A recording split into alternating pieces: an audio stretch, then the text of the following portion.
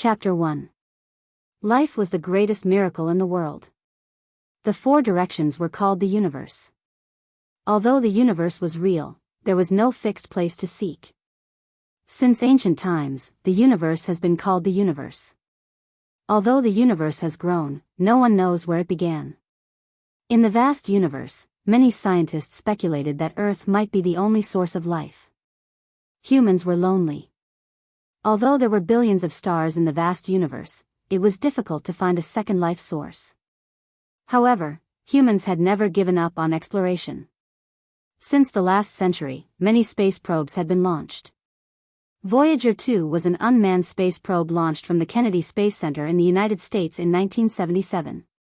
It carried a gold-plated record with the theme, "Greetings to the Universe." The record contained some pop music and greetings recorded in 55 languages on Earth, hoping that one day it would be intercepted and received by an alien civilization. Since the 1970s, Voyager 2 had been traveling alone. In the vast universe, it was as small as a speck of dust.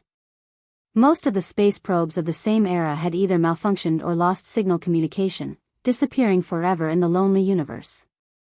30 years had passed, and technology continued to develop. Humans had developed more advanced space probes. Perhaps in the near future, the exploration of space would be further developed. Even so, for a long time, the new space probe could not catch up with Voyager 2. 33 years had passed, and Voyager 2 was now 14 billion kilometers away from Earth. It had reached the third cosmic speed, and its orbit could no longer guide it back to the solar system. It had become an interstellar spaceship. In the dark and cold universe, the stars were like sparkling and translucent diamonds inlaid in the darkness. Although the Voyager 2 space probe was flying at top speed, it looked like a tiny ant crawling on the dark ground in the cold and boundless universe. More than 30 years had passed, and today, Voyager 2 had made a shocking discovery. In the desolate universe, 9 huge corpses were lying there quietly. On May 22, 2010, NASA received a set of mysterious data sent back by Voyager 2. After a difficult process of deciphering and restoring the data, they saw an incredible scene. At that moment, everyone in NASA's main monitoring room was shocked. They stood motionless like wooden statues. They were shocked to the extreme.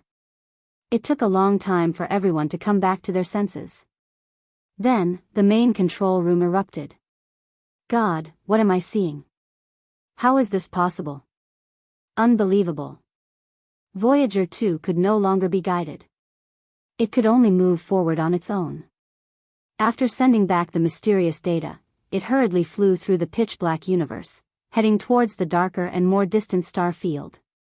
Because that part of the starry sky was too far away, even if they made a major discovery and captured a shocking image, humans were currently unable to do anything about it. This set of mysterious information was not released to the public. Not long after that, Voyager 2 malfunctioned and lost its signal transmission with Earth. Perhaps this was the end of the story, but sometimes things would go beyond people's expectations. Whether it was the observation and exploration of space or the scientific research of life and physics, the space station had a unique and superior environment. Since the Soviet Union launched the first manned space station in 1971, 9 space stations have been launched worldwide. June 11, 2010. At this moment, inside the International Space Station, several astronauts' expressions changed at the same time, and their pupils contracted rapidly. Today, the existence of God has long been denied. If there were still people who continued to believe in God, it was only because of the emptiness in their hearts that they were looking for sustenance. However, at this moment, the minds of several elite astronauts received a strong shock. They saw an incredible scene. Outside the International Space Station, in the cold and dark universe, 9 behemoths were motionless, as if they had been there since ancient times. They gave off an endless sense of desolation and antiquity. Those were actually 9 dragon corpses. They were no different from the dragons in ancient myths and legends. Each dragon corpse was hundreds of meters long, as if they were cast from molten iron. They were filled with a shocking sense of power. The 9 dragon corpses were all 5-clawed black dragons. Other than the dragon horns that were crystal clear and shimmering with purple light, the dragon's entire body was black, and its scales flickered with a mysterious brilliance in the darkness. Dragons, legendary existences that stood side by side with God and were above the laws of nature. However, with the development of science, who would still believe that dragons really existed? The astronauts in the International Space Station received a strong shock. What they saw in front of them was unbelievable. In the lonely universe, the ice-cold dragon corpses were like an indestructible steel wall. One could even feel the terrifying power contained in the corpses. However, they had already lost their vitality and were forever resting in the cold universe. That is, after being deeply shocked, the pupils of the few elite astronauts contracted again. They saw an even more shocking scene. The 9 dragon corpses were all hundreds of meters long, and their tails were tied with black iron chains that were as thick as the mouth of a bowl. They were connected to the dark universe behind the 9 dragon corpses, and there was a bronze coffin that was about 20 meters long quietly suspended there. The giant chains had been tempered hundreds of times, thick and sturdy. The spots of black light made it look extremely cold. The bronze coffin was simple and unadorned. There were some blurry ancient patterns on it, and it was filled with the vicissitudes of time. It was unknown how many years it had been floating in the universe. 9 dragons pulling the coffin. In this dark and cold universe, the 9 dragon corpses and the bronze coffin were connected by the thick black iron chains. It was an extremely shocking scene. After a moment of absent-mindedness in the face of the unbelievable surveillance image, a few elite astronauts immediately sent out a distress signal. Calling Earth. Chapter 2. The people of ancient times lived for 100 years in spring and autumn, but their movements did not decline. Yi Fan closed the inner canon of the Yellow Emperor, and was fascinated by the ancient times recorded in the Plain Questions chapter. There were no detailed and accurate written records about the ancient times. For modern people, it was an ancient history filled with endless fog, causing people to be lost in reverie. A cool breeze blew, and the parasol trees in the courtyard gently swayed. The lush branches and leaves made a rustling sound, and fresh air blew in from outside the window. Yi Fan liked to read strange books very much. He made a cup of light green tea and continued to read the ancient book in his hand. Mortals can live for 100 years, but their movements do not show signs of aging. The ancient times, what kind of mysterious ancient history is this? As a modern person, he naturally did not believe in the age of the ancients recorded in the Plain Questions chapter. What he was curious about was why the ancient era that the ancients yearned for was vaguely mentioned in many ancient books. It seemed that there was an ancient civilization shrouded in endless fog that disappeared in the long river of history. Could it be that there really was an unknown ancient history? After a short moment of reverie, he continued to read. The Inner Canon of the Yellow Emperor was a rare ancient book. It was written thousands of years ago and was one of the 3 great ancient books of China. Although the whole book could not be completely trusted, it could be said that it was extremely valuable. Raise the heaven and earth, grasp the yin and yang, breathe the essence, guard the mind independently, and the muscles as one. Therefore, one can live as long as the heaven and earth. There is no end, and this is the way of life. The Plain Questions chapter mentioned many times that in the ancient times, there were people who understood the changes of the heaven and earth, cultivated essence, and could live forever. Modern people simply could not believe it. Unknowingly, the red sun gradually set in the west, and the evening glow sprinkled down, dyeing the lawn and parasol trees outside the window with a faint layer of red. Yi Fan put down the Inner Canon of the Yellow Emperor in his hand and prepared to attend an important class reunion. It had been 3 years since he left the university campus. Yi Fan had stayed in this city after graduation. Looking back, the simple and pure school days were gone forever. 3 years wasn't a long time, but it wasn't a short time either. His former classmates had already gone their separate ways, and everyone had their own paths in life. The melodious ringtone of his cell phone interrupted his train of thought.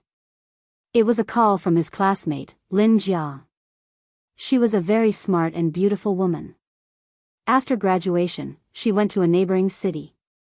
Relying on her extraordinary methods, she had been promoted to a department manager a year ago. Just as he pressed the answer button, he heard Lin Jia's teasing tone. Back in university, Lin Jia had displayed outstanding social skills, and it was very easy for her to get close to others. What? Did you miss me?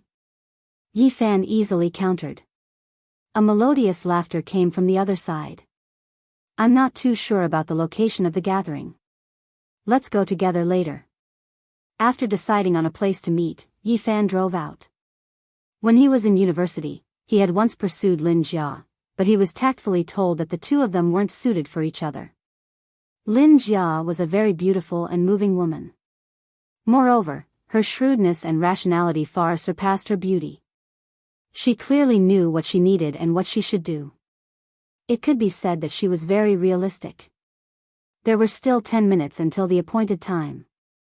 Yi Fan found a parking space in front of the Parkson's shopping mall, got out of the car, and went to the roadside to wait for Lin Jia.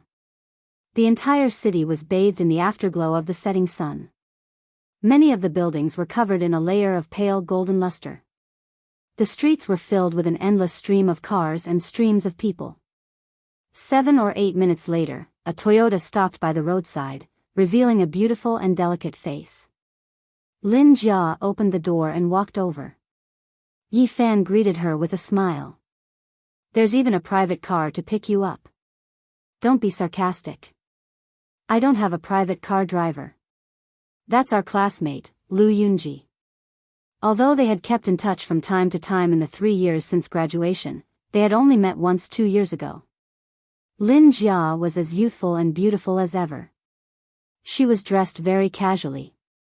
Skinny jeans paired with a purple t-shirt outlined the curves of her slender and beautiful body, making her look even more graceful. It's been more than 2 years since we last met. How are you? Lin Jia's beautiful hair fell to her shoulders, black and supple. She was born with a pair of red phoenix eyes. Under the cover of her long eyelashes, they were slightly slanted upwards. Naturally, she had a special charm, charming and moving. I'm fine. Yi Fan smiled and teased, Lin Jia, you're a natural beauty. If you don't go into the entertainment industry, you'll be letting yourself down. You're asking for a beating, aren't you? Lin Jia's smile was very moving. Her red phoenix eyes were slanted, rippling with light. Her red lips were also very sexy and charming. At this time, the window of the Toyota stopped by the roadside rolled down. A familiar face appeared in the driver's seat. It was his former classmate, Lu Yunji. Like Yi Fan, he stayed in this city after graduation. Thanks to the care of a relative with some background, he opened a small company and could be considered as someone with some achievements among his classmates. Although they were both in the same city, he had practically no contact with Yi Fan. The main reason was because of a conflict during their university days. Lu Yunji did not get out of the car. He faintly smiled and said, "Long time no see." Yeah. Let's meet up when we have time. Seeing that the other party had not even gotten out of the car, Yi Fan also calmly greeted him. You took a taxi here? Yi Fan was too lazy to bicker with this kind of natural contempt, so he casually responded with a grunt. Lin Jia was a very astute and quick-witted woman. Naturally, she could feel the atmosphere before her. She smiled at Yi Fan and said, "This time, I rushed here in a hurry. I called several of my old classmates who stayed in this city. Let's take Lu Yunji's car and leave together." Before Yi Fan could say anything, Lu Yunji already spoke up first with a slightly apologetic tone. I'm really sorry. I've already made an appointment with 2 other old classmates. It's just up ahead at the intersection, but it seems there aren't enough seats. It's fine. You go first, I'll be there soon. Yi Fan finished speaking and turned to Lin Jia with a smile. Come with me, or, as Lin Jia hesitated, Lu Yunji urged, Beauty Lin, why don't you take my car first? Otherwise, I'm afraid I'll be drowned in people's saliva. After standing by the side of the road for a few minutes, Lin Jia expressed her apologies to Yi Fan. Under Lu Yunji's urging, she finally got into the Toyota. The moment the car window was raised, Yi Fan could vaguely hear Lu Yunji's disdainful whisper. It's rush hour right now. It'd be strange if I could wait for a taxi. Then, the Toyota sped away, leaving a trail of dust in its wake. In the past, Yi Fan could be considered an influential figure on the university campus. Today, however, he was thought to have taken a taxi here. Compared to Lu Yunji, he naturally appeared somewhat down and out. Regarding people like Lu Yunji, he simply ignored them. Instead, Lin Jia's performance surprised him. However, everyone had their own way of life. After all, people had to live in reality. Naturally, they would have their own utilitarianism, self-respect, vanity, and so on. Thus, Yi Fan didn't feel too disgusted.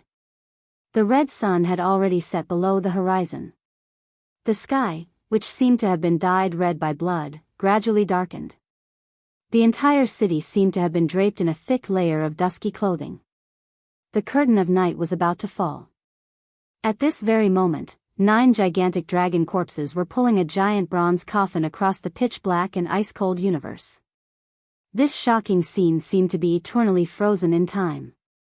Several astronauts aboard the International Space Station had already transmitted this world-shaking information back to Earth and were waiting for further instructions. Chapter 3.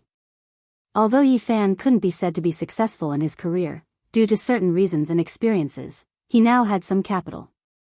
Not long ago, he had bought a Mercedes-Benz. In terms of price, it was more expensive than Lu Yunji's Toyota. However, if he were to use this to judge his status, he felt that it was rather vulgar. 10 minutes later, Yi Fan drove to the venue of the gathering, Moon on the Sea City. This was a super entertainment city that combined dining and leisure. It was located in a prime location, and the surroundings were very prosperous. From the various mid-range and high-end cars in the parking lot, one could tell that the main consumer was here. Having just graduated from university 3 years ago, most of his classmates couldn't be said to be successful in their careers. Yi Fan felt that choosing such a venue for the gathering was somewhat extravagant. When he walked out of the parking lot and arrived in front of Moon on the Sea City, he quickly saw a few familiar figures. They were all students who had come to participate in the gathering, some of whom he hadn't seen for 3 years. Yi Fan. At this moment, a delicate and refined young man noticed him. He came over with a smile and said, "This is your fault. As the host of this city, you took so long to show yourself. You should have been the one who initiated and organized this gathering." This refined young man was called Wang Ziwen, and he was one of the organizers and initiators of this gathering. He had been a very active person in university. It was said that he had been developing very smoothly in another city for the past 3 years, and his assets were already quite considerable. The others also came over to welcome him. Although they hadn't seen each other for a long time, everyone was very friendly. It was clear that Wang Ziwen was waiting for someone here. There were only 2 or 3 people who could make him stand in front of Moon on the Sea City to welcome them, so it was easy to guess. Wang Ziwen was a smart person. He didn't continue to wait here alone.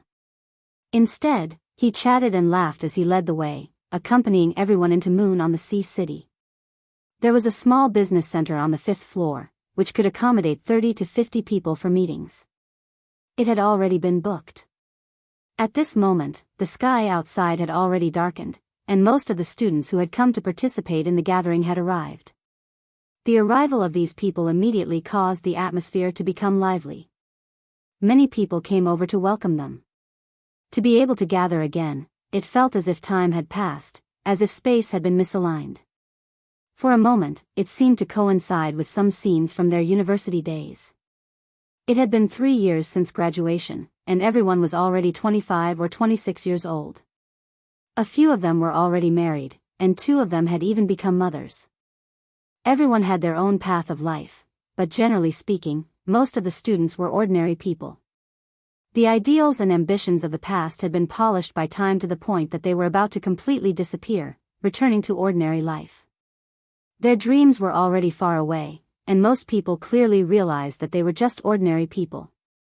Yi Fan was brought to the other side by Wang Ziwen. After careful observation, he realized that the students here were either successful in their careers or people with some family background. "Yi Fan, you came so late. I must punish you with 3 cups. 3 cups is too little." You're all looking down on Yifan's alcohol tolerance too much. Lin Jia was also sitting beside them. Her red phoenix eyes slanted to the side. Her figure was tall and slender, her curves graceful and alluring. Which beauty wants to punish me? Yifan also categorized the male students as beauties. You've just arrived and you're already taking advantage of us. Punishment, we must punish you severely. The group of men and women unanimously began to sharpen their knives. Lu Yunji had a certain background in this city, so naturally, he was also in this small group. He casually said, I thought you'd be delayed for a while waiting for a taxi. As soon as these words came out, the atmosphere became a little awkward. Everyone present knew of the grudge between Lu Yunji and Yifan during their university days. Now, he was developing very smoothly in this city. At this moment, when he inadvertently pointed out that Yifan had come here in a taxi, his intentions were a little obvious. The other students also noticed the situation and looked over. However, Yifan only smiled indifferently, not saying anything. I'll go outside to pick up Zhou Yi. Wang Ziwen changed the topic, turned around, and left. Lin Jia and the two female students began to talk about cosmetics and a few branded clothes. The others also talked about some interesting things from the past. Only then did the short awkward silence from earlier disappear, and the atmosphere became lively once more. However, after the incident just now, the atmosphere was somewhat delicate. No one mentioned punishing Yifan again, but the conversation around Lu Yunji had increased. Although Yifan was an influential figure in university, after leaving the campus, that was no longer important. Right now, success in one's career was the most important thing. From time to time, there would be gazes directed at them. This was a special small group. Those present were all students who were currently developing their careers well. At this moment, however, Yifan seemed to be marginalized. Regarding this, Yifan was very calm. However, in the end, he still stood up and left, sitting together with some other students. He did not want to be labeled as a special group by the other students. Cosmetics and branded clothes were always the favorite topics of the female students. The male students, on the other hand, talked about everything from football to the news and current affairs. Half an hour later, all 25 people who came to the party had arrived. There were a total of 33 students in the class. Among them, 3 were studying abroad, while the other 5 were unable to make it due to some special reasons. The initiators and organizers of this party gave their speeches one after another. The atmosphere was very lively. Afterwards, everyone divided into several small groups and chatted freely. After a long time, everyone finally left the small business center and was about to raise their glasses to celebrate this reunion. There was no deliberate arrangement, but the seniority of each table was clearly displayed. Yifan did not sit together with Lin Jia, Lu Yunji, and the others. Instead, he sat at another table. After another round of speeches, the rest of the party was very casual. Some people toasted each other, while others were surrounded in front of the table, unable to move a single step. They were toasted again and again. Many things had happened in the past 3 years. Everyone had changed greatly. Perhaps it was because of the stimulation of alcohol, many students began to talk about their own lives. Some were proud, while others were disappointed. Some hated their boss for being extremely harsh, always demanding overtime, yet the pay was pitifully low. One female student said that her boyfriend was a department manager of some famous company. Another student said that her husband had been promoted to the position of vice president. Another said that his fiancée was the niece of some bank's senior executive. After listening to these stories, many people were silent. Many people's lives were not very satisfactory. One of the female students was particularly haggard. Some said that she had married someone she didn't like. Their marriage was not a happy one. Her husband drank all day long. When a classmate passed by her city to visit her, he saw that she had bruises on her body. If there's anything you need help with, feel free to look for me. Yifan felt pity for this haggard female student. He still remembered her bashful and innocent appearance in university, standing outside the football field and waving her hands vigorously to cheer him on. It was obvious that her life was not going her way. She nodded her head sadly and gratefully, whispering a word of thanks. "Yi Fan, you should change yourself first." The female classmate who said that her husband had been promoted to the vice president of the company said rudely under the influence of alcohol, "Look at how smoothly Lu Yunji is developing now." The students at this table all looked at Yi Fan at the same time, and then looked at the table where Lu Yunji was sitting not far away. There were students who were progressing well. "Yi Fan, I don't mean to criticize you. You were indeed someone in university, but everything will change after you leave the campus. You have to work hard." At this table, the male student who said that his fiancée was the niece of a bank's senior executive also preached. When it came to the people at Lu Yunji's table, some of the students here sighed.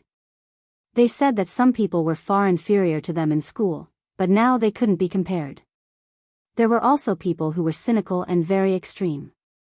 They said drunkenly that those people had returned home in glory and were showing off their wealth. There were even female students who joked with Yi Fan. They said that it was fortunate that they only liked him secretly when they were in school. Now, they regretted rejecting Lu Yunji's pursuit. It was still the same city, and the same people, but after meeting again, everyone's mood was very different. Chapter 4. Night had long fallen. Neon lights flashed on both sides of the road. The city at night still exuded endless vitality. Row upon row of skyscrapers towered high into the sky. However, if one were to look down from space, all of this would seem insignificant, just like a square inch of land. This was a very unusual night. It was destined to be difficult to calm down. Dozens of main monitoring rooms on the ground had completely locked on to the dark sky. In the lonely universe, the 9 dragon corpses shone with a cold metallic luster. Their bodies were covered with black scales the size of palm leaf fans. Dragons, a legendary existence, should not have appeared in the world at all. But at this moment, they were really lying in the sky. The images captured from the dark space were breathtaking and intimidating. The huge dragon horns were like forked ancient trees, powerful and mysterious. Its body was like a mountain ridge, strong and powerful.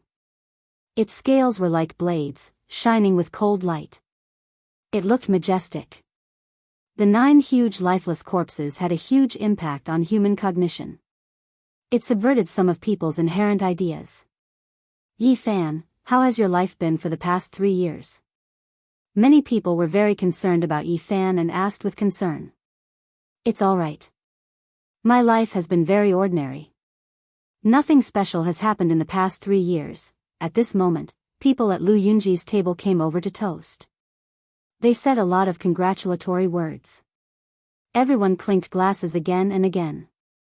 It was very lively. The people who said they wanted to punish Yi Fan did not come to him alone.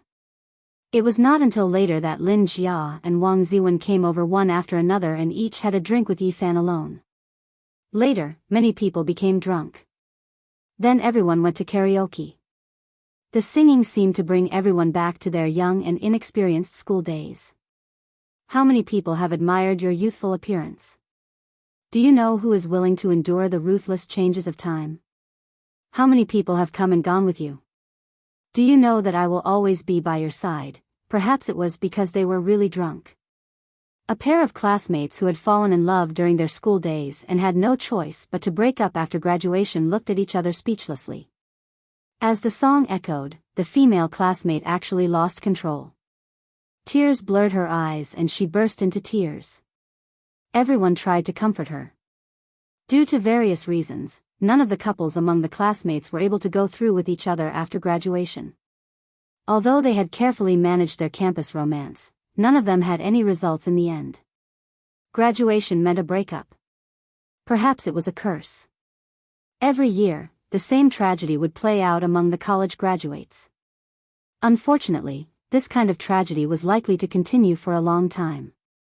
It was related to the impulsiveness of youth, the pressure of employment, the current state of society, and perhaps other factors. Almost everyone chose songs from 3 years ago. Some of them sang with great emotion, pulling everyone's thoughts back to 3 years ago. The scenes of their school days were still vivid in their minds. In the end, the microphone hog appeared. The drunk student occupied the microphone for a long time, but his voice was really unflattering. It could be said that the sky was falling and the earth was cracking, ghosts were crying and gods were howling. While destroying everyone's ears, it also brought a happy atmosphere and made everyone laugh.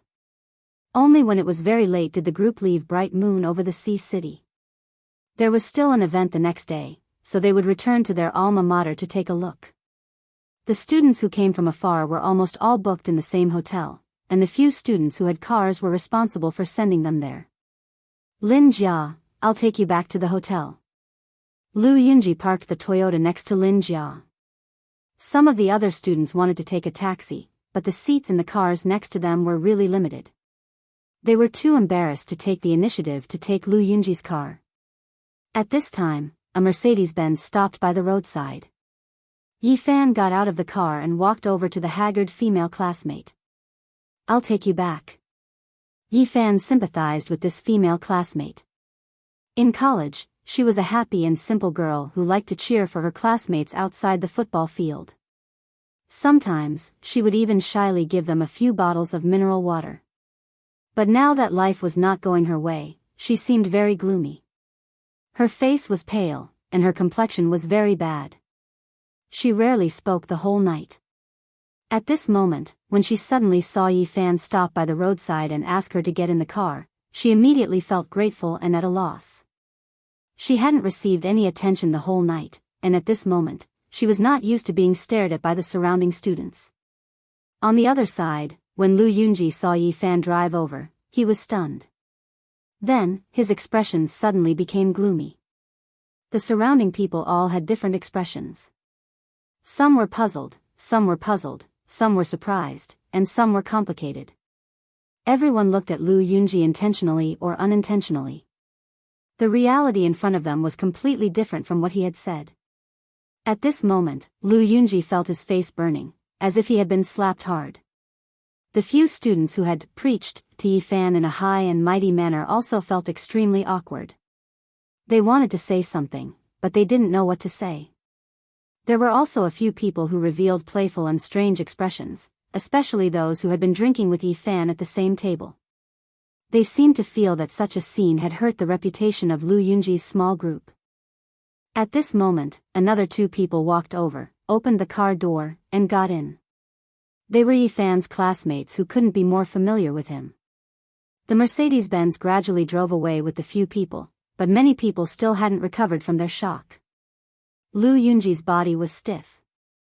Facing the strange gazes of the crowd, he felt like there was a knife at his back. At this moment, in the distant space, in the International Space Station orbiting the Earth, several astronauts had grim expressions. Their nerves were always in a state of tension, and it could be said that they were extremely nervous. In the dark and cold space, the 9 huge dragon corpses seemed to have existed since ancient times.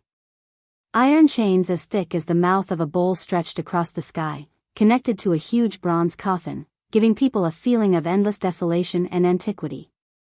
The decision-makers on Earth had long agreed that if there were any major changes, they would immediately destroy the 9 dragon corpses and the mysterious ancient bronze coffin. But no one wanted such a thing to happen. The 9 dragons pulling the coffin came from the dark and lonely depths of the universe. Its value and significance were too great, and it was difficult to estimate. Suddenly, the main surveillance room in the International Space Station captured a set of mysterious signals. It was some kind of unusual fluctuation. The target was close at hand. It was the huge bronze coffin that the 9 dragon corpses were pulling. Mysterious fluctuations were emitted from the ancient and blurry patterns on it. Difficult to decipher. The signal was sent back to Earth and was deciphered by the most sophisticated supercomputer, but it still couldn't make any sense of it. The ancient patterns on the huge bronze coffin were covered in green rust, and it was difficult to see them clearly. After preliminary analysis, those bronze carvings are related to China's ancient legends. The surveillance rooms of various countries unanimously came to a similar conclusion. The beast-shaped carvings on the huge bronze coffin are similar to some of the primordial beasts recorded in China's classic of mountains and seas, and the figures in the bronze carvings are suspected to be gods, although they could identify the origins of some of the bronze carvings, they still couldn't decipher the extremely weak mysterious signal. They had no clue at all. Chapter 5. Their alma mater hadn't changed much compared to before. The only thing that had changed was the people who had come and gone.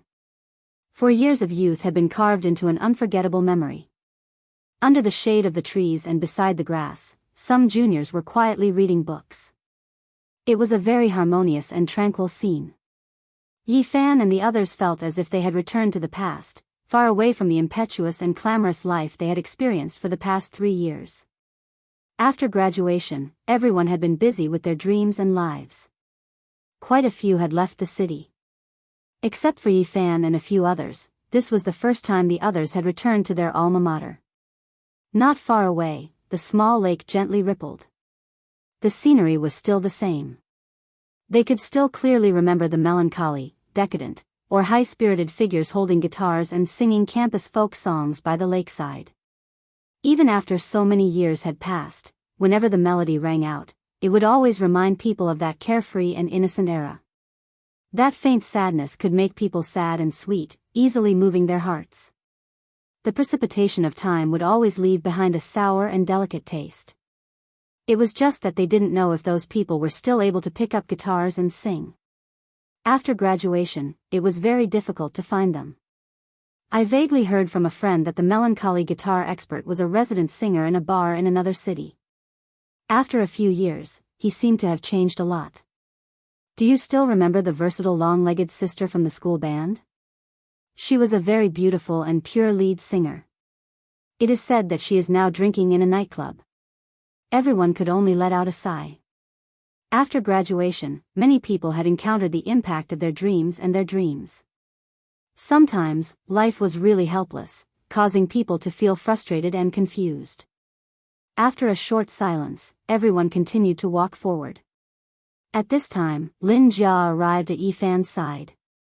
She wore a blue and white chiffon dress. The hem of the dress reached her thighs, making her 2 slender legs appear even whiter and more alluring.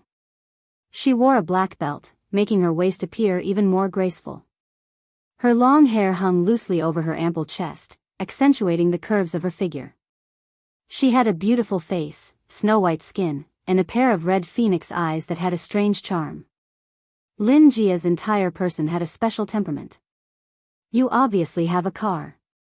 Why didn't you tell me yesterday? How could I have had the chance to tell you? Aren't you going to invite me to ride in your car today? I would be very happy to. Here, I solemnly invite Miss Lin Jia. At this point, both of them laughed. Lin Jia abruptly brought up yesterday's matter. However, she lightly circled around it. She didn't say anything because of yesterday's matter, nor did she deliberately lower her stance to try and get closer to him. With that, she turned around and left with a smile. Lin Jia was an intelligent woman. She knew that being too deliberate was not a good thing. It would only make her appear fake. It was better to be direct and natural. This subtle change also happened to some of the other students. It was almost noon when they left their alma mater. They arrived at the food street and went to the restaurant. Wang Ziwen privately invited Yi Fan to sit at their table. Yi Fan just smiled and went over to toast a few glasses of wine. He still sat with the people from yesterday. Yi Fan, I was drunk yesterday, I hope you don't mind. Let me offer you a toast. Cheers. The male student who said that his fiancée was the niece of some bank executive had been preaching to Yi Fan yesterday. Today, however, he lowered his stance and tried his best to explain yesterday's matter. The female student who said that her husband had been promoted to vice president of the company also changed her attitude from yesterday and was polite to Yi Fan. Come, come, come. Let's all raise our glasses. Compared to yesterday, Yi Fan's table was much more lively today. People constantly clinked glasses, and from time to time, people from other tables came over to toast. Naturally, Yi Fan couldn't refuse. He repeatedly clinked glasses with others, and even drank a glass with those who came over from Wang Ziwen's table. Lu Yunji was very calm. Although he had been very embarrassed yesterday, today he was like an ancient well without a ripple. There was no unusual expression on his face, as if nothing had happened. Everyone, last night I received a call from across the ocean. The speaker was Zhou Yi, a very refined young man. It was rumored that his family background was deep. This was no longer a secret among his classmates. Yesterday, Wang Ziwen had specially waited outside Bright Moon City on the sea to welcome him. Everyone stopped and looked at Zhou Yi. Whether it was in school or now, he had always been very easygoing and had never made people feel that he was arrogant. Zhou Yi said a piece of news. 3 of his classmates who were studying on the other side of the ocean had already set off to return home. This immediately caused a heated discussion among the students present. After graduation, we will be far apart from each other.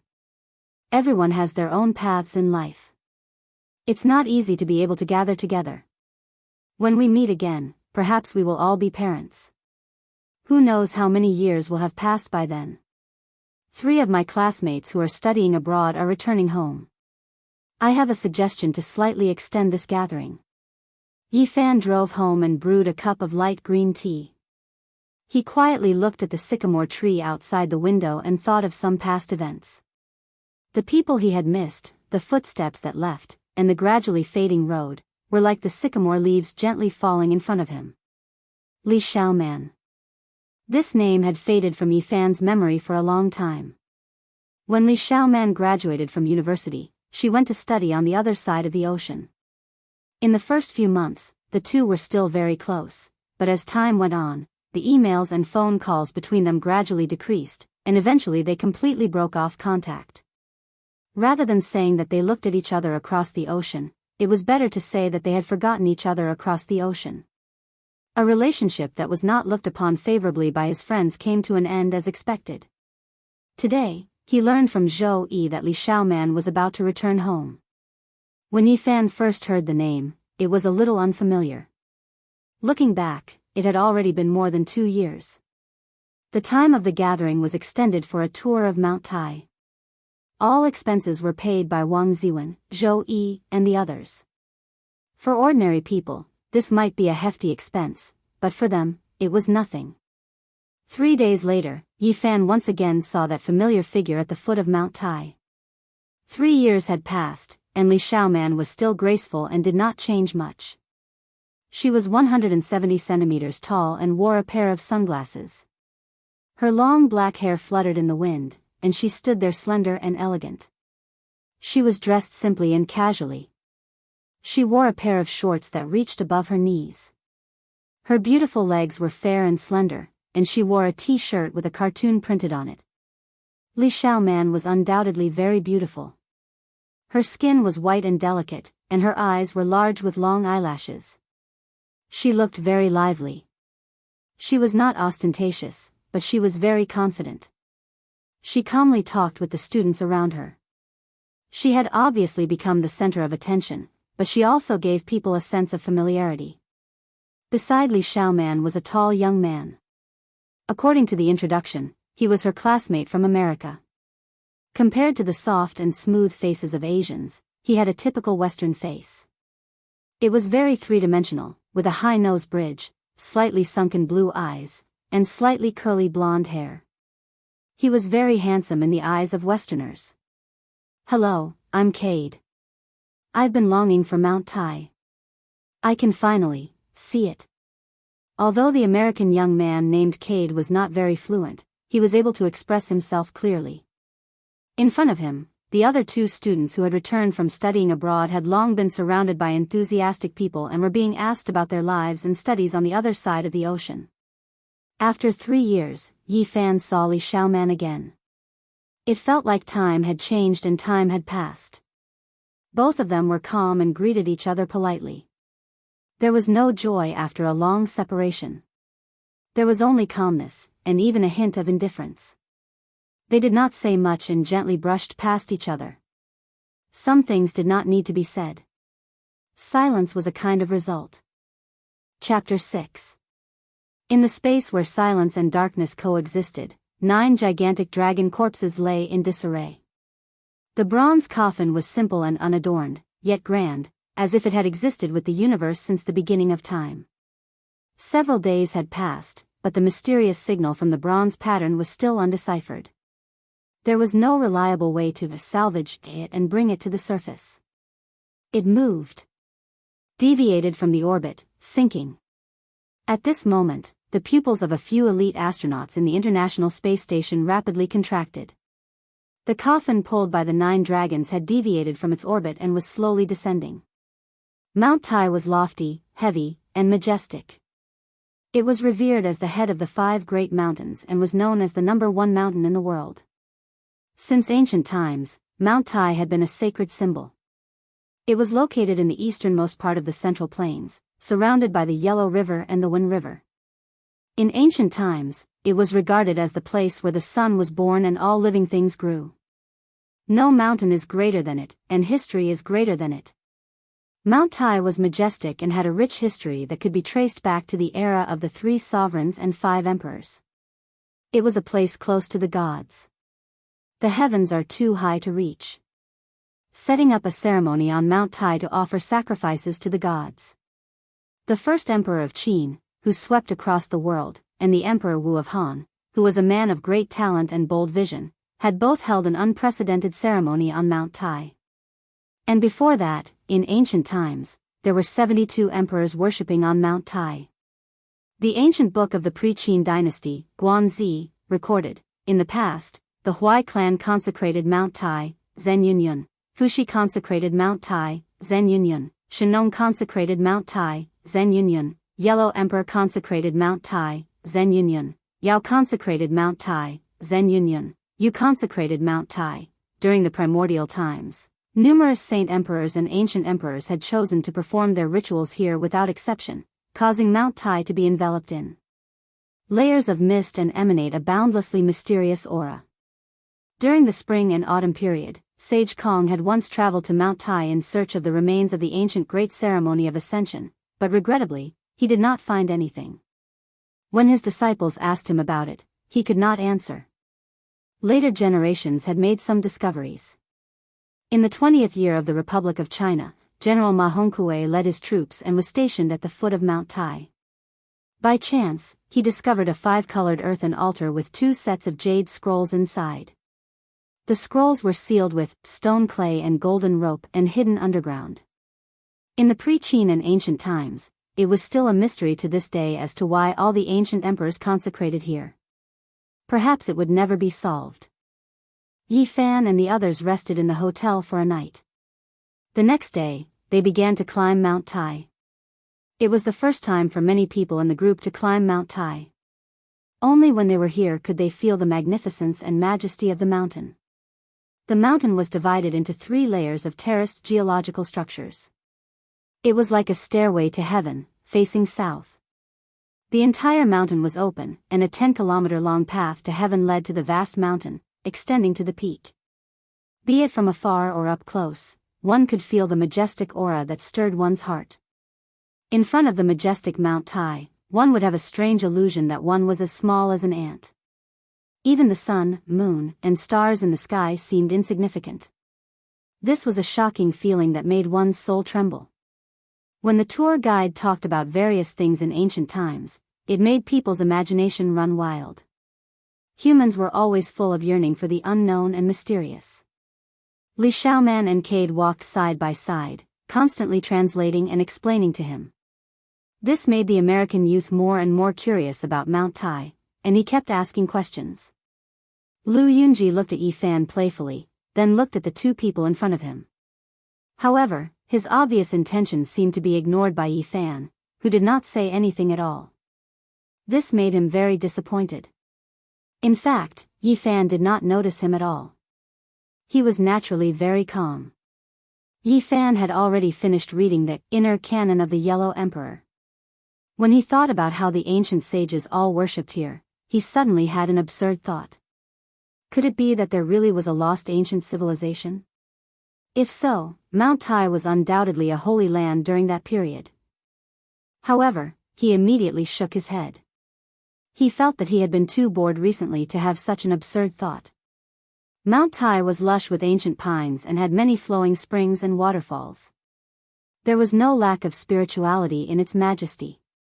Coupled with the misty clouds, it naturally added a bit of mystery and profoundness. As they climbed up, there were countless places of interest and historical interest along the way. The cliff steels were breathtaking. From the sacrificial ground, past the Dai Temple, to the heaven-sealing Jade Emperor Peak, it formed an axis that spanned 10 kilometers from the underworld to the human world to the heavens. In the evening, the crowd finally reached the peak of Mount Tai, the Jade Emperor Peak. Looking down at the tens of thousands of mountains below and the Yellow River in the distance, they immediately understood the true meaning of Confucius's, "Climb Mount Tai and look down on the world. When you reach the peak, you will look down on all the mountains." The sage of poetry had also left such a masterpiece. At this moment, the sun was setting in the west. The peaks of the clouds were inlaid with a layer of dazzling gold, sparkling with the brilliance of rare treasures. Such a beautiful scene could not help but be intoxicated. Suddenly, a few black spots appeared in the sky. They gradually grew larger, and the sound of wind and thunder could be heard. 9 huge objects descended from the sky like 9 long black rivers. At this moment, everyone on Mount Tai was so shocked that their expressions froze. They looked at each other in astonishment. They were actually 9 huge dragon corpses pulling an ancient bronze coffin towards the peak of Mount Tai. Dragons, a legendary existence, stood side by side with the gods and were above the laws of nature. However, with the development of science, who would still believe that dragons really existed? The tourists on the mountain were so shocked that they held their breath and even forgot to shout. After a short silence, Mount Tai boiled. Everyone fled in panic, rushing in all directions to avoid the huge dragon corpses that were approaching. This was a shocking scene. Under the blood-red sunset, 9 dragons pulling a coffin descended to Mount Tai. Terrified screams and helpless cries rang out as everyone fled. The 9 dragons pulling the coffin did not fall very quickly, but when it landed, it still heavily shook the peak of Mount Tai. Boom! The 9 huge objects fell like 9 mountain ridges, shaking the Jade Emperor Peak until a large crack appeared. Soil and stones flew everywhere, and dust and sand filled the air. The ancient bronze coffin also smashed onto the peak of Mount Tai with a clang sound. The mountain shook as if there was an earthquake. Many mountain rocks rolled down from the mountain, making a rumbling sound as if thousands of horses and soldiers were galloping. Many people were affected.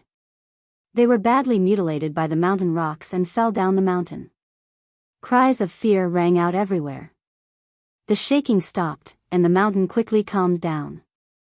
However, Mount Tai was already in chaos. Many people fell down while fleeing. This was an extremely chaotic scene. Many people were bleeding from their heads as they ran down the mountain in fear. 9 huge dragon corpses that were over 100 meters long. Most of their bodies were quietly lying on the mountain peak, while the other half of their bodies were hanging down the cliff. They were like a black steel wall, full of a shocking sense of power and extremely impactful to the eyes. The Jade Emperor Peak of Mount Tai was shattered, and there were many terrifying cracks on the ground.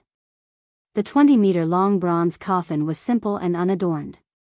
There were some vague ancient patterns on it, full of the vicissitudes of time. There was a mysterious aura circulating around it. Chapter 7. Everything had happened too suddenly. Everything in front of them was beyond everyone's imagination. Everyone could not believe it. However, the 9 dragon corpses and the bronze coffin were right in front of them. The iron-like truth was right in front of them. All of this went against common sense and subverted everyone's understanding. Everyone's thoughts were strongly impacted. During the chaos just now, Yi Fan's group did not flee. Everyone gathered together until Jade Emperor Peak calmed down. Although everyone had fallen to the ground, there were no major casualties. Only a few people had bruised arms. At this moment, shock was written all over their faces. The incredible scene in front of them was something they would never forget for the rest of their lives. 9 huge dragon corpses laid quietly in front of them. That huge bronze coffin was truly a visual shock. All of this was too shocking and mysterious. Everyone was speechless. Their hearts were in turmoil. Their faces were filled with shock, panic, fear, and other emotions. It was difficult for them to calm down. After a long time, Lin Jia said in a low voice, "Let's hurry down the mountain." Everyone nodded. They felt that they should leave this place immediately. No one was willing to stay a moment longer. The atmosphere on Jade Emperor Peak was chilling. Why were there 9 dragon corpses pulling the bronze coffin here? Why did they land on Mount Tai? Even though the truth was right in front of them, it was still difficult for them to accept. They felt extremely uneasy. Under the bloody sunset, Jade Emperor Peak was a scene of devastation. The area around the bronze coffin was the most severely damaged. A huge pit had been smashed there. The cracks around it were a meter or 2 wide, spreading in all directions like a spider web. One of the cracks was like a wriggling centipede, extending to the feet of Yifan's group. Fortunately, the end of the crack was less than the width of a palm, so it did not create a pit. Just as everyone was about to leave, Li Xiaoman pointed ahead and said, "What is that?" Half of a jade slip was exposed under the cracked ground, reflecting light under the setting sun. Although everyone was a little afraid, they still took a few steps forward. They saw a corner of a round altar under the 1-meter-wide crack. The broken half of the jade slip was displayed on it, shaped like a jade book. How can this be? Is there something buried down there? The round altar was not large. It was simple and unadorned. It was made of strange soil of 5 different colors. It was filled with the aura of time. It was unknown how long it had existed. "Look, there's more ahead." Wang Ziwen, who was standing at the front, revealed a shocked expression as he pointed at the wider crack ahead. Under the 2-meter-wide crack, there was also a 5-colored earthen altar. The round altar had already been shattered, and a jade plate sealed inside was revealed. There were many complicated characters and symbols carved on it, but no one could recognize them. At this moment, everyone revealed shocked expressions. In that instant, they thought of the 2 words, pilgrimage. It was extremely likely that this was an altar used to offer sacrifices to the heavens in ancient times. The jade booklet was sealed within the 5-colored round altar. This was similar to the description in Ban Gu's White Tiger Tome, during the Eastern Han Dynasty. It was recorded, sometimes it is said to be sealed with gold mud and silver ropes, sometimes it is said to be made of stone mud and gold ropes, the seal of the seal. Sima Qian's records of the Grand Historian of the Western Han Dynasty also had a record of soaring heroes, golden mud and stone. In just a moment, everyone was shocked to discover that there were such 5-colored altars under the large cracks around them. There were actually quite a few of them, and there were actually dozens of them. Every 5-colored earthen altar was very simple and unadorned. They were engraved with the marks of time, and one could tell at a glance that they had existed for countless years. The 5-colored earthen altars were either sealed with jade plates or sealed with stone plates, and on them were engraved ancient symbols that were difficult to recognize. Everyone was deeply shocked. They vaguely felt that there might be some connection between the dragon corpses and the bronze coffin. Yifan liked to read strange ancient books, so he knew much more about the pilgrimage ceremony than the others. His heart was incomparably shaken. Could it be that the 3 sovereigns, 5 emperors, and 72 kings had really carried out the pilgrimage ceremony here in ancient times? Perhaps the legend was true. Otherwise, how could there be so many 5-colored round altars? Judging from the characters on them, most of them were oracle bone script, which seemed to confirm this conjecture. Everyone should have immediately retreated, but they were unwittingly attracted. They had already circled around the bronze coffin. They were frightened by the 9 enormous dragon corpses, shocked by the 20-meter-long ancient bronze coffin, and shocked by the 5-colored altars underground. There doesn't seem to be any danger, but these dragon corpses, after circling around for a long time, the fear in their hearts gradually decreased, but they still felt a little uneasy. They decided to descend the mountain as soon as possible. "Look, there is a giant sacrificial altar in the center of the huge pit." The ancient bronze coffin smashed a huge pit in the ground. Everyone had already turned to the other side of the huge bronze coffin, and when they looked down, they once again revealed a shocked expression. There was a super sacrificial altar in the deep pit. It wasn't made of mud, but completely made of 5-colored boulders. It steadily supported the 20-meter-long ancient bronze coffin without the slightest crack. This super-large 5-colored stone altar was clearly different from the other earthen altars. It was located in the center of the Jade Emperor Peak, and it was majestic and far larger than the other earthen altars. The impact of the bronze coffin that fell from the sky was enormous, but it unexpectedly didn't crack it in the slightest, nor was there any damage. It was hard to imagine what kind of strange stones it was piled up. On this super-large 5-colored altar, other than the ancient bronze coffin, there were many jade pieces and stone slabs piled up, all of them filled with an ancient aura. Whether it was the jade pieces or the stone slabs, they were all engraved with extremely mystical ancient characters. They were even more primitive than the oracle bone inscriptions seen on the earthen altars. Those were mysterious symbols that were almost like drawings from the heavens. On the super-large 5-colored stone altar, there was a large row of such jade pieces and stone slabs neatly piled up. They weren't destroyed by the bronze coffin, which was surprising. "Let's leave this place quickly." Yi Fan and Zhou Yi spoke at the same time, urging everyone to leave. Everyone nodded. This place really wasn't suitable for them to stay for long. Even if there were endless secrets, it wasn't something they could explore right now. The 9 huge dragon corpses at the side made them feel uneasy, and the huge bronze coffin made them even more anxious. Just as everyone was about to turn and leave, a female student let out a scream. A large boulder under her feet rolled into the huge pit. She couldn't stand steadily and fell down. "Be careful." A male student quickly grabbed her, and a few other students beside him also quickly helped pull her up. The boulder that was stepped on made a rumbling sound and rolled into the huge pit. Then, with a bang, it heavily hit the 5-colored altar. The super-large stone altar immediately emitted a 5-colored halo. Everyone felt a huge force enveloping their bodies. Their legs felt as if they were tied with lead, unable to move a single step. Bang! The 5-colored stone altar shook continuously, causing the Jade Emperor Peak to shake along with it. Everyone standing at the edge of the huge pit suddenly felt the world spin, but they couldn't move a single step. All of them were shaken and rolled into the huge pit. A group of people fell onto the 5-colored stone altar. Everyone was filled with fear. Chapter 8. Everyone fell onto the multicolored altar, knocking over a pile of ancient books carved from jade and stone slabs. With a loud crash, the altar was in a mess. The ancient bronze coffin was lying on the side.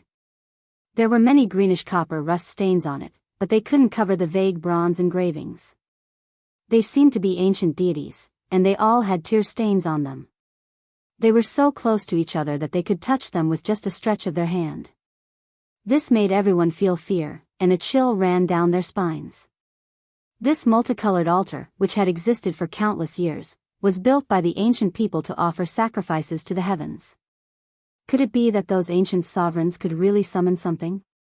At this moment, everyone suddenly felt a desolate and ancient aura circulating around, causing their emotions to surge. At this moment, the 9 dragon corpses and the bronze coffin were lying in front of them. Could it be that they were really summoned by the multicolored altar? According to legend, long before the Qin Emperor Han Wu, the ancient 3 sovereigns, 5 emperors, and 72 kings had held a great ceremony here. What did they summon? The multicolored brilliance flickered, and the jade and stone slabs on the multicolored altar suddenly became translucent. The ancient characters engraved on them all flickered and emitted a gentle light. Kacha, kacha. The sound of shattering rang out. The piles of jade and stone slabs suddenly cracked, and then rays of light rushed out. The ancient characters engraved on them seemed to have a life of their own as they all rushed out and floated in the air. Chi, chi, chi. More and more ancient characters shone brightly and floated in the air. Soon after, those jade blocks and stone slabs turned into ashes in a gust of wind. All the ancient characters engraved on the jade blocks and stone slabs were freed from their shackles. Above the ancient bronze coffin, around the huge pit, there were thousands of ancient characters shining. They seemed to be completely cast from molten iron, and they had the luster and texture of metal. Kacha, kacha. The sound of shattering rang out again. The nearby small multicolored altars also flashed with ancient characters and floated in the air. There seemed to be stars flickering around the bronze coffin, looking even more mysterious under the blood-red sunset. There were a few other people on Jade Emperor Peak who had not fled down the mountain during the chaos not long ago. But at this moment, seeing Yi Fan and the others fall into the huge pit and seeing such a strange scene, all of them were terrified and rushed down the mountain. Amidst the chaos, some people fell down. Cries of pain and cries for help rang out continuously. At the same time, the glowing ancient characters in the sky gathered together, gradually forming a huge 8 trigram. A mysterious power vibrated out. This was a shocking scene. Those ancient characters and symbols possessed incredible power. After they condensed together, they manifested into a huge 8 trigrams, shrouding the bronze ancient coffin and the 9 dragon corpses. It had the density and texture of metal, as if it was forged from refined gold essence. "I want to leave this place," someone in the pit cried. "My body can't move." Everyone found it hard to move. Fear grew in their hearts, but they couldn't change anything. That is, at this moment, a Tai Chi diagram appeared in the center of the 8 trigrams in the air, with 2 yin and yang fishes hugging each other.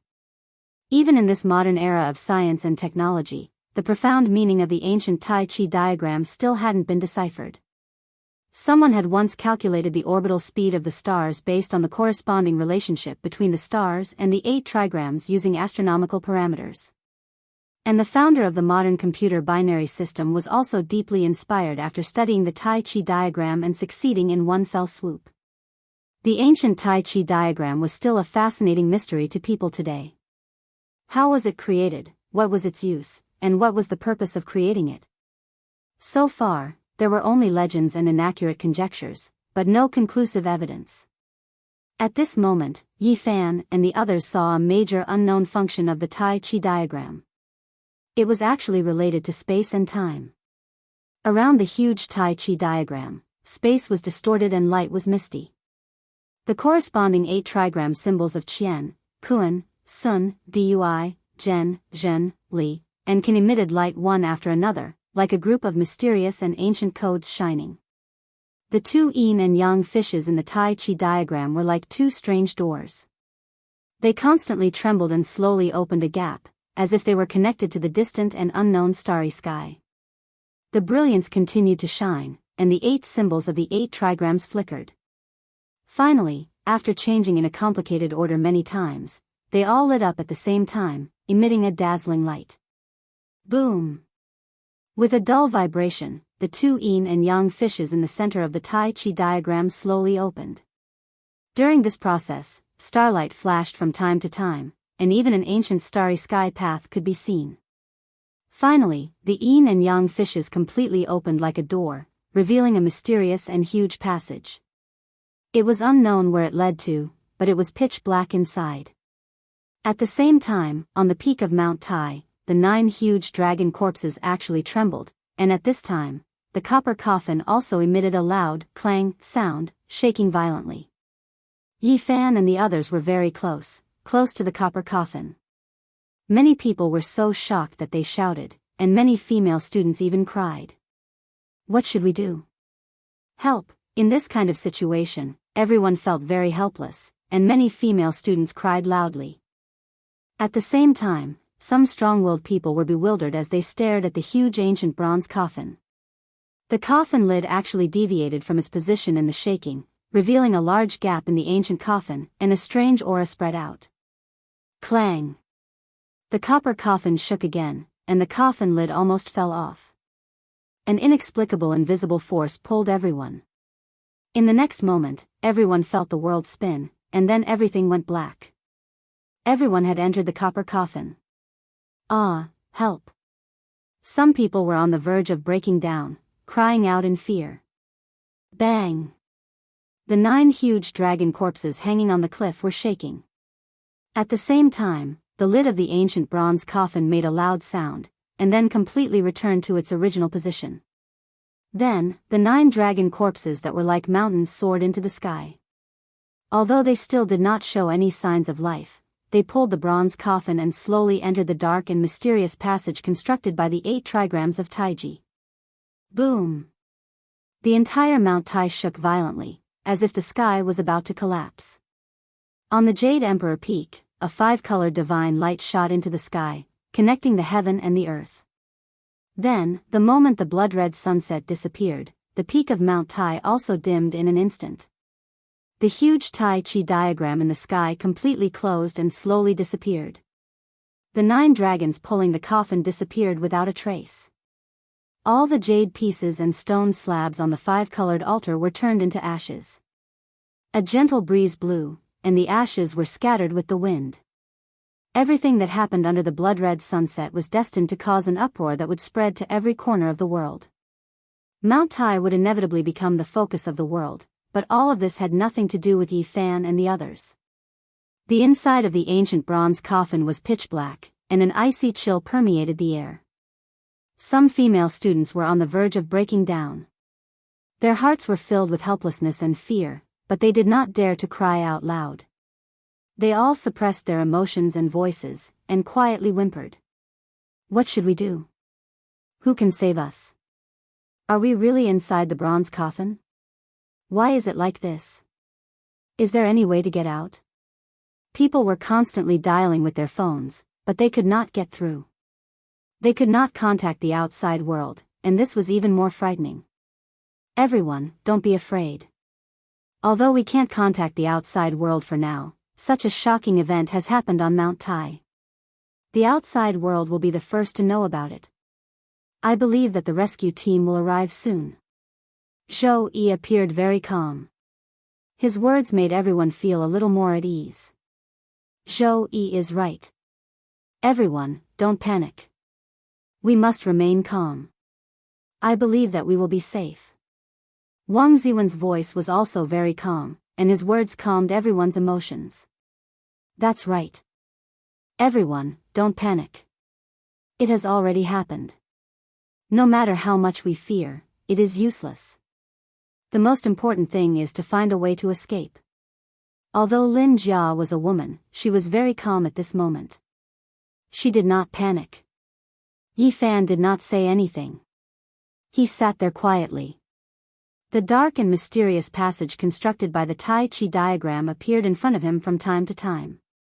At this moment, was he still on the Jade Emperor Peak? He had a bad feeling about this. With the help of the weak light from the cell phone, he could see many terrified faces. Many of them were pale, and some were even trembling. Li Xiaoman was not far away. She sat there hugging her knees. Although her face was a little pale, she appeared very calm. Next to her was the American youth named Cade. The two of them were talking in low voices in English. Lu Yunji's hands were clenched so tightly that his knuckles had turned white. He was obviously very nervous, but he did not show any signs of fear. In fact, everyone present was very uneasy. After all, they were inside an ancient bronze coffin. Has everyone fallen into the bronze coffin? Let's confirm the number of people present. 1, 2, 3, 28, 29, 30. When they reached the 30th person, the student in charge of counting the number of people said in a trembling voice, "How could there be 30 people?" There were a total of 33 students in the class. At the beginning of the gathering, 3 people were studying abroad and could not participate. The other 5 could not make it because of some special reasons. But this time, when they came to Mount Tai, the 3 students had already returned, but the other 5 students still could not make it. A total of 28 people had arrived at Mount Tai. If Li Xiaoman's American classmate, Cade, was included, there should be 29 people. At this moment, how could there be 30 people? In this cold and dark ancient coffin, at this moment, everyone felt their hair stand on end. Chills ran down their spines. Chapter 9. How could there be another person? Who is it? The person who asked the question had a trembling voice. All the cell phone screens lit up. Everyone looked at the people around them in fear, afraid that a strange face would appear in front of them. Those who were familiar with each other tried their best to gather together, looking around in fear. At this moment, everyone finally confirmed that there was indeed an extra person, leaning against the corner not far away. Who are you? Are you a human or a ghost? Being in the mysterious bronze coffin, anything could happen. Everyone felt extremely uneasy. Heavy coughing came from the dark corner. The black figure moved his body, and then said in a low and hoarse voice, "Ghost, ghost." The hoarse voice echoed in the bronze coffin. At this moment, everyone felt a chill from head to toe. Their hair stood on end, and an eerie chill filled the air. Everyone felt like they had fallen into an ice cellar. Many of them were terrified. Some of the female students even let out ear-piercing screams and cried loudly, almost paralyzed on the ground. Ghost, place. The voice was slightly weak. It could be felt that the black figure was very tired. He swayed his body, trying to stand up. What a ghost place. Are we in the bronze coffin? The black figure in the corner slowly stood up, asking this slightly confused question. His voice gradually became stronger. Seeing the tall black figure stand up, many people involuntarily retreated. The black figure moved over while continuing to speak. It's me, Pang Bo, stop, don't come over. Everyone raised their cell phones, using the weak light to look forward. Yifan separated the crowd, slowly walked forward, and said, Are you really Pang Bo? You can't even recognize my voice? In the darkness, the cell phone screen lit up, and a familiar figure holding a cell phone appeared in front of them. He had thick eyebrows, big eyes, and a strong body. Pang Bo was Yifan's best friend in university. Due to some personal matters, he could not come to the gathering. Now that he suddenly appeared, everyone was suspicious. I don't believe it. Pang Bo did not come to the gathering at all. Who are you? Someone behind said with a trembling voice. A person who should not be here was standing in the bronze coffin. This made many people's scalps tingle. Of course I'm Pang Bo. Do any of you have water? I'm dying of thirst. The black shadow continued to walk forward. Stop right there. Everyone was still in disbelief. Pang Bo had no choice but to stop. In order to prove his identity, he tried his best to explain, talking about many things from his university days. I believe he is Pang Bo, Yifan said in a determined tone. He then strode to Pang Bo's side. The two of them had not seen each other for a long time. Even under such circumstances, they hugged each other tightly. At first, due to some matters at home, I couldn't attend the gathering in time. Later, I heard that everyone was coming to Mount Tai. After I finished dealing with my family affairs, I naturally came here. Pang Bo took the mineral water bottle that Yifan handed to him and drank a few mouthfuls of it. Only then did he tell the story of how he entered the copper coffin. When he arrived, everyone had already gone up the mountain. He took the cable car along the ropeway. Generally speaking, he was still considered lucky. Before the 9 dragon corpses and the bronze coffin hit Mount Tai, he happened to arrive at the Jade Emperor Peak safely from the ropeway. He did not flee down the mountain with the crowd. Instead, he tightly hugged a large tree and waited until Mount Tai calmed down. He was not injured. Then, he saw from afar the scene of Yifan and the others falling into the giant pit. When he ran over, he saw ancient characters flashing in the air. He was fixed outside the giant pit, unable to move a single step. Until the bronze coffin shook and the lid deviated from its position. He followed the crowd and was sucked into the coffin. Perhaps it was because he was outside the rainbow altar, but when Pang Bo fell into the bronze coffin, he immediately fainted. It was only now that everyone gradually dispelled their doubts. Their taut heartstrings finally relaxed. We have to find a way to save ourselves. Being in this bronze coffin makes me feel uneasy. I have a bad feeling. Li Xiaoman's face was a little pale. Her beautiful eyes stared at the pitch-black depths of the bronze coffin. Compared to the other female students, she and Lin Jia were both very calm. Hearing this, many people felt a chill run down their spine. Everyone, stay together. Don't separate, Zhou Yi suggested.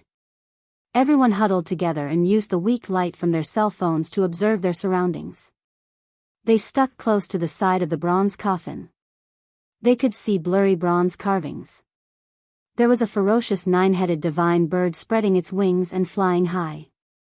There was also a huge beast with stiff bristles all over its body roaring at the sky. The bronze carvings were covered with green rust. Some of them were actually ancient beasts recorded in the classic of mountains and seas, such as Tao Tai, Cheong Chi, and Baihen. They were huge, and their faces were ferocious. They were lifelike and intimidating. After walking along the inner wall of the bronze coffin for a while, the crowd also found many carvings of people. They seemed to be ancient people and some ancient gods. Then, the crowd found a large number of strange carvings. They were densely packed and dotted like stars. It looked like a star chart. The bronze coffin was 20 meters long and 8 meters wide. The carvings that the crowd saw were just a corner of it. They did not continue to observe. At this time, they sensed that there seemed to be something else in the depths of the bronze coffin. All the cell phones were raised together. The crowd gathered their courage and took a few steps forward. They could vaguely see the center of the bronze coffin. There was a blurry rectangular object in the darkness. It was obvious that it was not a corpse, nor did it look like a living thing. This made the crowd feel a little relieved. They continued to take a few steps forward. There's a coffin inside a coffin. It's actually another bronze coffin. After seeing the object in front of them clearly, many people gasped. In the centermost position was another bronze coffin. It was less than 4 meters long and less than 2 meters wide. It was simple and dull. There were ancient carvings on it. It was covered in green bronze. It was engraved with the wind and frost of time. It sent chills down people's spines. It's not a coffin inside a coffin. This is the real coffin. It's a tool to hold a corpse. The bronze coffin outside is called the outer coffin. It's a casket. When the two are put together, it's called a coffin. Pang Bo explained to the few people who did not understand the meaning of a coffin. Hearing that the coffin inside the coffin in front of them was the real tool to hold a corpse, many people immediately stepped back. They were extremely afraid. What kind of person was buried in such a mysterious ancient bronze coffin? Everyone's hearts were filled with bewilderment and fear. Compared to the bronze coffin in front of them, the secrets of archaeology and the ancient tombs of the imperial mausoleum were not worth mentioning. They were nothing. Who had ever seen a bronze coffin that was 20 meters long? Who had ever seen a mysterious coffin that fell from the sky? Who had ever seen 9 dragon corpses pulling a coffin? It made people wonder whether the corpse buried inside was the corpse of a person. It was simply impossible to imagine what was buried in the coffin. Chapter 10. The interior of the bronze coffin gradually quieted down. No one spoke anymore. Everyone was filled with fear as they stared at the coffin containing the corpses. Everyone was very nervous. The bronze coffin was mottled with green rust. What kind of person was inside? All of this should be related to the 5-colored altar on Mount Tai. After a long time, everyone began to discuss in low voices. They wanted to know why all of this had happened. It should be related to the 5-colored altar. It was the one that brought the 9 dragon corpses and the bronze coffin here. Everything they had seen was too unimaginable. It had seriously impacted everyone's cognition. The 5-colored altar was built by the ancient people and could be said to be endlessly mysterious. Yi Fan thought of many things. How many unknown secrets were hidden in the history? Since nothing dangerous had happened, everyone gradually calmed down and began to seriously speculate about what had happened. Maybe the 9 dragons pulling the coffin was called here by the ancient people. As soon as this was said, someone immediately retorted, the ancient people have been dead for who knows how many years. What I mean is, the 9 dragons pulling the coffin was late and only appeared now. This is a response to the ancient people. When a female student said this, everyone was startled. The call from the ancient people, the late 9 dragons and the coffin, a response that spanned thousands of years. This was a bit unbelievable. What is the truth? We have no way of knowing. Everything is just speculation. There are many possibilities. Yes, maybe the 9 dragons pulling the coffin has nothing to do with the ancient people and returned on their own. Do you see those bronze engravings? There are ancient ancestors, primordial deities, and many of the engravings have tear stains on them. It makes one feel desolate and sorrowful, as if they are telling a story from long ago. Maybe it's true. The 9 dragons pulling the coffin broke through the natural barrier and returned to their homeland. It's a bloody past. Could it be that the ancient people really had some unknown method to explore an unknown and distant place? The 9 dragons pulling the coffin, returning to their homeland, returning to life, returning the bones, and returning the corpses. In the midst of the discussion, everyone's fear lessened and they began to speculate about all kinds of possibilities. However, they were still full of reverence for the bronze coffin in the center. No one touched it, let alone opened it. I think the rescuers should have reached Mount Tai by now. Maybe they are not far away. Hopefully, nothing unexpected will happen and will be rescued as soon as possible. No one had a way to escape from the ancient coffin. The bronze coffin was 8 to 9 meters tall, and it was sealed shut. There was no way to escape. Just as everyone was hoping to get out of danger as soon as possible, the bronze coffin suddenly trembled violently. Everyone lost their balance and swayed. Many people directly fell to the ground. What's wrong? What happened? Everyone was bewildered. Some of the female students even started to cry, tightly grabbing onto the people around them. Have the rescuers arrived? Are they here to rescue us? Amidst the worry and fear, the copper coffin began to shake even more fiercely. No one could stand still, and almost everyone fell to the ground, making intimate contact with the cold bronze coffin. Bang! There was another violent tremor, as if a plane was passing through the cold clouds at high altitudes, forming a thick layer of ice armor, constantly shaking. Boom! The final violent tremor was like a clap of thunder, as if it wanted to shatter all tangible matter. One could clearly feel that a great collision had occurred with the bronze coffin. However, it was also at this moment that the bronze carvings inside the pitch-black bronze coffin began to emit a faint light, instantly counteracting the unimaginable impact. Everyone was bewildered. Just now, they clearly felt that the sky and earth were about to be turned upside down, but in the blink of an eye, everything had calmed down. It gave them a strange illusion. No, there was indeed a terrifying impact just now.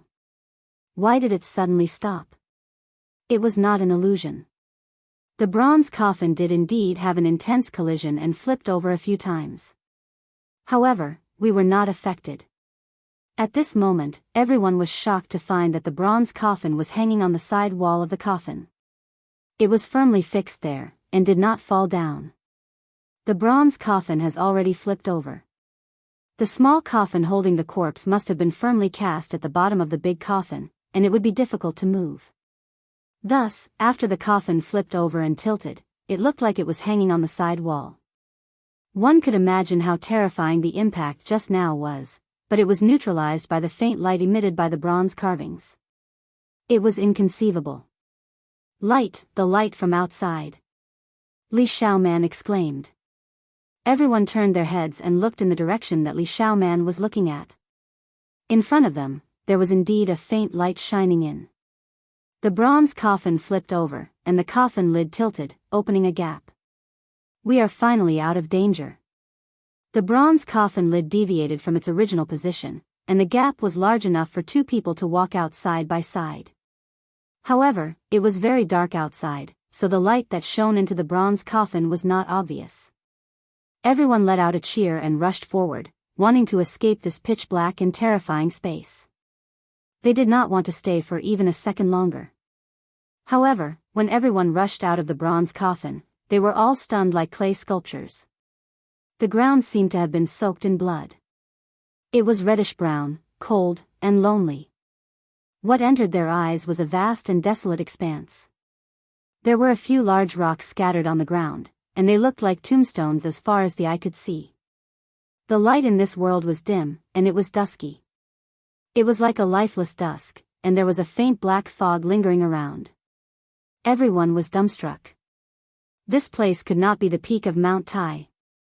The reddish-brown land that stretched as far as the eye could see was remote and deathly still. There was not a single sign of life. It was not a place that they knew of at all. They had never seen it before, and they had never heard of it. It was a completely strange and mysterious place. Where is this? Have we left Mount Tai? The voice of the person who spoke was trembling. The rescuers isolated us in a no-man's land. Are they afraid that the 9 dragon corpses will be in danger? The student who said these words could not even convince himself. Everyone had a bad premonition, as if something extremely bad was about to happen to them. At this moment, many people used their phones to call out at the same time, but it was impossible to get through. There was no signal at all. This is not Mount Tai. Where are we? Many people revealed a panicked expression. There was no joy after escaping, only fear. From being trapped in the bronze coffin to walking out again, only a quarter of an hour had passed. However, the scene in front of them had completely changed. The majestic Mount Tai that could overlook tens of thousands of mountains had disappeared. In front of them was a boundless desert covered with gravel. Yi Fan watched all of this quietly. The bad premonition had indeed come true. When he saw the 8 trigrams of Tai Chi condense on Mount Tai and form a dark and huge passage, he had a bad feeling. Although he did not see the 9 dragons pulling the coffin into the passage that led to an unknown area, there was no need to think too much at this moment. The scene in front of him was enough to explain everything. This was not Mount Tai, and it was not even on Earth for a long time. Chapter 11. Where are we? I want to go home. Some of the girls couldn't help but cry. Another 5-colored altar. Pang Bo and Yi Fan stood together. They looked at each other and then shook their heads.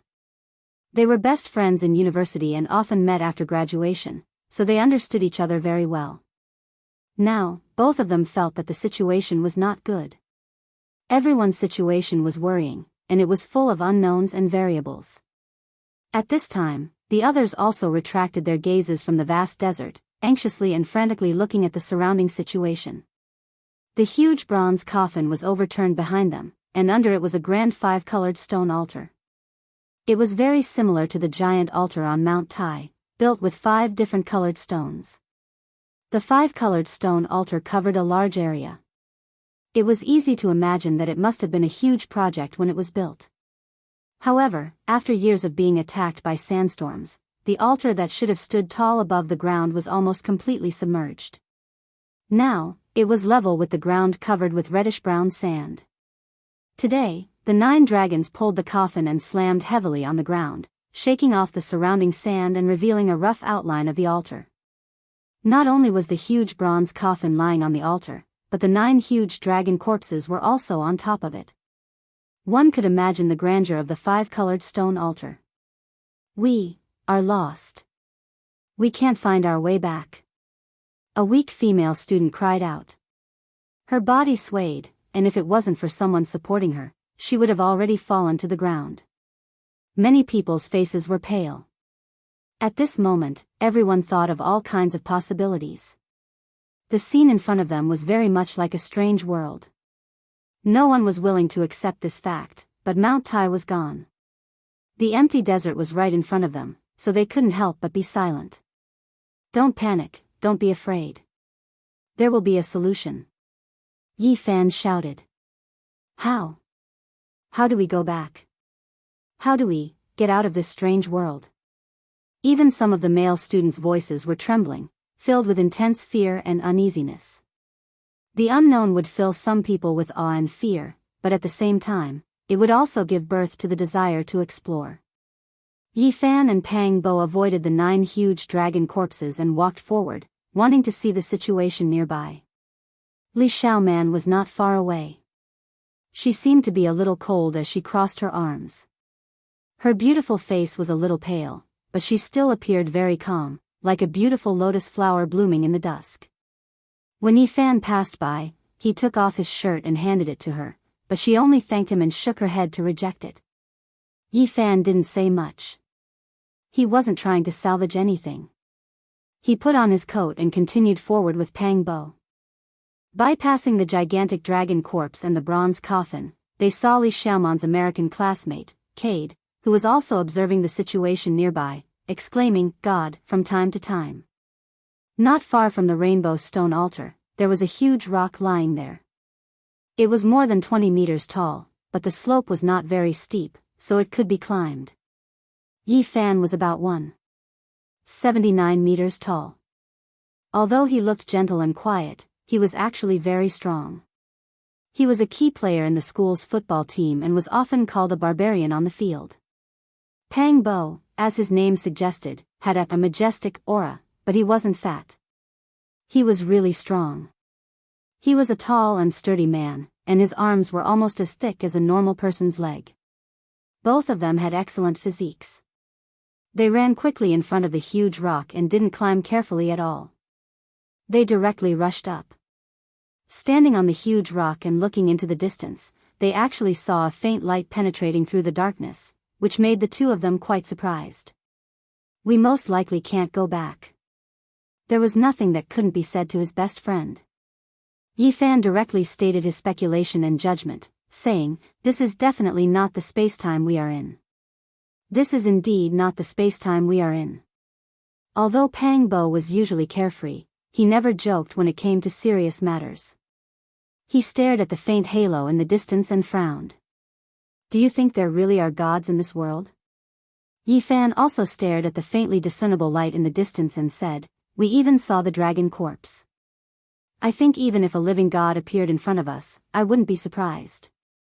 A living god appeared in front of us. What kind of scene would it be? Pang Bo whispered. A sound came from behind. Cade, who was 1.9 meters tall, had also climbed up the huge rock. When he saw the light in the distance, he immediately let out a cry of surprise. "Praise, the merciful God," saw the light.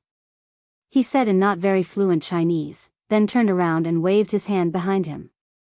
He shouted at Li Xiaoman, who was in the crowd, "I saw the light." Then, he climbed down from the huge rock and rushed toward Li Xiaoman. Cade's shout immediately caused a commotion in the crowd, and many people ran over. Pang Bo looked at Li Xiaoman and Cade, who were standing together not far away, and said to Yi Fan, "Is that foreign devil Li Xiaoman's boyfriend?"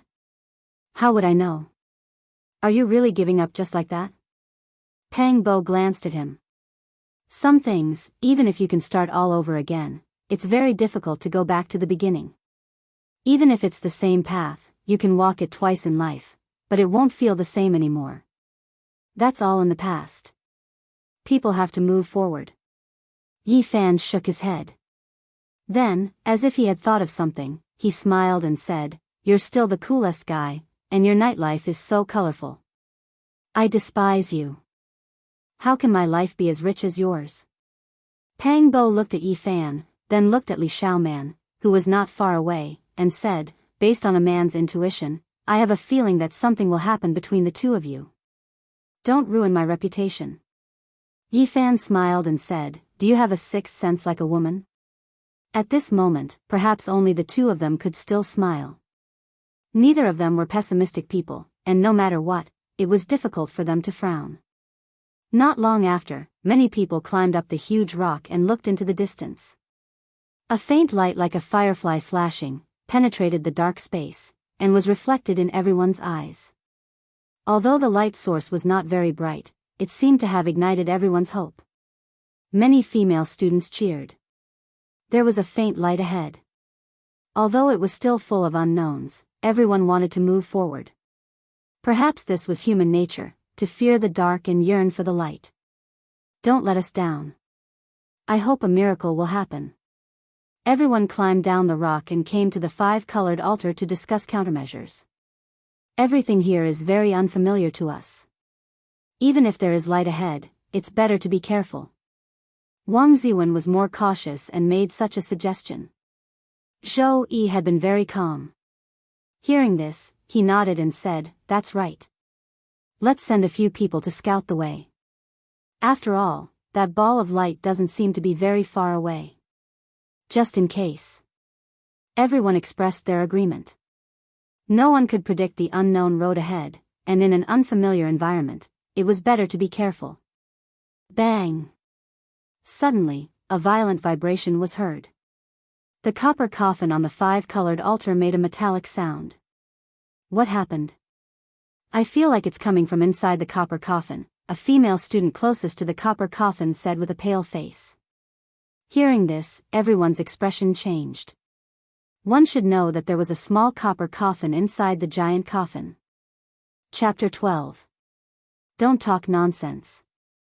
The coffin was flipped over, but the lid wasn't stable.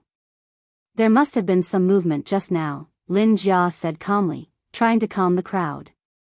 The 9 enormous dragon corpses were all over 100 meters long. They were covered in dense scales and specks of black light flickered as they rested not far away. The bronze coffin was 20 meters long. It pressed down on the 5-colored altar, giving off a strong feeling of unease.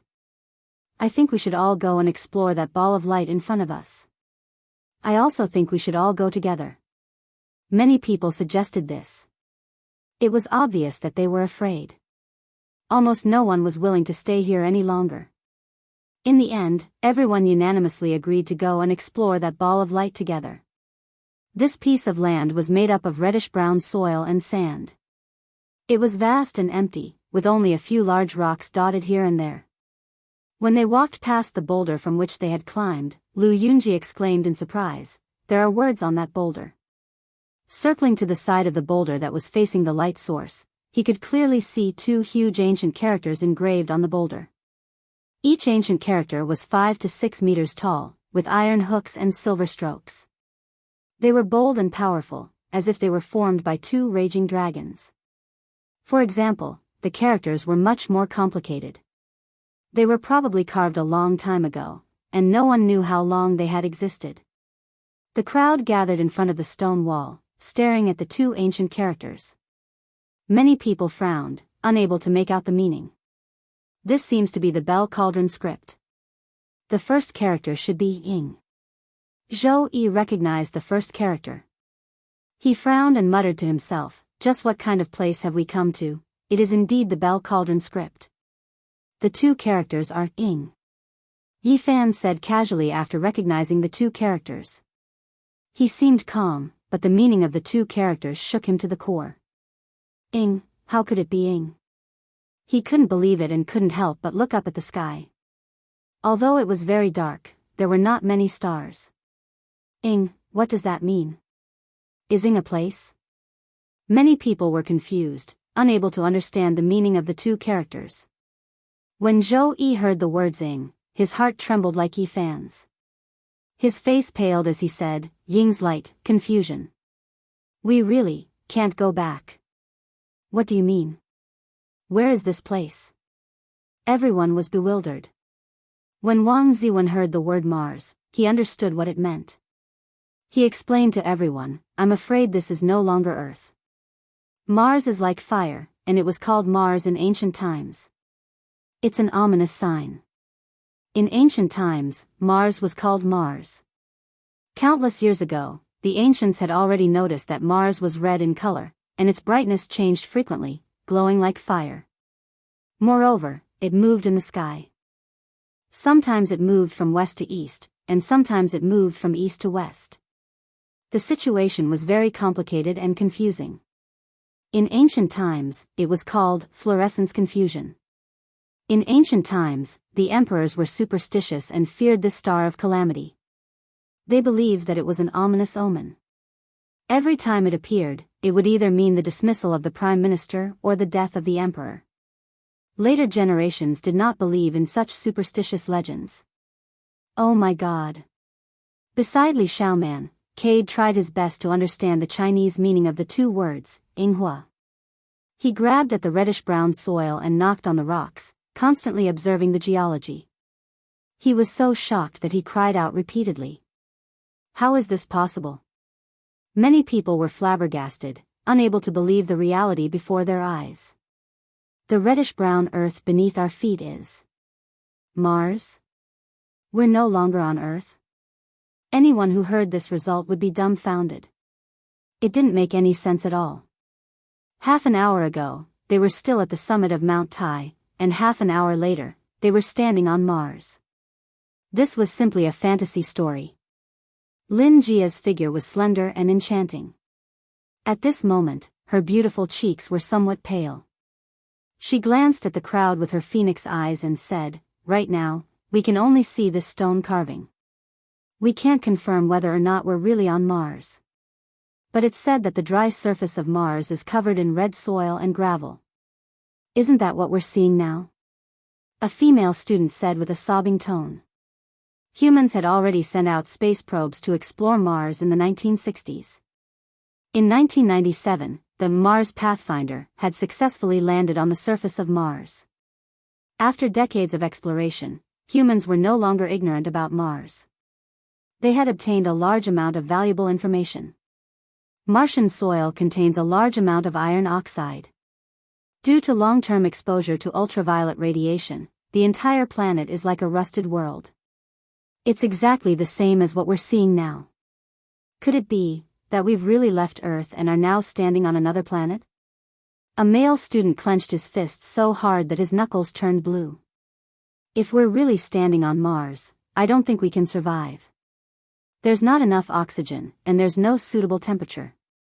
Li Xiaoman said. Although her face was pale, these words still gave many people a glimmer of hope. During this process, Yi Fan, Pang Bo, and the others remained calm.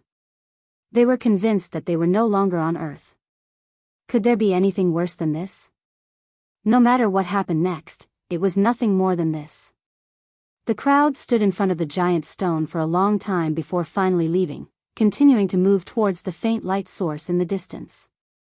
It didn't seem very far, but after walking for more than 500 meters, they still hadn't reached their destination. It seemed that they still had to walk a similar distance. Everyone's hearts were heavy. Very few people spoke, and the atmosphere was very gloomy. They were afraid that the last glimmer of hope would be extinguished. Bang! Pang Bo kicked a piece of gravel under his feet, bringing up a cloud of dust. At this moment, he revealed a look of surprise. He noticed that the stone that was kicked seemed to be a tile. It's really a tile. When he picked up the broken half of the tile, he immediately confirmed that it was a man-made tile. Immediately, a group of people gathered around to look at the broken tile. Many of them revealed excited expressions. Since there's a tile, there must be a building. There are people living on this land.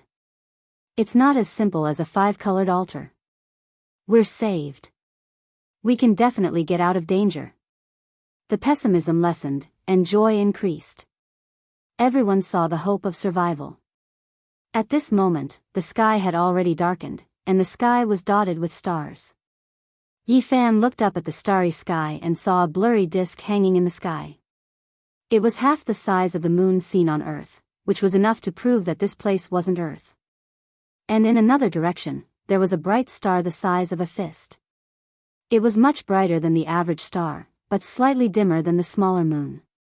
It was too bright to be called a star, but it was too small and dim to be called a moon. Zhou Yi, Wang Ziwen, and Lu Yunji were standing nearby. They noticed Yi Fan's actions and couldn't help but look up. When they saw the 2 small moons hanging in the sky, their expressions changed. Chapter 13. This is. Although they were mentally prepared, their faces were still filled with disappointment. Influenced by these people, the others also looked up at the starry sky and soon discovered the fact that there were 2 moons hanging in the sky. How could this be? Many people could not help but scream. The last glimmer of hope of returning home had been shattered. They would never be able to see their loved ones again. Many female students burst into tears. Everyone had already understood that at this moment, they were really far away from Earth and could not return. Mars has 2 moons, equivalent to the moon that we see on Earth. Cade said to himself in broken Chinese, then quickly said a lot of things in English, conversing with Li Xiaoman.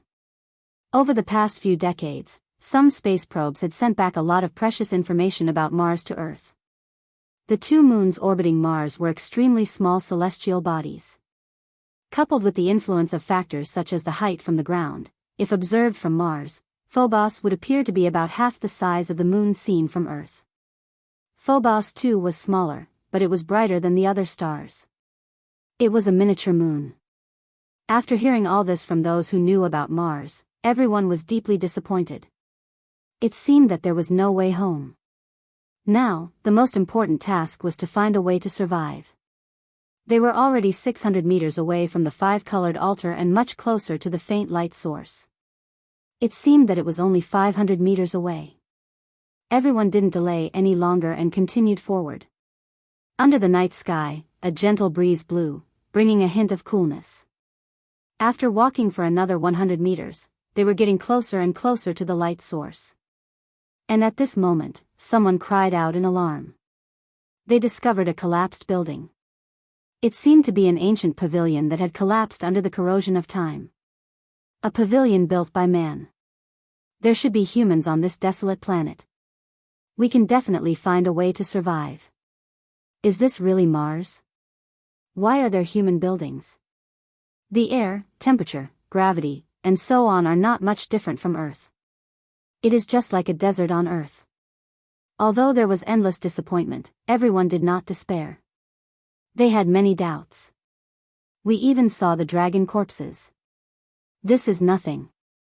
Maybe this is a special area on Mars. Maybe. There is a huge five-colored altar built here, which can receive the 9 dragon corpses and the copper coffin.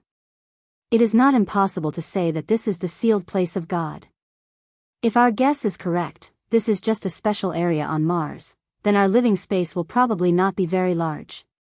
As soon as these words came out, everyone fell silent. If this is just a small piece of pure land on Mars, then what other way out do we have? Everyone's emotions were in turmoil. This concerned their lives and futures, so no one could remain calm. Ah! A female student suddenly let out a scream, and it traveled especially far in the night sky. What's wrong? Everyone's expression changed, and they hurriedly asked. Skull, it's a human skull. The female student's beautiful face turned pale. Her body trembled as she retreated. Not far from the collapsed pavilion, half a snow-white skull poked out from the sand. It had been stepped on by the female student just now. No wonder she was so frightened. All the male students gathered around. Pang Bo used his foot to kick the skull out of the sand. It was obviously the skull of an adult. It was unknown how long it had existed, but it was almost weathered. The bone was no longer smooth, and there were many rough cracks on it. And what was surprising was that there was a very regular round hole on its forehead.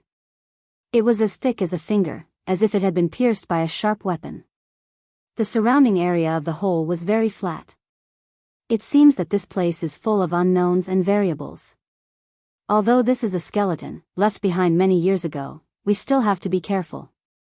The unfamiliar environment and all kinds of uncertain factors made people feel a chill in their hearts.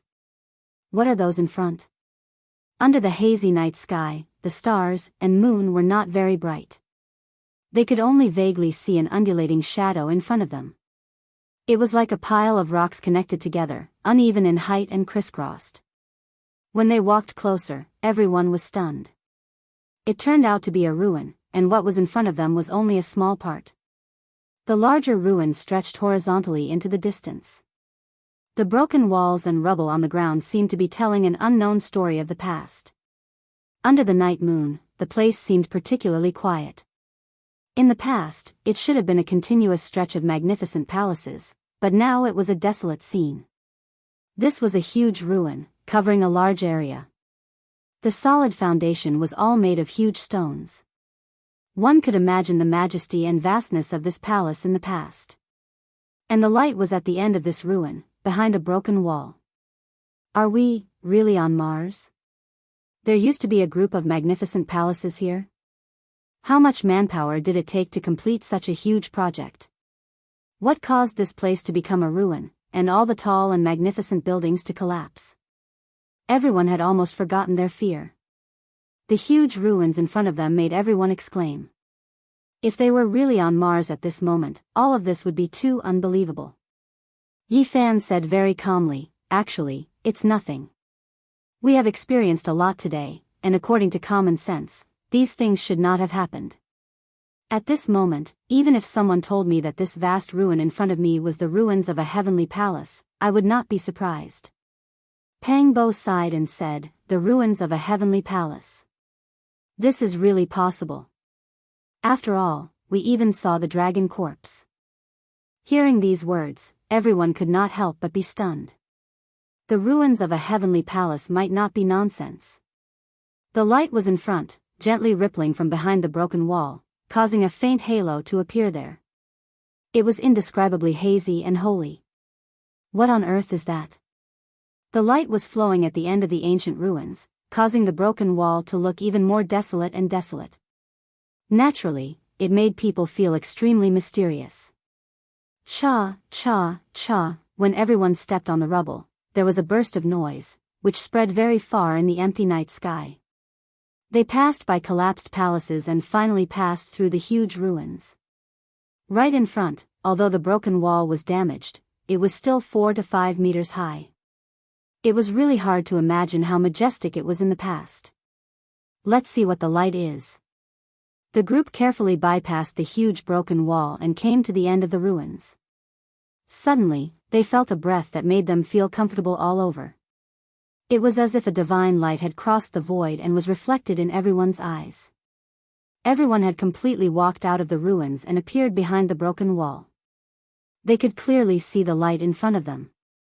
Just 50 meters in front of them, an ancient temple sat there quietly, with green lamps and ancient Buddha statues.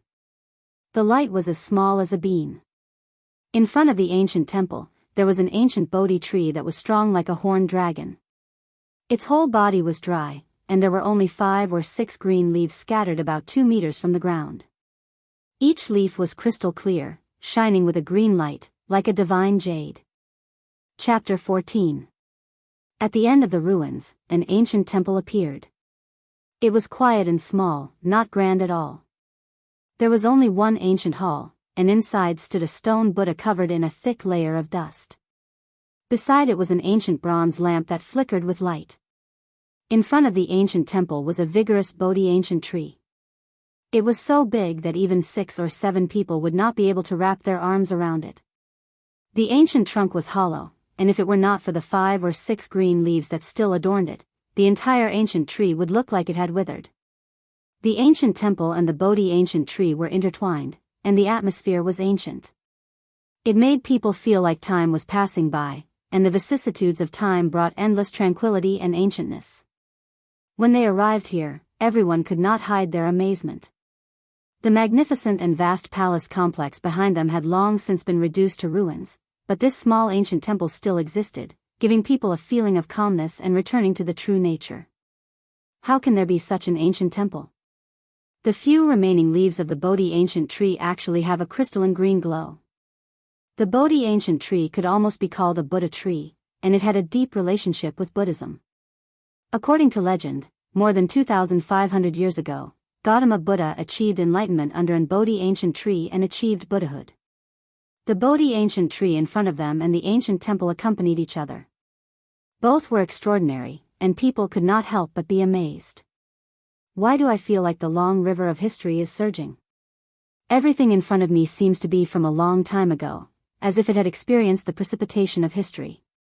The distance of 50 meters was very short, and the crowd quickly approached it. A strange feeling welled up in everyone's heart. What they saw was like an old historical painting, and the aura of time filled the air. Could this be a temple where the gods lived? There can't really be Buddhas in this world, right? Although the ancient temple is deserted, it still gives people a sense of tranquility and peace. The ancient temple was silent, and there was only tranquility. There is a bronze plaque over there, and there are words on it. There was a rusty bronze plaque in the desolate ancient temple, and there were 4 ancient words carved on it. They looked like dragons and snakes coiling around it, and the meaning of Zen was endless. It was still complicated and difficult to decipher Zhongding script, but the first word, da, was easy to recognize. Many people could recognize it even if they did not understand Zhongding script. The last word is temple. Zhou Yi had a certain understanding of the Zhongding script and could recognize the last word. These 4 words are Great Tempest Temple. At that moment, Yi Fan read out the 4 words. Everyone was shocked, and they revealed expressions of disbelief. Great Lane Temple. Am I hearing things?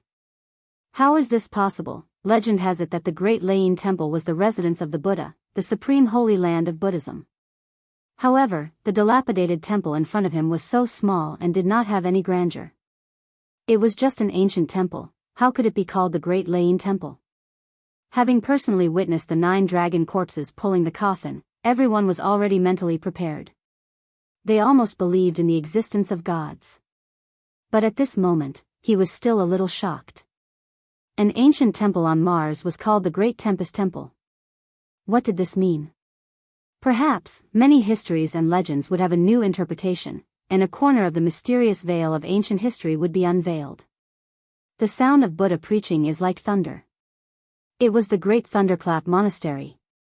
Could it be that the ancient temple in front of him was the one in the legends? If the speculation was true, this would undoubtedly be extremely shocking. On Mars, which was covered in reddish-brown soil and gravel, an ancient temple was covered in dust. It actually had a shocking origin. The more people looked at it, the more they felt that this ancient temple was extraordinary. The heavenly palace behind them used to be so majestic, vast, and magnificent, but it was destroyed in the end, leaving only rubble on the ground. And this ancient temple seemed to be in ruins, but it still stood tall, forming a strange contrast. The Bodhi tree accompanied it, the ancient Buddha lamp, and the little light was like a bean.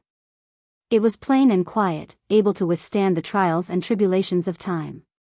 What was left behind was the truth, and the extravagance was just a passing cloud. A lamp, a Buddha, a temple, and a tree seemed to exist forever in this world. All of this was auspicious and peaceful, making people feel as if they were bathing in the spring breeze, as if there was a faintly discernible Buddhist chant. If this is really the legendary Great Tempest Temple, could the ancient tree in front of the temple be the Bodhi tree that Gautama Buddha used to prove his Tao? How is that possible? That's just a religious legend. Do you really think that 2,500 years ago, Gautama Buddha meditated under an ancient tree on Mars for 7 days and 7 nights, and finally became a Buddha? Based on our encounters and experiences, nothing is impossible. Everything that everyone had experienced today made them feel like a dream, but this was the hard truth. At this moment, Yi Fan suddenly walked forward, and Pang Bo walked with him, and the 2 of them walked directly into the ancient temple. At the same time, Zhou Yi quickly followed, and Wang Ziwen followed closely behind, entering the ancient temple. Behind them, Lu Yunji seemed to have thought of something, and his expression suddenly changed as he quickly rushed over. The others also seemed to have woken up from a dream. If this was the Great Tempest Temple, then this would be the residence of the gods. Although it had long been deserted and covered in a thick layer of dust, it was still an extraordinary place. The ancient temple was very small, and it was only a Buddhist hall. It was empty, and there was almost nothing else. Yi Fan went straight to the stone Buddha, and grabbed the bronze lamp that accompanied it. The bronze lamp was ordinary, and its style was simple and unadorned, but it was warm to the touch, without the cold and hard feeling of metal. Instead, it was like holding a piece of warm jade. What was surprising was that the ancient temple was full of dust, but the bronze lamp was untainted, as if it could isolate the dust. This temple had definitely not been cleaned for many years, and a thick layer of dust had accumulated, but the ancient lamp could avoid the dust, and it was still bright. Yi Fan could not help but feel surprised. Could it be that it had been lit since ancient times until now? It's really clean. Other than the stone Buddha and the bronze lamp, there's nothing left. Pang Bo glanced around, but regrettably did not see any other artifacts. At this moment, Zhou Yi, who had followed the 2 of them in, stepped on the thick layer of dust, and with a clang, he stepped out an alms bowl. At the same time, Lu Yunji and the others also entered the ancient temple. Everyone did not make a sound, and they were all quietly searching. In the beginning, they did not break away from their fixed thinking, and faced the ancient temple with uncertainty. They still considered things with the mentality they had when they were on Earth. It was not until Yifan was the first to move that they suddenly realized that they were now on another planet, and they were facing the big Lane Temple, which was most likely the residence of the legendary Buddha. There might be artifacts left behind by the gods. Inside the ancient temple, Yifan held the spotless bronze lamp in his hand, and specks of gentle radiance sprinkled down, and the temple was filled with brilliance. Suddenly, Yifan heard a faintly discernible Buddhist chant, as if it was coming from beyond the heavens. At first, he thought it was an illusion, but the Buddhist chant gradually grew louder, and lingered around the entire ancient temple. It was solemn, vast, profound, and profound. Then, all the dust in the ancient temple dispersed, and there was no dust or dirt. It was clean, and the 6-syllable mantra actually sounded, Wang, Ma, Ni, Pad, Mi, Hum. Chapter 15. What's wrong with you? Pang Bo's voice traveled into Yifan's ears as he shook his shoulder. Yifan felt as if he had just woken up from a dream. There were no Buddhist chants or Buddhist chants. The ancient temple was still the same with a thick layer of dust, and the others acted as if they hadn't heard anything. Is this really the Great Lane Temple? He whispered to himself. Although what he had heard and seen just now was brief, why did it feel so real? This made him fall into a daze as he thought about it carefully. Yifan stared at the ancient bronze lamp in his hand, but there was nothing special about it. There were some patterns engraved on it, simple and natural. There was nothing unusual about it. Praying mat. A male student found an old praying mat from a pile of ashes. Time had not worn it down. Not long after, another female student found a red sandalwood prayer bead from the thick layer of dust. It hadn't been damaged by the passage of time. After blowing away the dust, it still had a faint luster. At the same time, Kai found half a broken wooden fish in the dust in front of the stone Buddha. 3 bodhisattvas were engraved on it, either solemn or merciful. At this moment, Yifan was deep in thought. If this was really the legendary Great Lane Temple, then it was a place abandoned by the gods. All the artifacts unearthed should be extraordinary. Dang! Wang Ziwen's foot seemed to have kicked something as it made a metallic sound. He pushed away the dust in the corner, revealing a broken copper bell the size of a palm. It was missing a part of the bell's wall and had an ancient design. Dang! He shook the copper bell, and a melodious sound came out. It was like the lingering sound of Buddha, calming one's mind. Yifan's thoughts were interrupted, and he couldn't help but look at the copper bell. There were cloud patterns engraved on it, and it was simple with a hint of Zen and Buddhist charm. Pang Bo murmured softly. He had entered the ancient temple first, but he didn't find anything. It could only be said that he was unlucky. Almost at the same time, Li Xiaoman found half a jade rui at the foot of the stone Buddha. She wiped away the dust, and the crystal-clear jade immediately began to glow. The ancient temple seemed to be empty, but there were a few people who found artifacts under the dust. The others immediately moved quickly to search for them. Yifan did not pay much attention to those objects. The only untainted, undamaged, and everlasting bronze lamp in the ancient temple was in his hand.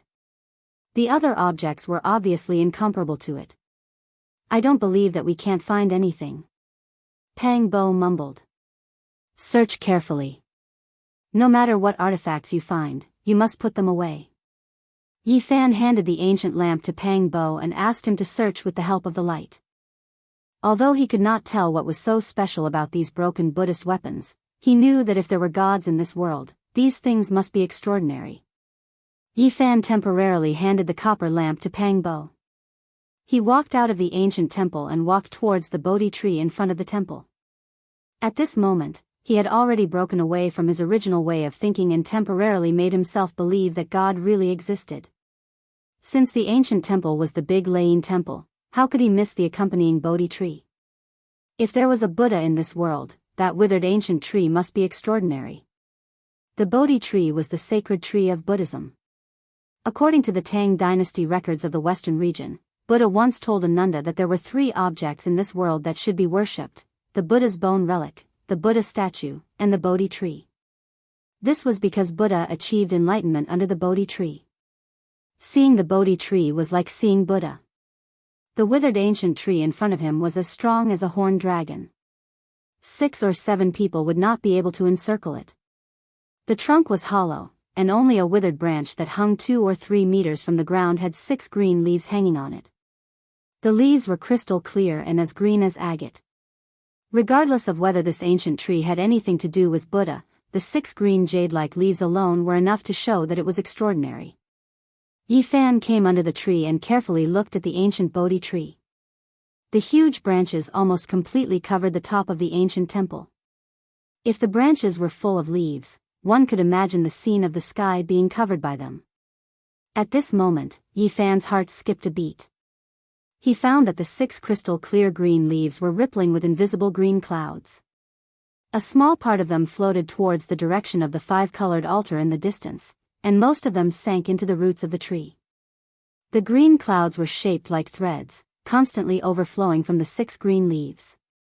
It made people feel a breath of life, as if there was endless vitality flowing. Yi Fan squatted down and dug the soil at the roots.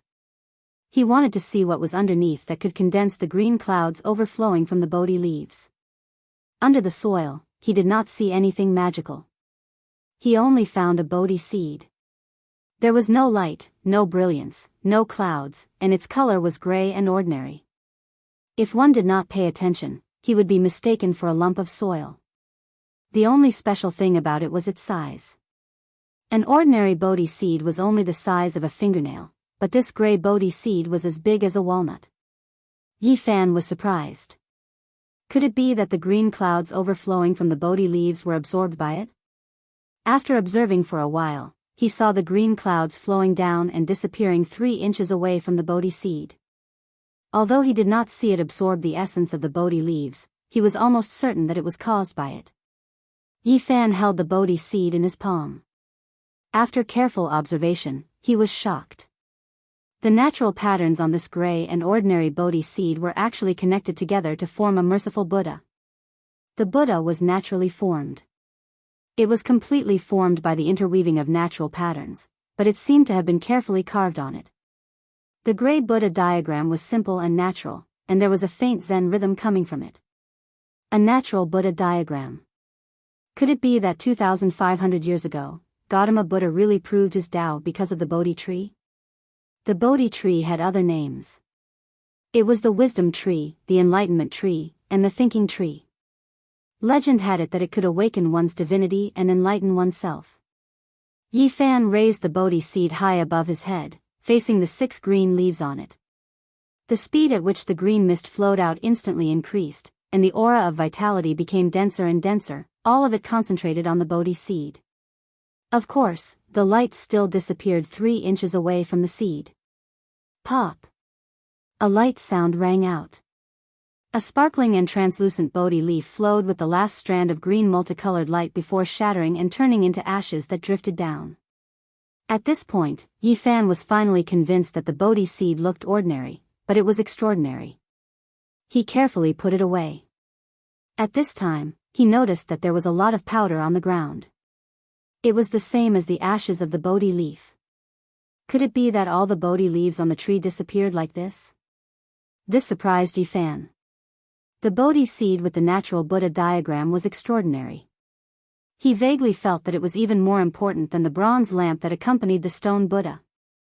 There were still 5 green leaves on the ancient Bodhi tree, but they were not as crystal clear as before. Yi Fan didn't pluck them. 1 Bodhi seed was enough. He didn't want to attract attention.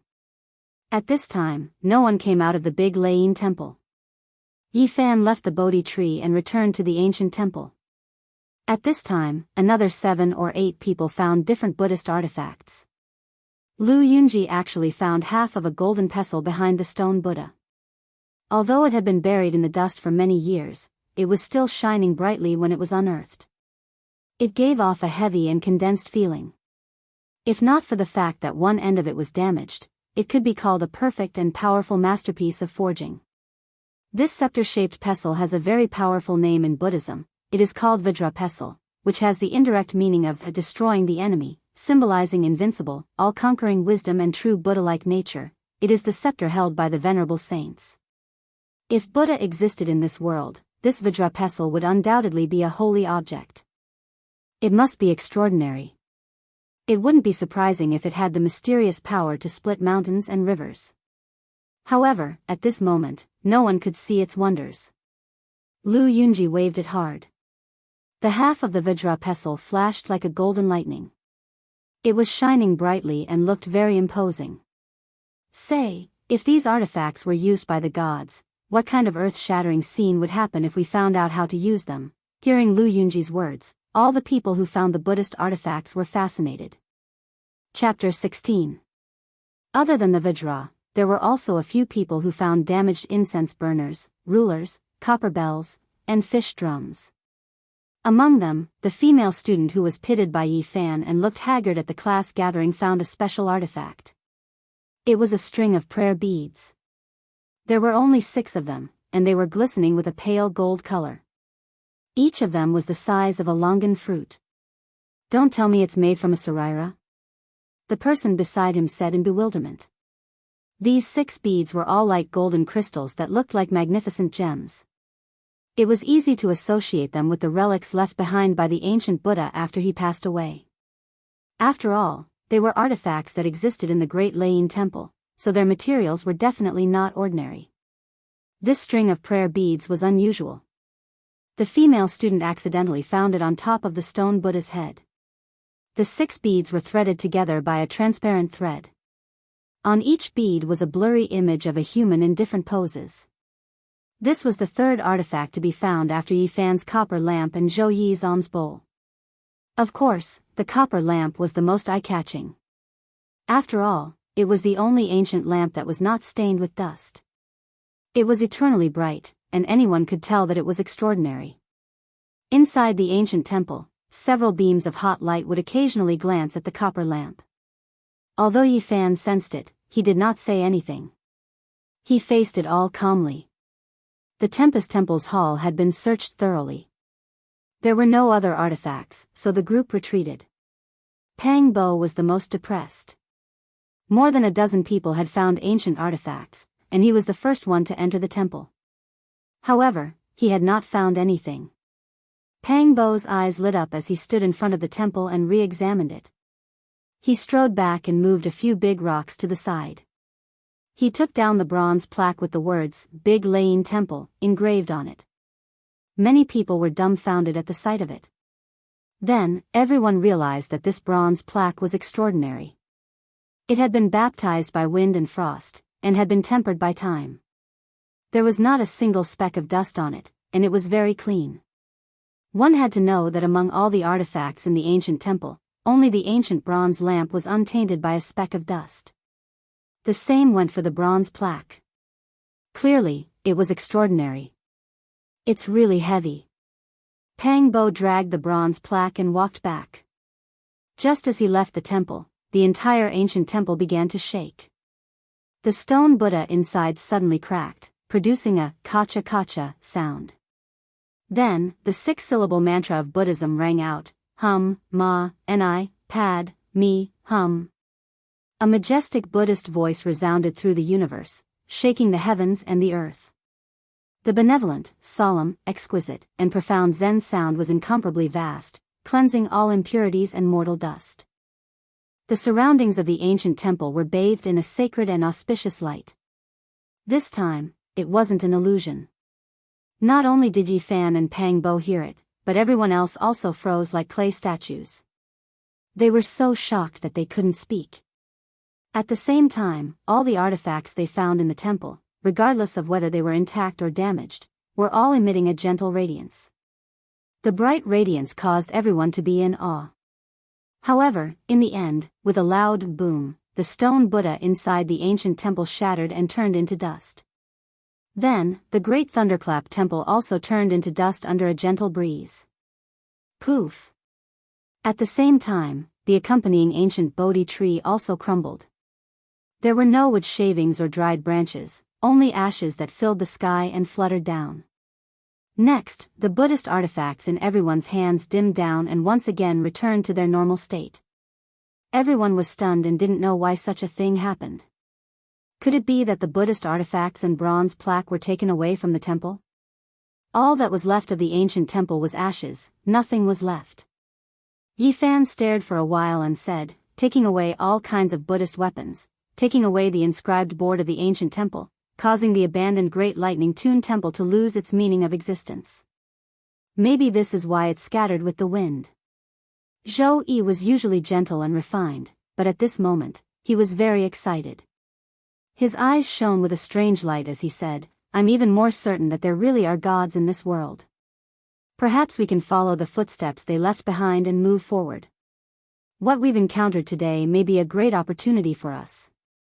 Gods, Buddha, immortality. These absurd legends were now brought up, but no one would find it too absurd. The facts before their eyes indicated that many common sense could be subverted, and that gods did not absolutely not exist. Follow the footsteps left behind by gods, it's easy to say, but I don't see any hope. Pang Bo glanced at Zhou Yi and said, right now, the most important thing is to find a way to survive. There are no villages or shops in this desert, no water source, no food. In another 7 or 8 hours, the situation will become extremely bad. All the signs show that this planet is most likely Mars, and we all know that it's impossible for Mars to have a habitable environment. Li Xiaoman was beautiful and moving. After a series of events, she had become calmer and calmer. She continued, if gods really exist, then perhaps all of this can be explained. This is just a small piece of pure land on Mars. As soon as she finished speaking, a series of rumbling sounds suddenly came from the reddish-brown ground.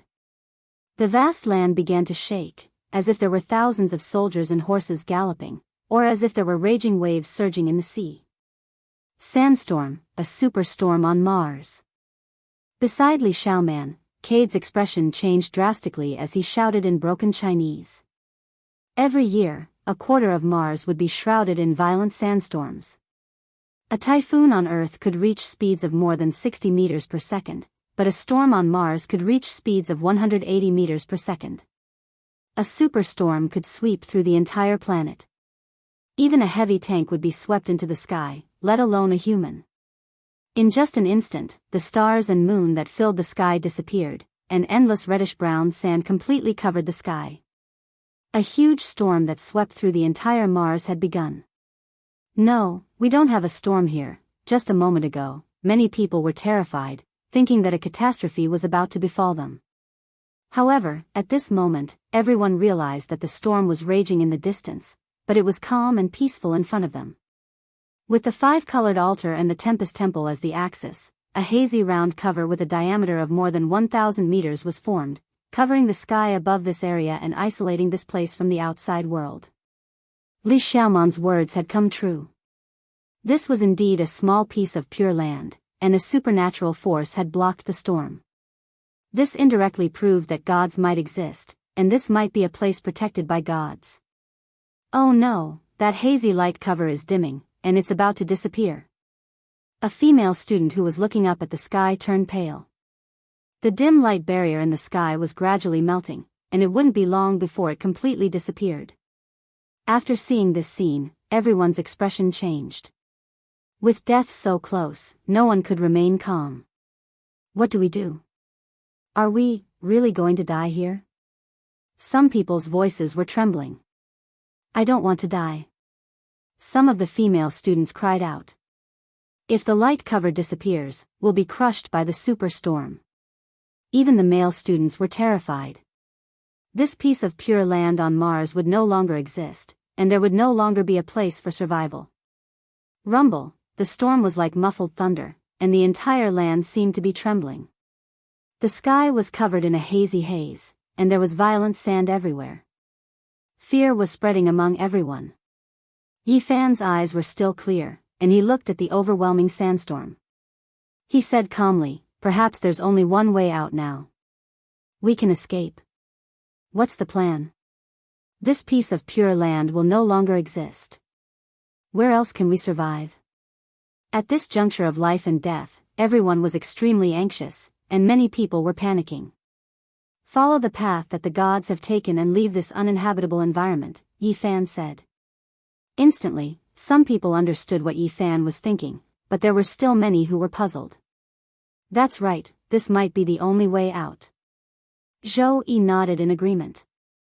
According to Yi Fan's speculation, in the distant past, there were gods who opened up the ancient starry sky path from Earth to Mars, but this might not be the final destination. There was also a five-colored altar on Mars, and it was very likely that it led to an even more distant starry sky. This was the path that the gods had taken before, and now that they were forced into a desperate situation, the only way to survive was to follow this ancient path and leave Mars. At this moment, everyone understood, and they quickly rushed toward the five-colored altar. Although it was only a distance of 1,000 meters, everyone felt as if they were separated by an ocean. This distance concerned their life and death. If the light cover in the sky was shattered before they reached the five-colored altar, everyone would die without a doubt. The vast ruins of the heavenly palace were filled with rubble. This was a difficult journey, and because they walked too quickly, some people sprained their ankles. However, they did not dare to stop, and they endured the pain as they moved forward quickly, not wanting to fall behind. Even if they could reach the five-colored altar safely, whether or not they could open up the ancient starry sky path was still unknown. This was a huge shadow that shrouded everyone's hearts. One had to know that everything on Mount Tai was passive. However, at this moment, they had no choice. That place was their only hope, and they could only think of a way to get there first. Ah! When a female student was running in the ruins, she suddenly let out a blood-curdling scream, and with a thud, she fell into the dust, never to move again. Her face was filled with horror, and there was a bloody hole the size of a thumb on her forehead, and blood was flowing out. She seemed to have seen something extremely horrifying before she died. What happened? Everyone felt their blood run cold, and their hearts were filled with fear. A living life had suddenly died just like that. Just a moment ago, she was still with everyone, but now she was gone forever. It was so sudden and strange. Don't go near her. Yi Fan shouted to stop the two male students who wanted to get close to the corpse. He thought of the snow-white skull he saw on the way here, and there was also a finger-sized hole in the center of the forehead. It was the same way she died, and a bad premonition arose in his heart. We have profaned the great Thunderclap Temple. Could it be that the gods are punishing us? A female student's voice was trembling, and her heart was filled with fear. Even if the gods exist, the Buddha is also merciful. Zhou Yi interrupted her words to prevent the fear from spreading, and said, "We have no way to take her away now, and can only let her rest here in peace. We must hurry back to the five-colored altar." No one hesitated, and at this moment of life and death, they could no longer care about the corpse of the female student. Dong! Suddenly, the melodious sound of a bell rang out, and the sound was vast and solemn, as if a great golden bell was shaking. Extremely resplendent golden light rushed out from where Wang Ziwen was, and his entire body was enveloped in the dazzling golden radiance, as if he was wearing a thick layer of golden battle armor. It was extremely dazzling, and it was as if a golden divine flame was burning. In Wang Ziwen's hand, the broken bronze bell was gently shaking, and the grand sound was produced by it. The resplendent golden light also came from it. What happened? Lu Yunji was the closest to him, and asked very nervously. Something attacked me just now. Wang Ziwen was usually gentle, but at this moment, he was enveloped by the golden divine flame, and it was as if he was wearing a golden battle armor. He was very imposing, and it was as if a god had descended to the mortal world. Chapter 17. Did you see clearly what it was? Pang Bo asked. He wanted to figure out the source of the danger. He was usually careless, but he was always calm during critical moments. I didn't see anything. I only felt a terrifying aura envelop my body, and then the bell started to shake. At this moment, Wang Ziwen was enveloped by the golden light, but he still felt a lingering fear. After hearing these words, everyone who had obtained something from the Tempest Temple tightly grasped the broken Buddhist tools in their hands. These things were proven to be extraordinary. They must have been used by the gods. The broken bell stopped shaking, and the melodious bell sound gradually faded. The burning golden divine flame on Wang Ziwen's body disappeared, and the golden light returned to the bronze bell. Let's go, let's leave these ruins quickly. Yifan held the bronze lamp in his hand, sprinkling some divine light as he led the way to the five-colored altar. Everyone followed closely behind. There had to be something terrifying in the vast ruins of the heavenly palace. Every second that they stayed here would increase the danger they would face. Ah! Another scream rang out. As they approached the edge of the ruins, a male student fell to the ground on his back. There was a finger-sized hole in the middle of his forehead. Fresh blood flowed out of it. He died the same way. He died with everlasting regret. His eyes were wide open, and the terrified expression on his face before he died was frozen in place. At this moment, many people were terrified. Another student suddenly died. They could only watch helplessly, but they couldn't do anything to stop it. They didn't even know what killed him. Life and death were easy to say, but when they experienced it themselves, they felt incomparably bitter. Their close classmates didn't even have the chance to say their last words before they died in such an inexplicable way. It was hard to accept. Many female students were on the verge of collapse. They began to cry quietly. They had never seen such a scene before. Let's go. They didn't stop, and they couldn't stop. They quickly rushed to the five-colored altar. They finally escaped from the ruins, but 2 lives were left there forever. They would never see them again. After running for a long time, they looked back. The broken walls were like ferocious demons. They were indistinct under the night sky, making people's hearts palpitate. However, before the crowd could take a deep breath, 3 consecutive screams rang out almost at the same time. 2 male students and 1 female student fell heavily to the ground one after another. The wounds were still on their foreheads, and the 3 identical bloody holes were very shocking to look at. Blood dyed the ground red. 3 former classmates and friends had died just like that.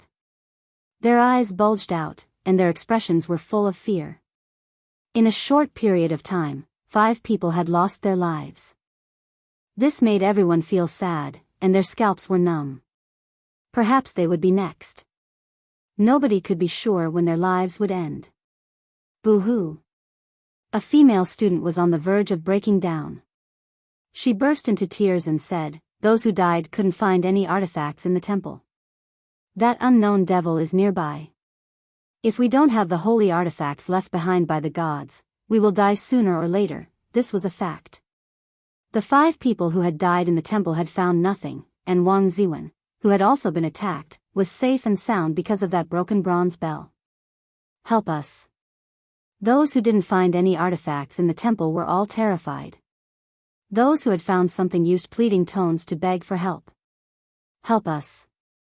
However, who would give up their only life-saving Buddhist artifact at this critical moment? Some people didn't stop and didn't even look back. They rushed toward the 5-colored altar with large strides. The friendship between classmates was indeed precious, but in the face of life and death, many people chose to face each other coldly in order to protect themselves. The relationship between humans and the contradictions of human nature was facing a difficult test for the first time. "I beg you, save me." The female student who was on the verge of a mental breakdown cried as she ran. She was terrified and extremely pitiful. Her shoes had already fallen off, but she was still at a loss. At this moment, fear had already occupied her heart. Yifan shouted, "We can share the objects found in the temple with others." Pang Bo had always been by Yifan's side. He stood beside him and also shouted, "That's right, we can share an object found in the ancient temple with 2 or 3 people." Many people looked over, but there was hesitation in their eyes. Someone said, "What if these broken artifacts aren't that useful? If they can only protect one person, won't the original owner also fall into a life and death situation?" As soon as these words came out, people were immediately shaken. There were even 2 people who began to speed up and rush forward without looking back. "Thank you, Yifan." The pitiful female student who had lost her shoes and her face was covered in tears stumbled to Yifan. She had an extremely grateful expression on her face. Mixed with the tears rolling down her face, it made people feel pity for her. She stretched out her trembling right hand, but when she was 1 foot away from the ancient lamp, her expression suddenly froze. Then, her eyes became lifeless and she fell heavily to the ground. The change was so sudden. Yifan watched as her eyes lost their luster. That pitiful and beautiful face was covered with tears. That smile of gratitude that had just appeared was forever frozen there, making people feel very uncomfortable. Yifan wanted to help her up, but in the end, he only stretched out his hand and then retracted it. The back of the poor female student's head was pierced. This time, it wasn't her forehead. Blood flowed out from her long black hair. She was only one step away, but she still died in front of Yifan. That frozen smile stung Yifan's eyes. He slowly retreated, leaving the gradually ice-cold corpse. What is that thing? This was everyone's question. With death so close, everyone became even more terrified. 3 or 4 people quickly surrounded Yifan and Pang Bo. They impatiently tried to grab the ancient lamp and bronze plaque. It was as if they were fighting over it, wanting to take it for themselves. What are you doing? Pang Bo glared at them and shouted, "We are saving you and sharing these things with you. We are not giving up our lives to give you the bronze plaque and the ancient lamp." His body was tall and sturdy, so when he glared at them, he naturally had a terrifying power. Those people immediately stopped and awkwardly stepped forward, placing their hands on the bronze plaque and the ancient lamp. There was no time to waste. Everyone quickly ran, but at this time, there was a restless feeling spreading. Some people's eyes were burning, and they wanted to steal the Buddhist treasures. As for those who had broken Buddhist treasures, they were filled with vigilance and regretted sharing them with others. "We come from the same place, and we have been classmates for 4 years. Don't let you live the rest of your life in shame and regret your choice today," Yifan shouted. His voice was even more intimidating than Pang Bo's, and many people immediately calmed down. Boom! At this moment, Lu Yunji's body suddenly exploded with hundreds of thousands of lightning bolts. Lightning danced in the air, and he was like a thunder god descending to the world. Lightning covered his entire body, and the lightning flickered, illuminating the surroundings. The Vajra pestle in his hand was even more resplendent, and all of this originated from the broken pestle. Lu Yunji seemed to be wearing a battle armor made of interweaving lightning. His entire body emitted an incomparably fierce aura, and bolts of lightning curled around his body. He was simply like a thunder god of war. "Just now, I was attacked by that indescribable thing." He only said this one sentence, and then he didn't say anything else. His fierce eyes inadvertently glanced at Yifan, but when he saw the ancient bronze lamp, the 2 sharp lights quickly disappeared. Only after a moment did the lightning on Lu Yunji's body gradually recede, and the Vajra pestle in his hand became dim again. It was a staff used by a god. The power of this treasured pestle was obvious to everyone, and they were all shocked. Along the way, everyone was silent. Finally, they arrived in front of the multicolored altar. Fortunately, there were no more deaths, and this made everyone slightly relieved. On the multicolored altar, the 9 huge dragon corpses and the ancient bronze coffin were quietly lying there, and they were still as shocking as ever. That is, arriving in front of the altar, everyone was shocked. The multicolored altar had a hazy halo, and there were faint specks of light condensing from all directions, sinking into the stone foundation. The light barrier that enveloped the sky gradually melted and disappeared. It was actually because of the multicolored altar, and it seemed to be accumulating some kind of mysterious energy. Everyone was shocked at first, and then they revealed expressions of joy. This was because the multicolored altar was glowing, and just like on Mount Tai, it was very likely a sign that the ancient path to the stars was about to open. However, this time, the energy source was not the stone book, but a hazy and huge light barrier. Rumble.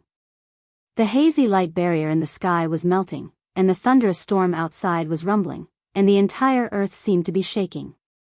The light barrier was dimming, and everyone climbed up the multicolored altar, watching everything anxiously.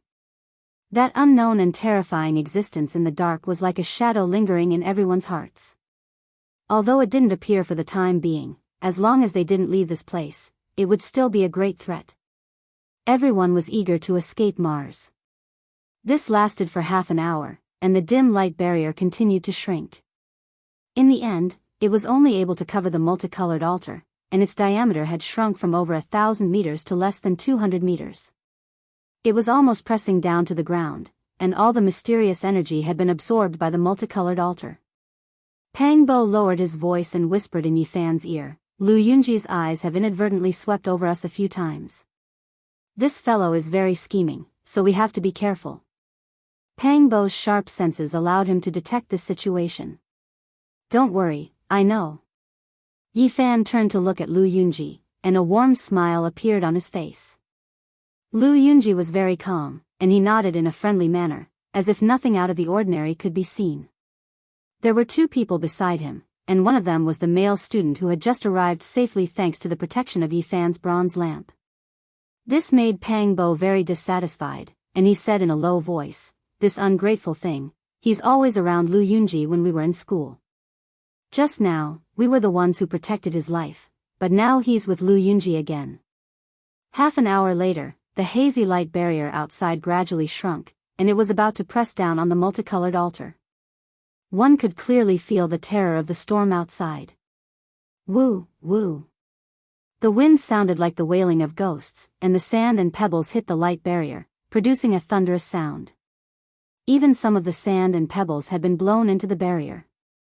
It was easy to imagine how weak the light barrier was, and it could completely disappear at any moment.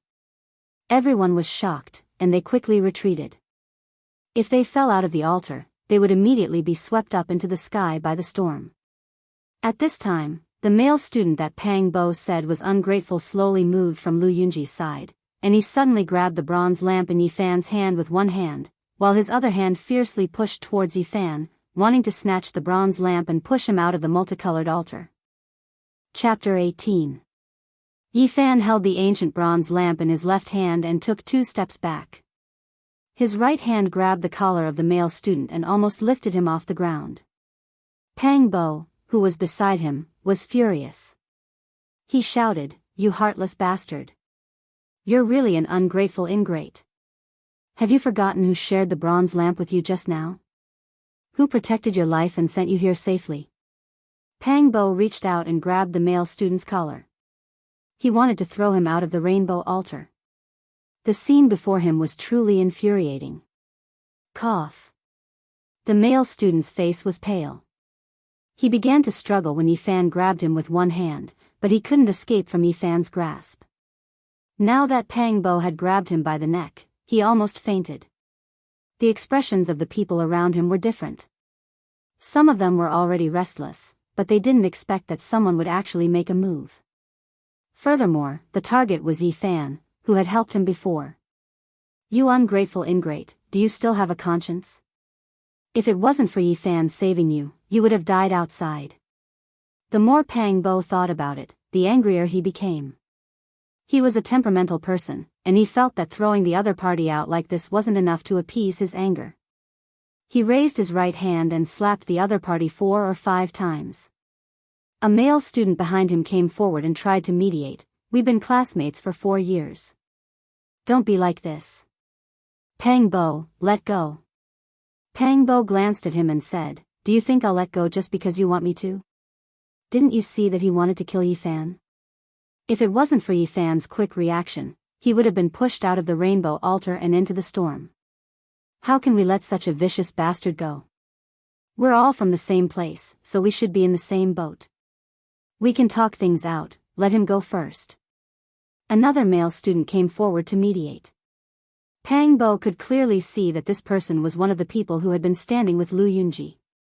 Even though they had separated, the two of them were definitely in the same boat. Moreover, the male student he caught was with them just now. Although there was no evidence to prove that they were conspirators, Pang Bo didn't care about the consequences. After he made up his mind, he remembered the other party regardless of whether there was evidence or not. "That's easy for you to say. If someone wanted to kill you, would you still be able to remain calm? How about I push you out of the rainbow altar and see?" The more Pang Bo spoke, the angrier he became. With a pitter-patter sound, he fiercely slapped Qin Lai a few more times. "Don't kill him. We can talk things out. Put him down first, and we'll discuss how to deal with him." A female student chimed in, glancing at Lu Yunji. During this entire process, Lu Yunji had been very calm. He did not step forward to persuade them, nor did he express his opinion. It was as if this had nothing to do with him and he was watching the development of the situation from the sidelines. Yi Fan saw everyone's expressions. Seeing that he couldn't lure Lu Yunji out, he stopped Pang Bo and said, "Let him go." "Yeah, let go first." "Yes, let him go first. There's nothing that can't be resolved between classmates. Don't make it too stiff." The two male students and the female student who had just tried to persuade Lu Yunji spoke up. At the same time, the others saw that Yi Fan himself had spoken up, so they also tried to persuade him. "Make it too stiff. Do you think we haven't crossed this line yet?" Pang Bo glared at the male student who was with Lu Yunji and said, "He almost killed Yi Fan, and you're still trying to excuse him like this?" However, Pang Bo didn't continue to make trouble. Seeing Yi Fan's signal, he finally let go of his hand. However, no one expected that after Pang Bo let go, Yi Fan himself didn't let go. He grabbed the male student's collar with one hand and almost directly lifted him up. In a few steps, he came to the edge of the rainbow altar and seemed to want to throw the male student out. Everyone was stunned. No one thought that Yi Fan would do this. At the same time, they were very surprised by Yi Fan's strength. They couldn't help but remember when they were at school, he was nicknamed the barbarian in the tree shade field. Yi Fan looked gentle, but his physique was very strong and his strength was amazing. Like picking up a chick, he carried the male student to the edge of the rainbow altar with one hand. "Before this, I saved your life. Why did you harm me?" Yi Fan pressed him on the edge of the altar with one hand, ready to push him down at any time. He was only half a foot away from the hazy light shield. The male student was frightened and shouted, "Don't push me. I'm a wolf and a dog. I was blinded by greed. I don't know what's good for me. Let me go." "I won't dare to do it again," Yi Fan smiled, revealing a mouth full of white teeth. He looked very bright and said, "No matter what people do, they have a motive. Don't you want to say it? I really don't want to see you being swept up into the sky by the storm." After saying that, he pressed the student with one hand and pushed him out of the rainbow altar. "Help!" The male student was really frightened. He shouted loudly, "Let me go, I'll tell you everything." As a modern urbanite, he had never experienced such a scene. The male student collapsed on the spot. In the face of the storm close at hand, his face was pale, without a trace of blood. "This is not good. Yi Fan, let him go. It's too dangerous." "Yes, everything can be discussed. You can't disregard the friendship of classmates like this. It's not good if someone dies." It was still the same students who spoke up to dissuade him. They had slowly walked over. Clang! Pang Bo placed the bronze plaque of the Great Lane Temple, which was half the height of a human, on the ground. He glared at them, causing them to stop in their tracks. Yi Fan turned around and smiled warmly, saying, "It's okay. He is willing to tell me the reason. I also want to hear what I did wrong. I won't have any conflict with him. You guys can rest assured." When he turned around again and faced the male student who was pressed to the edge of the altar, his eyes suddenly became fierce. If the other party didn't say anything, he would directly push him out. This was the message Yi Fan sent with his eyes. I didn't get anything in the ancient temple. I didn't have a god's item. I felt threatened, so I was greedy. What a wolf." As he said that, he started to slap his own mouth. Yi Fan didn't say anything. He directly pushed him out. Half of his body was suddenly suspended in the air, almost touching the layer of dim light. "No. Help!" The male student shouted in fear. It was Li Changqing. "He was the one who gave me the idea." Yi Fan pulled him back. He didn't care about this spineless, soft spear at all. This kind of person wouldn't amount to anything. He couldn't pose a threat. If he really pushed him out of the five-colored altar in front of everyone, the other students would probably have a very bad impression of him. After all, they were classmates, so the gains wouldn't make up for the losses. Yi Fan very naturally took the bottle of mineral water from him, then patted his shoulder and said, "We've been classmates for 4 years, and we've encountered this unforeseen event together. It's best if we help each other in the same boat." Of course, of course. After this male student regained his freedom, his body was still trembling. He trembled as he retreated. At this time, Pang Bo was already angry. He carried the bronze plaque and rushed forward, smashing it towards the student named Li Changqing. Bang! Pang Bo was tall and strong. He was very strong. He swung the bronze plaque and knocked that person to the ground on the spot. "No wonder you kept trying to dissuade me. So you were the one behind it." Pang Bo placed the bronze plaque on his body and said, "You even schemed against a classmate of 4 years. Do you still have any humanity?" He was very angry. Li Changqing was one of the people who stood with Lu Yunji not long ago. He was also one of the people who kept trying to dissuade Li Changqing. Yi Fan walked over and very naturally took the bottle of water from Li Changqing's body.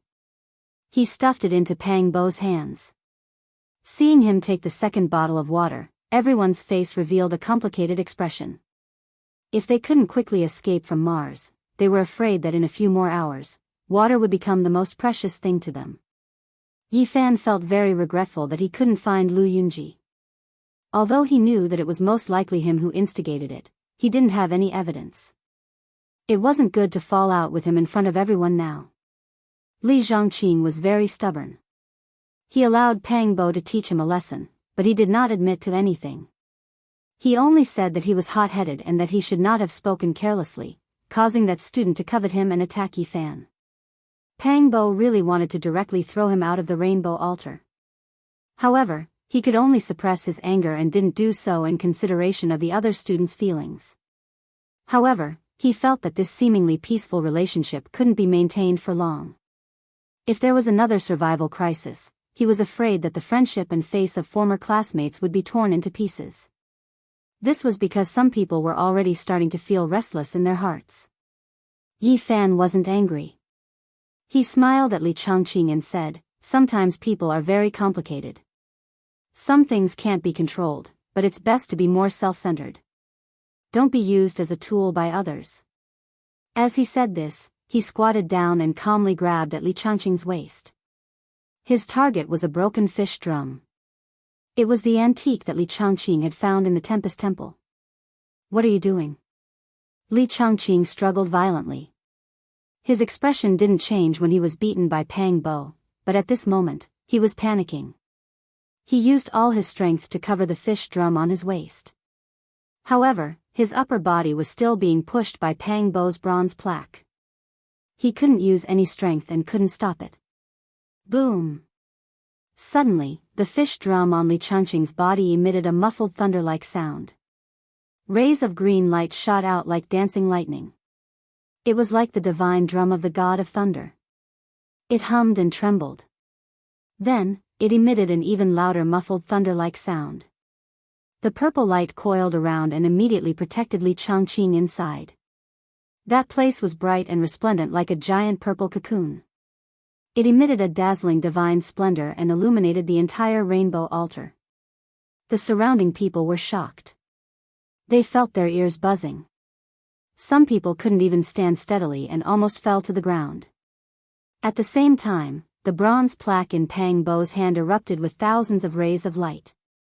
Accompanied by the rumbling of thunder, the 4 words, "Tempest Temple," soared into the sky. Waves of ethereal chanting resounded. The Buddhist chanting was like thunder. The dazzling light emitted by the bronze plaque of the Tempest Temple immediately suppressed the giant purple cocoon. The sound emitted by the fish drum almost disappeared. At the same time, the bronze lamp in Yi Fan's hand sprinkled down a bit of gentle radiance. It instantly enveloped his entire body. A layer of holy and pure divine light evenly covered the surface of his body. It was as if he was wearing a divine armor. The radiance was not dazzling. It was very hazy and gentle. However, it made everyone feel reverence. It was as if a god was standing there. That layer of holy and pure brilliance was like the divine armor of a god. It made Yi Fan look otherworldly. The fish drum was suppressed on the spot. The purple brilliance was restrained, and the giant cocoon disappeared. The broken fish drum became dim and became ordinary again. Yi Fan was calm and collected. He reached out his hand and took it. Nothing could stop him. At this moment, he was like a living god. The bronze lamp flickered with divine splendor, making him look even more otherworldly. At this time, the female student who had tried to dissuade Yi Fan and Pang Bo from not far away from Lu Yunji came forward with a broken bronze bell in her hand. Yi Fan, you've gone too far. Soon after, another male student also came forward and said, we should be harmonious. We shouldn't oppose each other like this. Let bygones be bygones. You shouldn't be so decisive. These two people had been speaking up for Lu Yunji and Li Chongqing from the beginning. Their standpoint was already clear.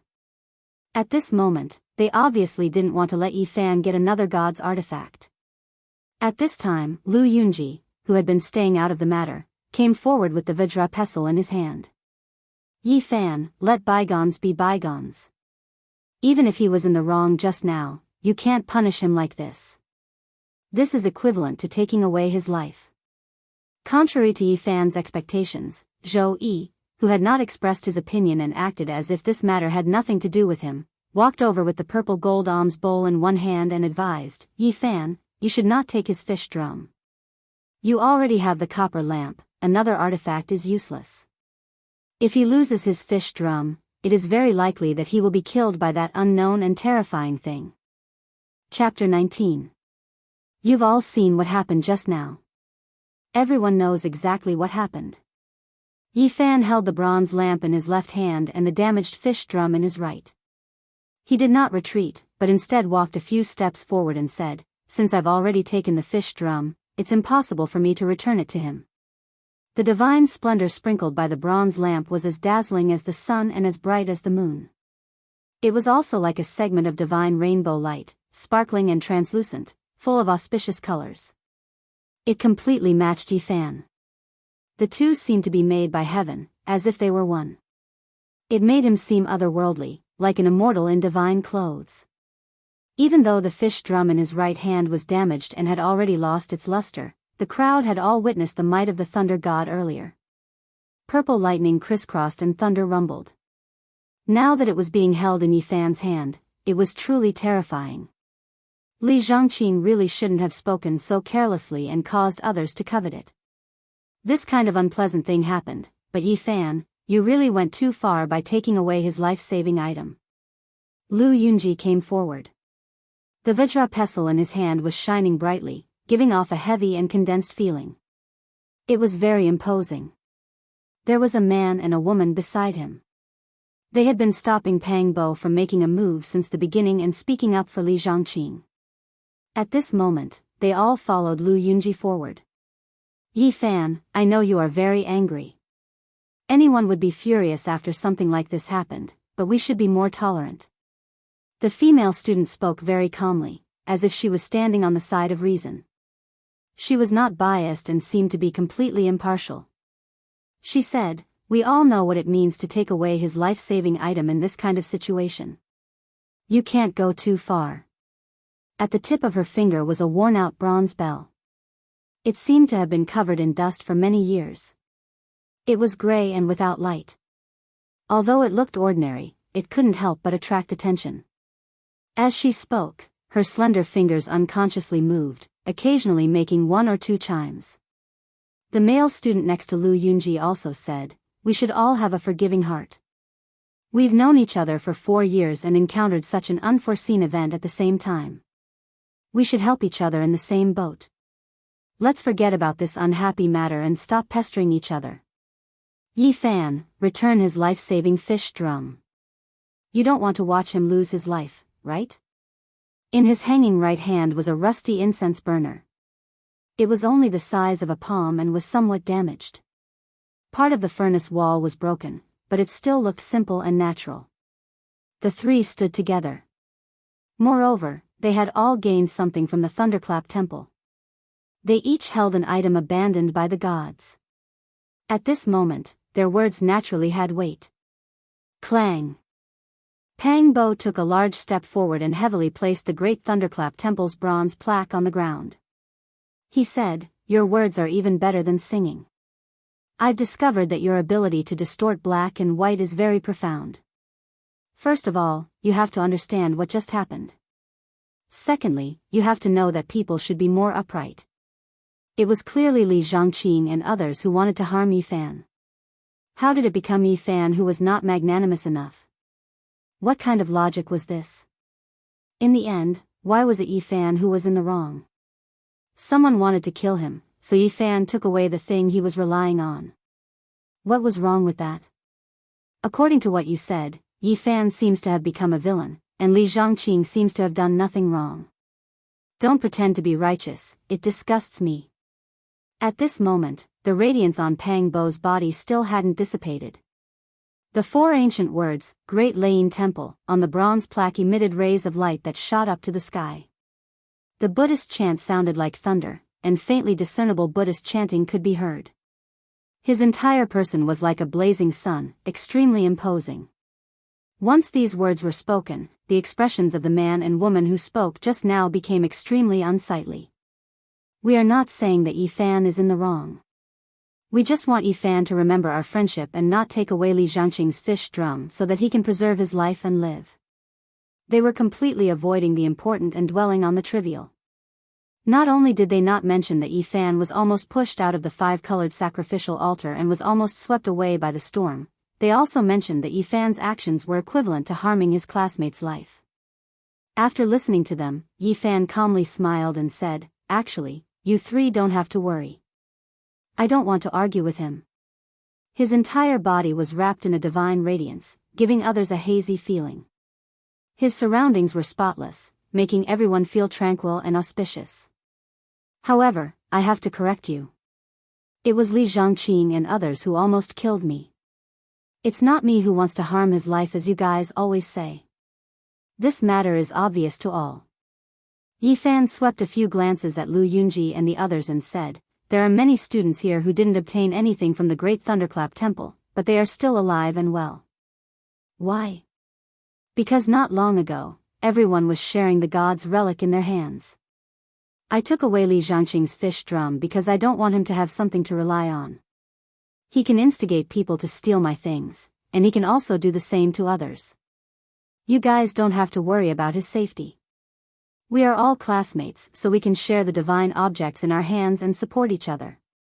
He will definitely be safe and sound. Of course, if you guys don't want to share the copper bell, incense burner, and Vajra pestle with him, then let him stay by my side. I definitely won't disregard our friendship." Yi Fan first pointed out the root of the matter and went straight to the point. After that, he mentioned sharing the god's relics. Although he didn't say much, everyone could naturally relate that it was his suggestion not long ago that allowed many people to escape the calamity. After that, he lightly cut Lu Yunji and the other two students, making everyone speechless. Zhou Yi was also standing at the front. Other than the initial objection to Yi Fan taking away the fish drum, he had been listening quietly throughout the whole process and didn't express any opinion. Only now did he speak again and said, "Li Zhangqing is indeed in the wrong. It's not too much to punish him. But Yi Fan, isn't it a bit of a waste for you to have two gods' relics? You should know that there are many students here who don't even have a single remnant." Zhou Yi's family had a certain background, but he had never made people feel that he was arrogant. He had always been scholarly and easygoing. Now that he pointed out this problem, Pang Bo immediately frowned, but he couldn't refute anything. "I'm even willing to share the ancient bronze lamp in my hand with everyone. Now that I've taken this fish drum, I naturally have to consider things from this aspect." Yi Fan smiled and waved to a male student behind him, saying, "I'll give you Zhang Xiling. If there's any danger, you must remember to share it with the person next to you." This student named Zhang Xiling had been standing behind Yi Fan and Pang Bo. Their relationship had been forged on the football field back then, so they were closer than other students. Although he didn't make a move like Pang Bo just now, he was clearly on Yifan's side. Yifan's decision was very sudden. The corner of Zhou Yi's mouth twitched, but he didn't say anything. Lu Yunji immediately frowned, and the female student beside him immediately objected, saying, "Many of the male students here have gained something from the Tempest Temple.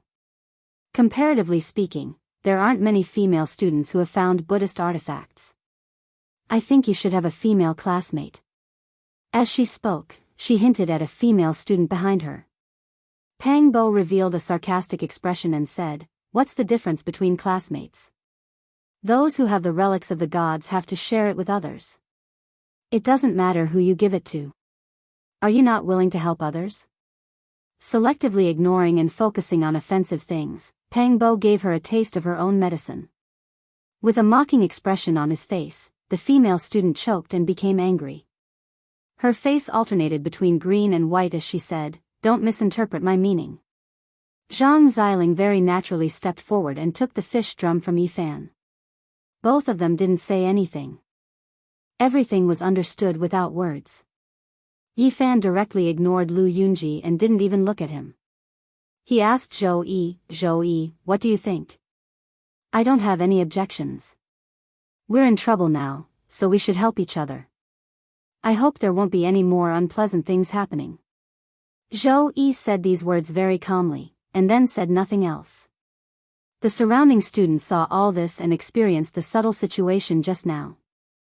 Although it seemed peaceful, there were a few invisible confrontations, but all of them were easily resolved by Yifan. This reminded people of Yifan when he was still a student. Back then, he was very easygoing and indifferent when it was time to be peaceful, and when it was time to show off his abilities, he was not careless. He never caused trouble, but he was even more unafraid of trouble coming to him. Pang Bo held the bronze plaque of the Tempest Temple, looked at Lu Yunji and the others in front of him, and said, "Yifan doesn't care about the things that others do to him, but there are some things that I have to say. Heaven is watching what people do. At this point, I think we can no longer deny the existence of gods. It's better for people to be more righteous, and don't do those things that can't see the light of day." This was tantamount to slapping the faces of those in front of him, but no one could say anything because he was standing on the side of reason. Lu Yunji was as calm as an ancient well, without any expression of embarrassment. He only nodded and said, "Well said. We must avoid such things from happening again in the future." Lin Jia and Wang Ziwen stood at the back, both of them maintaining a neutral stance. Just now, they didn't express any opinions, but now they spoke up one after another. "In order to avoid further unpleasantness, I think we should have a good discussion. Right now, we should determine how those who have gained something from the Tempest Temple should help others, and how many people each person should help." Li Xiaoman didn't say anything from beginning to end. She was watching Yifan not far away, watching him calmly resolve everything. Her eyes were very calm, and she didn't express anything. She didn't help either side. Beside her, Cade's understanding of Mandarin was very ordinary. It was only now that he completely understood what had happened. This foreigner was secretly speechless. Bang! Suddenly, a shattering sound was heard, and everyone was shocked. The light curtain protecting the five-colored altar had been pierced, and something had drilled in. Everyone looked in that direction. A jet of black light was extremely fast, and with a "pu" sound, it pierced through the forehead of a male student. A flower of blood splattered, and the male student's eyes were wide open. He fell to the ground on his back, and no longer made a sound. If it weren't for the light curtain, this terrifying thing would have been completely silent, and no one would have been able to detect the attack of the jet of black light. Thinking of the few people who had been ambushed and killed not long ago, everyone felt a chill in their hearts. That jet of black light was hidden in the darkness, and it was impossible to detect it. The appearance of the jet of black light was tantamount to announcing the arrival of the Grim Reaper. Waves of terrified screams rang out, and the altar was in a mess. Those who didn't have the relics of the gods frantically pounced on Lu Yunji, Zhou Yi, Wang Ziwen, and the others. They grabbed hold of them, unwilling to let go, and used their Buddhist tools. Roar! Suddenly, a bone-chilling sound came from within the storm. It was earth-shattering, and even the thunderous sandstorm was suppressed by it. It's the Tempest Temple. At this moment, many people's faces turned pale. They could tell where the sound came from. It was from the Tempest Temple. The Tempest Temple has been destroyed. Could it be that there's something under the Tempest Temple? As soon as Pang Bo said this, many people's scalps went numb, and they felt waves of horror. Chapter 20. A bone-chilling roar came from the direction of the Big Layin Temple. It was as if an ancient giant beast had broken the earth and broken free from its seal. Its roar shook the mountains and rivers, shaking the stars and moon, making everyone tremble from the bottom of their souls. However, everything became quiet again. The terrifying roar returned to normal, and only the rumbling sound of the sandstorm could be heard outside the five-colored altar. What is that? Are there other creatures on Mars? Legend has it that Buddha suppressed many demons and ghosts. Maybe the place where he sealed them is near the Big Layin Temple. Just a few words of discussion was enough to make everyone shudder. As a modern city dweller, they had never believed in such legends. Today, they had experienced so many unbelievable things. At this moment, they thought of an even more terrifying legend. Everyone's heart was in turmoil. If their guesses were true, then their situation would be extremely worrying. The Big Layin Temple had already been reduced to ashes. There was no longer a Buddha or a deity there. If they had to face the demons in the legends alone, their fates could be imagined. Today, our thoughts have been constantly impacted, and it is hard to bear. The demons and ghosts in the past might appear in front of us in the flesh. Thinking of all the possibilities that were about to happen, everyone felt a chill in their hearts, and their bodies turned cold. The endless possibilities and the unknown fate made people feel fear and worry. At this moment, there was still a cold corpse lying in front of everyone. Fresh blood stained the ground, and a faint smell of blood lingered.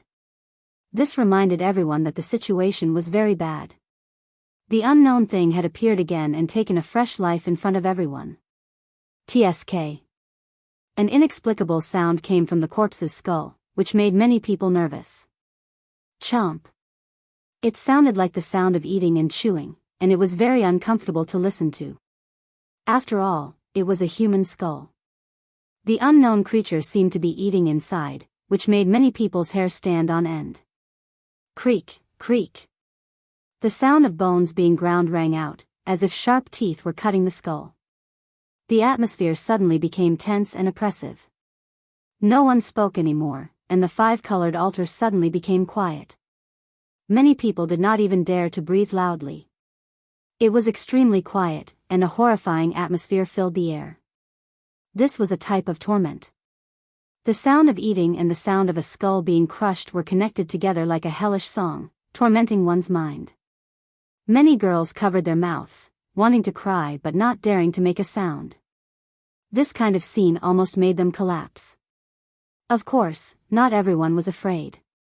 Those who possessed the relic of a god were more or less confident. Pang Bo had always been fierce, but at this moment, he felt very oppressed. He dragged the bronze plaque of the Tempest Temple and was about to smash the head open. Yi Fan stopped him and said, "Don't act rashly." Pooh. At that moment, blood flowed out from the hole in the forehead of the corpse lying in the pool of blood, as well as a white liquid. Many people felt disgusted as brain matter flowed out. Then, a black awl-like head popped out from the bloody hole. It was small, sharp, and covered in scales. What is that? Everyone involuntarily took a few steps back. Even Yi Fan and Pang Bo took a few steps back. It was a strange crocodile-like creature that had drilled out from the bloody hole in the corpse. Not only was its body stained with blood, but there was also white brain matter, which made people's scalps go numb. It was less than 10 centimeters long and only as thick as a finger. It looked like a snake, but it was not a snake. It looked like a crocodile, but it did not have legs. Its abdomen was bare, and its whole body was covered in black scales. It was eerie, like an evil creature from the netherworld. Blood and brain matter stained its black scales. It was a ghastly sight, and many people felt extremely uncomfortable. A cold fear arose in their hearts. After this unknown creature drilled out of the bloody hole, it crawled on top of the corpse's head. Its pair of small eyes emitted an extremely cold glint as it quietly stared at everyone. It was like a high-level intelligent life form, not a low-level life form. 7 students, classmates of 4 years, and a few fresh lives, were gone forever. They were actually devoured by this incomparably ugly creature. Its eyes were incomparably malicious. It coldly swept its gaze over everyone like a vengeful spirit. It didn't seem like it was looking at an equal existence, but more like it was sizing up its own food. Motherf * King 3-inch nail, you're not even as big as a mouse, yet you dared to kill 7 of my classmates. This daddy will smash you to death. Pang Bo lifted the great thunderclap temple's bronze plaque and swung it fiercely, aiming straight for that cold-blooded unknown creature. Thunderous sounds rang out as rays of light shot into the sky. The bronze plaque shone with tens of thousands of rays of light. Lightning surged forward and danced in the air, interweaving into an inescapable net. Whoosh! However, this unknown creature was extremely fast. It seemed to know how powerful it was and turned into a streak of black light as it rushed out to avoid that dazzling light. Yi Fan walked forward with the ancient bronze lamp in his hand. He blew at the wick with all his might, and a blazing divine flame immediately gushed out and surged forward. That malevolent creature, which was only as thick as a finger and 10 centimeters in length, let out a mournful cry. Its voice was so loud that it shocked everyone. It was like the scream of a malicious spirit, causing people's eardrums to ring and chills to run down their spines. It was hard to imagine how such a small-scaled body could emit such a loud and terrifying sound. The flame from the wick that Yi Fan blew out pounced out for 3 meters, but it didn't truly engulf that unknown creature. It only slightly brushed against its tail, causing its scales to fall off on the spot, and half of its scorched tail to fall off. It viciously stared at Yi Fan with an expression like a human. It was incomparably malevolent, and it opened its mouth to reveal dense, sharp teeth that flickered with a cold, snow-white light. It continuously growled at Yi Fan in a low voice. What the hell is this thing? Many students at the back were very afraid. Even though they had divine artifacts, they didn't dare to go forward. You 3-inch nail, your eyes are so vicious. I'm going to smash you into pieces. Pang Bo wasn't afraid at all. He was very fierce. He raised the great thunderclap temple's bronze plaque and rushed over, saying, You killed 7 of my classmates, and now I've only broken one of your rotten tails. Go to hell. Pang Bo's entire body was enveloped by the glaring light emitted by the bronze plaque. He was like an enraged god of war, and his aura was oppressive. The bronze plaque vibrated, and Buddhist chants shook the sky, emitting rumbling sounds. Meanwhile, Yi Fan was on the other side of the terrifying creature that only had half of its body left. The flame from the divine lamp rushed out like a furious dragon, and the scorching temperature seemed to have scorched the air. At this moment, Zhou Yi, Wang Ziwen, and the others also rushed over from the back. At the same time, they raised the divine artifacts that they had obtained and slashed at the malevolent crocodile-like creature. Although it was being chased and intercepted, this creature was too fast. It was like a black bolt of lightning, constantly passing through the 5-colored sacrificial altar. It was very difficult for them to touch it. Mournful cries rang out. This malevolent and terrifying creature was being chased by everyone. It seemed to be incomparably resentful and angry, and its cries didn't stop. It was like the wailing of a malicious ghost from the netherworld. Cha! The sound of something piercing through the light barrier could be heard. Several ugly crocodile-like creatures had successfully pierced through the light barrier outside the 5-colored sacrificial altar. All of them were no more than 10 centimeters long, and they were no different from the first one. Their eyes were as cold as those of evil spirits, as if they had an irreconcilable hatred for everyone. Why are there so many of them? Just what kind of creature is this? Is Mars their nest? Everyone felt a sense of helplessness. They weren't gods, so they didn't know how to use the artifacts in their hands. They could only rely on the light emitted by the Buddhist artifacts to block the killing intent. Now that so many malevolent creatures had appeared, it was impossible to eliminate them all. At this moment, a rustling sound rang out. Outside the light barrier, there were hundreds of malevolent creatures that looked like crocodiles. Behind Yi Fan and the others, those who didn't make a move or were timid had already started to tremble. If so many malevolent creatures were to rush in together, even the relics of gods might not be able to defend against them. Pang Bo, stop chasing. Let's gather together. Yi Fan shouted to Pang Bo. Now that so many malevolent creatures had appeared, it was impossible to kill them all. Defense was the best strategy right now. They only needed to wait for the five-colored sacrificial altar to accumulate enough energy to open up the ancient starry sky path. Roar! Suddenly, a soul-shaking roar came from the direction of the Great Lane Temple. Following this soul-shaking roar, the sandstorm outside seemed to have stopped. There was no other sound in this world except for the surging roar of the beasts. The earth shook continuously, and the five-colored sacrificial altar shook. The sandstorm outside was completely suppressed. The Great Lane Temple is the nest of malevolent creatures, someone said with a trembling voice. Everyone looked outside the light barrier. More and more terrifying creatures were gathering, and they seemed to be coming from the direction of the Great Lane Temple. There were jet-black scales everywhere, and they were densely packed. There were at least tens of thousands of them. Boom! Suddenly, everyone felt the earth shake violently. Following that, an extremely horrifying aura came from 1,000 meters away. It was so strong that it reached the heavens and the earth. Even though there was a sandstorm outside, everyone could still see two terrifying lantern-like eyes appear in the ruins of the Great Lane Temple, piercing through the dark space. It was as if a volcano had erupted there. Rocks as big as houses fell heavily near the five-colored sacrificial altar. The sound was earth-shattering. It's the foundation of the Great Lane Temple. It's collapsed. Something terrible is coming out from underground. If that was the case, even if everyone had a few relics left behind by gods, they might not be able to use them.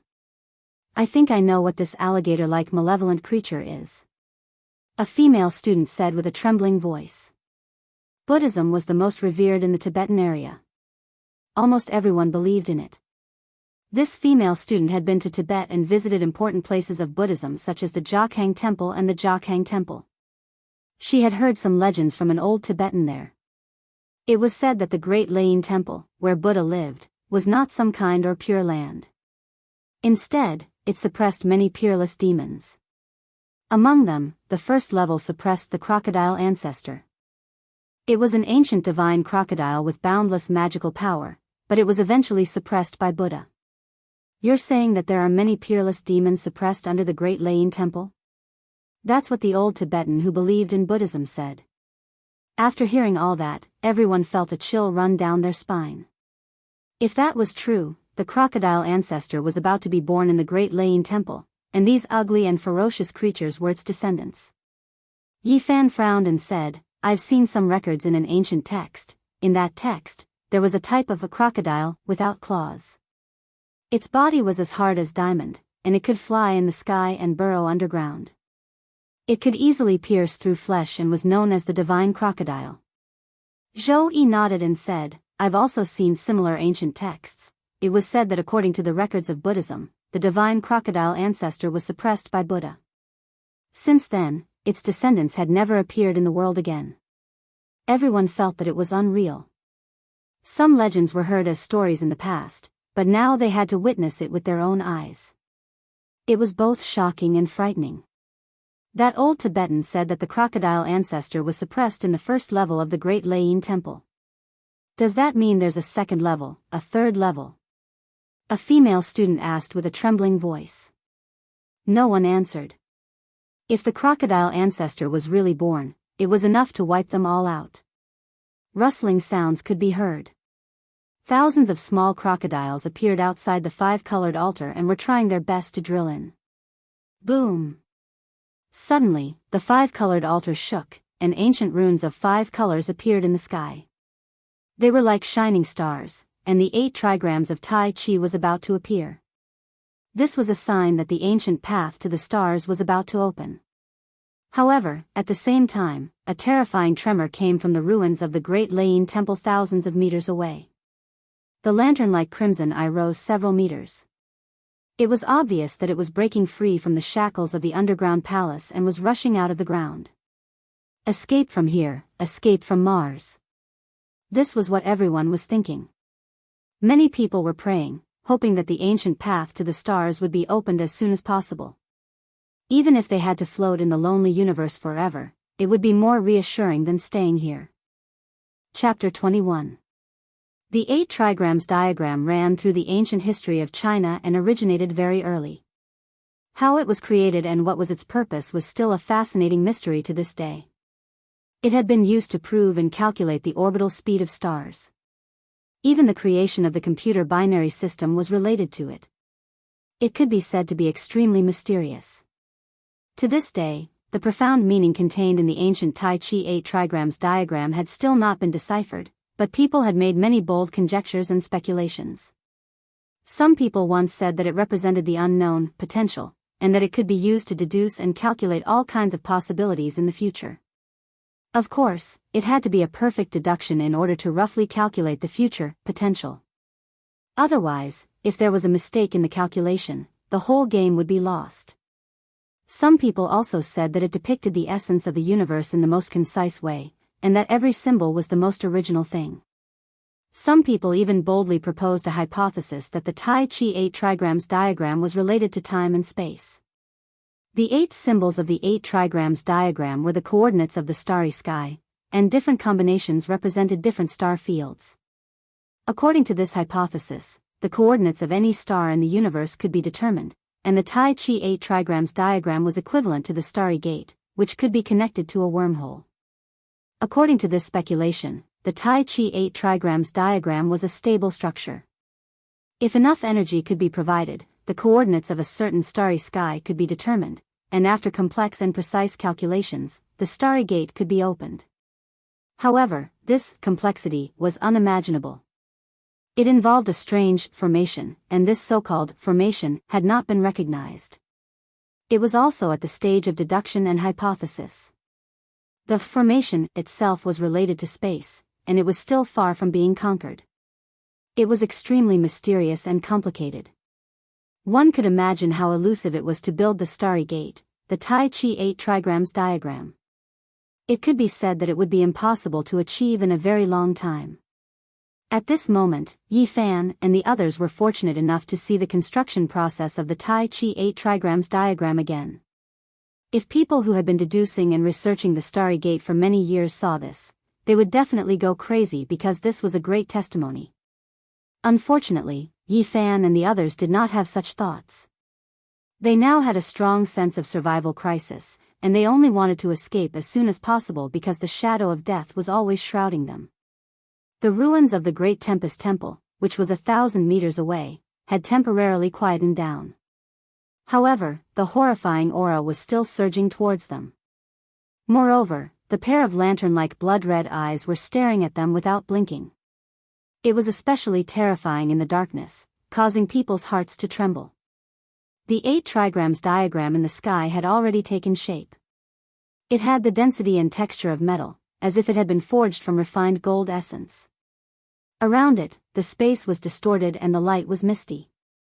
The 8 trigrams corresponding to Qian, Kun, Sun, Dui, Zhen, Zhen, Li, and Qin emitted light one after another. It was like a set of mysterious and ancient codes were flickering. The 8 divinatory symbols had already flashed hundreds and thousands of times, carrying out complicated arrangements and combinations, but they still couldn't light up at the same time. In the end, they actually slowly dimmed.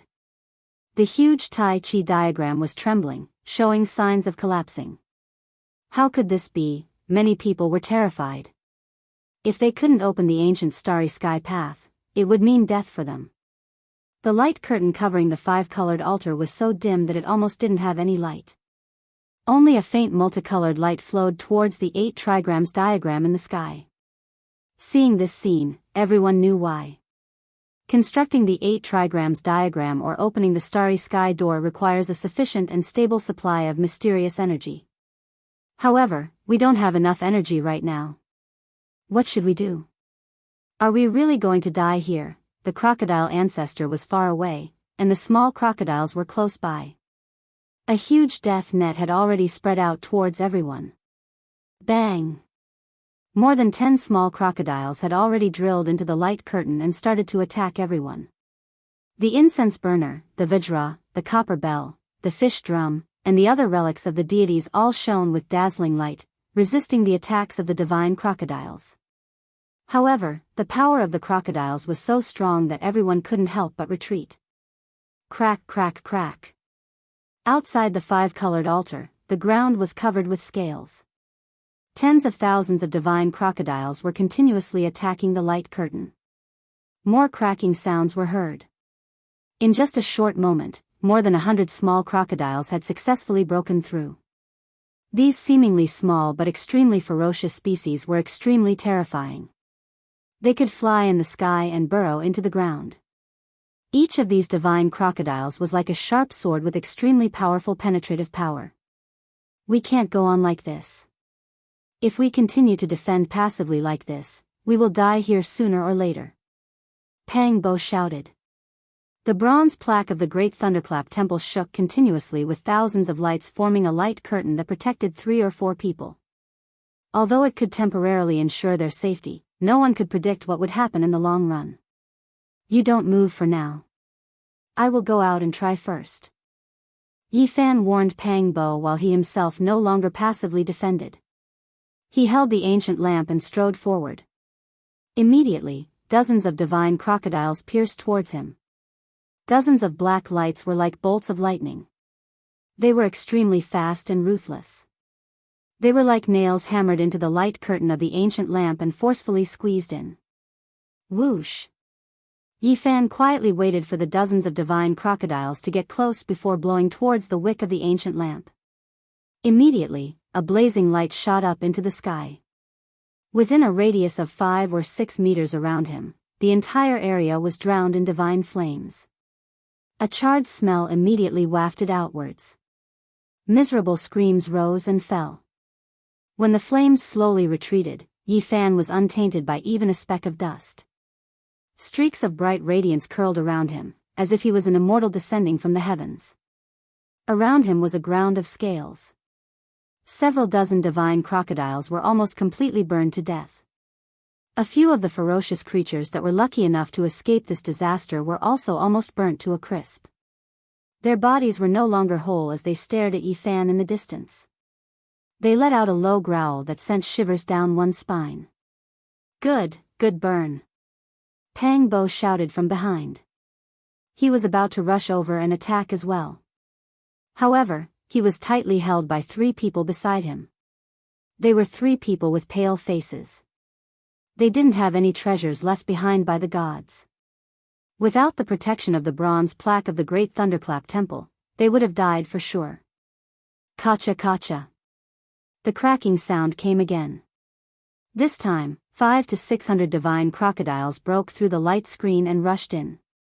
Each of them was awe-inspiring. Their small bodies seemed to be condensed with demonic power. Their sharp teeth gleamed coldly, and their eyes were frightening. All of them fearlessly rushed over and circled around Yi Fan. No, Yi Fan alone can't deal with so many black nails. I have to go help him. Pang Bo wanted to go over again. But, what should we do? The 3 people beside him looked pale as they looked at Pang Bo with a pleading expression. Of course I won't let you guys die. Pang Bo turned around to look at Wang Ziwen, Lu Yunji, and the others behind him and said, You guys protect the 3 of them. I have to go help Yi Fan. Also, it would be best to send a few more people. This kind of passive defense is not the way to go. Okay, I will go with you. Zhou Yi stepped forward. Pang Bo had always disliked Zhou Yi, thinking that he was a schemer. However, he had to admit that this elegant man had a certain boldness at critical moments. At this time, the seemingly gentle Wang Ziwen also walked forward and said to the people behind him, Bring 1 or 2 more people. The remaining relics of the gods are enough to protect everyone. However, the girls should not come. Facing such ferocious creatures, with the weak nature of the girls, they would probably be weak at the knees. Even if they had Buddhist artifacts in their hands, they might not be able to help. Clang! Pangbo swung the great Lain temple's bronze plaque and smashed it heavily on the five-colored altar. Suddenly, a violent surge surged forward. This was a wave of light condensed into a raging wave. It rushed out for 7 to 8 meters and immediately submerged a large group of godly alligators.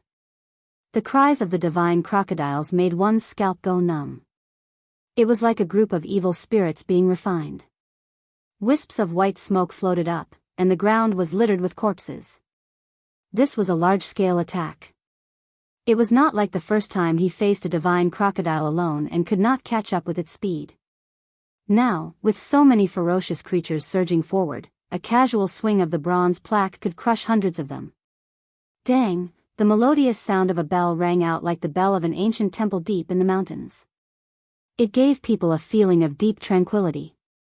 The broken bronze bell in Wang Ziwen's hand shone with 1,000 rays of golden light, and visible ripples vibrated out. It looked gentle like water ripples, but when it came into contact with those divine crocodiles that were rushing forward, it was like a butcher's knife. Every golden ripple could cut a divine crocodile in half. PFFF, PFFF, PFFF. The sound of PFFF, PFFF, PFFF rang out continuously. In the blink of an eye, dozens of divine crocodiles were cut in half, and fresh blood flowed down the ground. This kind of bloody scene was extremely terrifying. However, countless divine crocodiles were not afraid of death. Now, there were already close to 1,000 small crocodiles rushing in. They were densely packed, and one after another, black light shot out and interweaved into a sickle net of the Grim Reaper. Bang! Zhou Yi used the purple gold alms bowl to continuously smash the crocodiles, sweeping out a large expanse of Buddhist light and crushing countless scales. A large number of corpses were left on the ground. It was a tragic sight to behold. Many of the small crocodiles had already been turned into minced meat. This was an extremely tragic scene. In order to survive, everyone was willing to risk everything. Soon, the altar was dyed red with blood, and the pungent smell of blood permeated the air. A faint mist of blood floated up, as if it was an azurous field. At this time, 2 screams suddenly came from behind. 2 students were lying in a pool of blood. Each of their heads had many bloody holes, and their bodies were covered with ugly little crocodiles. Everyone felt a wave of sorrow. Life and death were no longer in their control. Even though they were struggling bitterly, 2 more students had died tragically. The 2 of them were holding the relic of a deity, but just now, there were 300 to 400 divine crocodiles rushing at them. The impact was so great that the 2 of them were directly sent flying. They lost their grip on the Buddhist tool and fell to the side. The 2 of them were immediately drowned by the small crocodiles, dying tragically on the spot. Don't let go even if you die.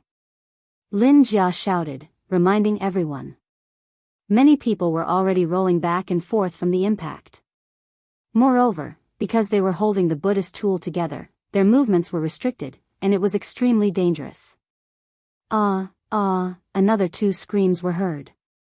A male and female student were lying in a pool of blood, drenched in fresh blood. It was a tragic sight to behold. Their eyes were wide open, and they died with remaining grievances. The people in the rear hurriedly gathered together and began to attack while defending together. They held the relic of a deity and hacked at the divine crocodiles. The situation finally stabilized for the time being. Kill. Lu Yunji's complexion was somewhat pale. His character was gloomy, and he was not very courageous. However, at this time, he also rushed out with the Vajra staff in hand. In Buddhist legends, this was an extremely powerful sacred object that could destroy the enemy as easily as killing chickens and dogs. It was indestructible, and it symbolized invincibility. It was a scepter that was used by venerable saints with a true Buddhist nature. Lightning danced in the air, and brilliant lights flickered. The divine radiance around Lu Yunji was glaring. The Vajra staff swept across as if it was sweeping away 1,000 soldiers. Immediately, blood and countless broken scales were left on the ground, and a large number of divine crocodiles were crushed. The power of the Vajra staff was evident. At this time, the foreigner, Cade, also rushed over. His mouth was shouting non-stop while holding a broken wooden fish, and he was beating it randomly. God is merciful. Although he was shouting like this, his hands were not careless. The broken wooden fish looked like it would fall apart at any time, but it had a mysterious power. There were 3 bodhisattvas engraved on it. At this time, all of them had manifested into light and shadows. They appeared around the foreigner Cade and swept away the surrounding divine crocodiles. Lord, are these the angels you sent? Quickly kill these devils from hell. At this incomparably tense moment, the foreigner suddenly spoke fluent Chinese and shouted non-stop. Yellow-haired devil, what you are holding is the object of Buddha. Don't talk nonsense. At this moment of life and death, Pang Bo was actually amused by him. After Cade shouted for a while, he said, God said that all living beings are equal. My Lord is merciful, and bodhisattvas are angels, Bulsh *t, all living beings are equal. My Buddha is merciful. That's what Buddha said. Okay. The conversation between the two also created a different atmosphere on the altar, which was filled with the aura of death. The blood on the altar turned into spots of blood light, broke through the light curtain, and floated toward the sky. They gathered toward the already unstable Tai Chi 8 diagrams, causing the disintegrating starry gate to flicker with brilliance again. Obviously, everyone had noticed this situation, and they immediately showed a look of excitement. Kill, the more we kill, the better. This kind of divine crocodile is the descendant of a great demon. In essence, there is divine blood flowing in its body, condensing divine power, and through the altar, it can be transformed into the mysterious energy needed by the Tai Chi 8 diagrams. That's right, this 5-colored stone altar is originally an altar. In the distant past, it must have considered the situation of blood sacrifice. The Tai Chi 8 diagrams in the sky became clearer and brighter, as if it was cast from metal.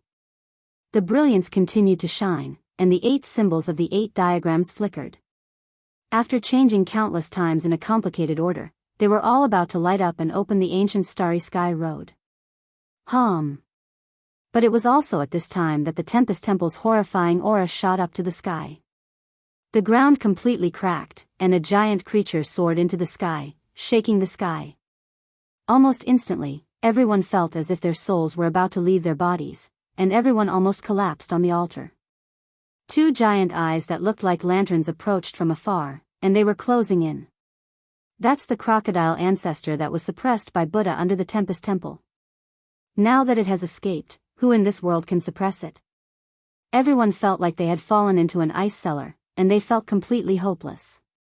Even if there was a bodhisattva, he might not be able to subdue such a giant demon, unless Buddha himself came. Was he really going to be spared by this legendary fiendish demon at the last moment? Quang Dang. At this moment, the bronze coffin on the 5-colored altar suddenly let out a trembling sound. The 2 eyes that looked like lanterns suddenly froze, as if they were surprised and did not move forward. Chapter 22. Everyone's spirit was exhausted. Just now, their souls almost left their bodies. The roar of the unparalleled crocodile ancestor had an incredible power. It seemed to be able to absorb people's souls. If it wasn't for the strange metallic sound from the ancient bronze coffin, perhaps everyone here would have died. A tragic aura surged over from afar like a tsunami. Although the great fiendish demon that had escaped from the great thunderclap underground had stopped advancing, the aura it naturally emitted was still unbearable. It made one's soul tremble. The murderous aura surged and shook the sky. The sandstorm instantly stopped because of it. In the darkness, 2 lantern-like bloody eyes stared at this place without blinking. Its body couldn't be seen clearly. There, black clouds rolled, covering the moon and stars, and shrouding the sky. Although it didn't approach, the aura of this unparalleled demonic ancestor was still unbearable for mortals. Many people on the 5-colored altar almost fell to the ground. Even with the relics of the gods in hand, they couldn't resist it. Was this the great demon that was personally suppressed by the Buddha? It was an existence of myths and legends, but they actually saw it in reality. It really appeared not far away. It was like a dream. As a modern city dweller, they had never seen such a terrifying scene. Everyone felt it was so unreal. What they saw and heard at this moment was really shocking. Now that the crocodile ancestor had escaped, countless years had passed. The heavenly palace had collapsed, and the great thunderous sound temple had long been abandoned. Things remained the same, but people had changed. Without the gods, who could suppress it? Roar! Suddenly, the crocodile ancestor let out a thunderous roar. It was like 10,000 thunderclaps were ringing in their ears. Among the people present, some immediately fell to the ground. It wasn't a real attack, just the vibration of the sound waves. But even so, it was unbearable. Several people's ears and nose were bleeding. Sha-sha, sounds came. Outside the five-colored altar, there was a dense black mass. Countless divine crocodiles gathered and quickly broke through the light curtain, rushing to the five-colored altar. It was the crocodile ancestor who ordered these little crocodiles. It seemed to be afraid of the bronze coffin heart, so it let these descendants test it. Get up quickly. A few students were lying on the ground, bleeding from their ears and noses. They were exhausted and couldn't move. They couldn't even hold the Buddhist weapons in their hands. One could imagine how terrifying that roar was. As the crowd shouted, a few people finally stood up. However, there were still 2 people who were a step too late. The godly crocodiles that rushed over like a tidal wave directly drowned them. There was no miracle. 2 muffled groans rang out as the deity's relic left their hands. In the blink of an eye, 2 fresh lives were lost forever. Blood splashed everywhere as the divine crocodiles drilled into their torsos and heads. The red blood and white brain matter were especially glaring. The others couldn't save him in time. They were surrounded by thousands of divine crocodiles, and they couldn't even look after themselves. Up until now, a total of 13 people had lost their lives, and the remaining 17 were also in imminent danger. Life was unpredictable, and death could come at any time. Light flashed, and everyone was waving the god's relic in their hands to fend off the cold-blooded killers around them. They wanted to open up a path of survival. Even the naturally weak female students had long since forgotten to cry. At this moment, they had no choice but to fight with their lives on the line. However, the most dangerous thing still happened. All those who used Buddhist artifacts fell into a dangerous situation. They weren't nimble enough and were restricted. Ow-ho! In the distance, the ancestral crocodile released a roar. Seeing that the copper coffin didn't have any abnormal reactions, its aura overflowed into the heavens. It spat out clouds and mist as it slowly approached. The basin-sized blood-colored eyes flickered with light in the darkness like 2 bloody suns hanging in the sky. When it closed in, everyone found it difficult to stand. That kind of bitter aura was definitely condensed from the slaughter of tens of thousands of creatures. It made everyone's 3 souls and 7 spirits tremble as if they wanted to rush out of their flesh shells. The distance was less than 10 meters, but they still couldn't see its body clearly. They could only see 2 bloody eyes. Everyone was almost in despair. Woo-woo. Suddenly, a wave of demonic wind surged between heaven and earth. It was like the wailing of ghosts and the howling of deities. It was several times more violent than the sandstorm just now, as if there were tens of thousands of lightning bolts splitting the heaven and earth. In that monstrous black mist, a huge black hand reached down and grabbed toward the 5-colored altar. Its shape was no different from a human's hand, but it was too big. Just its fingers were 7 or 8 meters long. It was shiny black and awe-inspiring, and many people were scared out of their wits.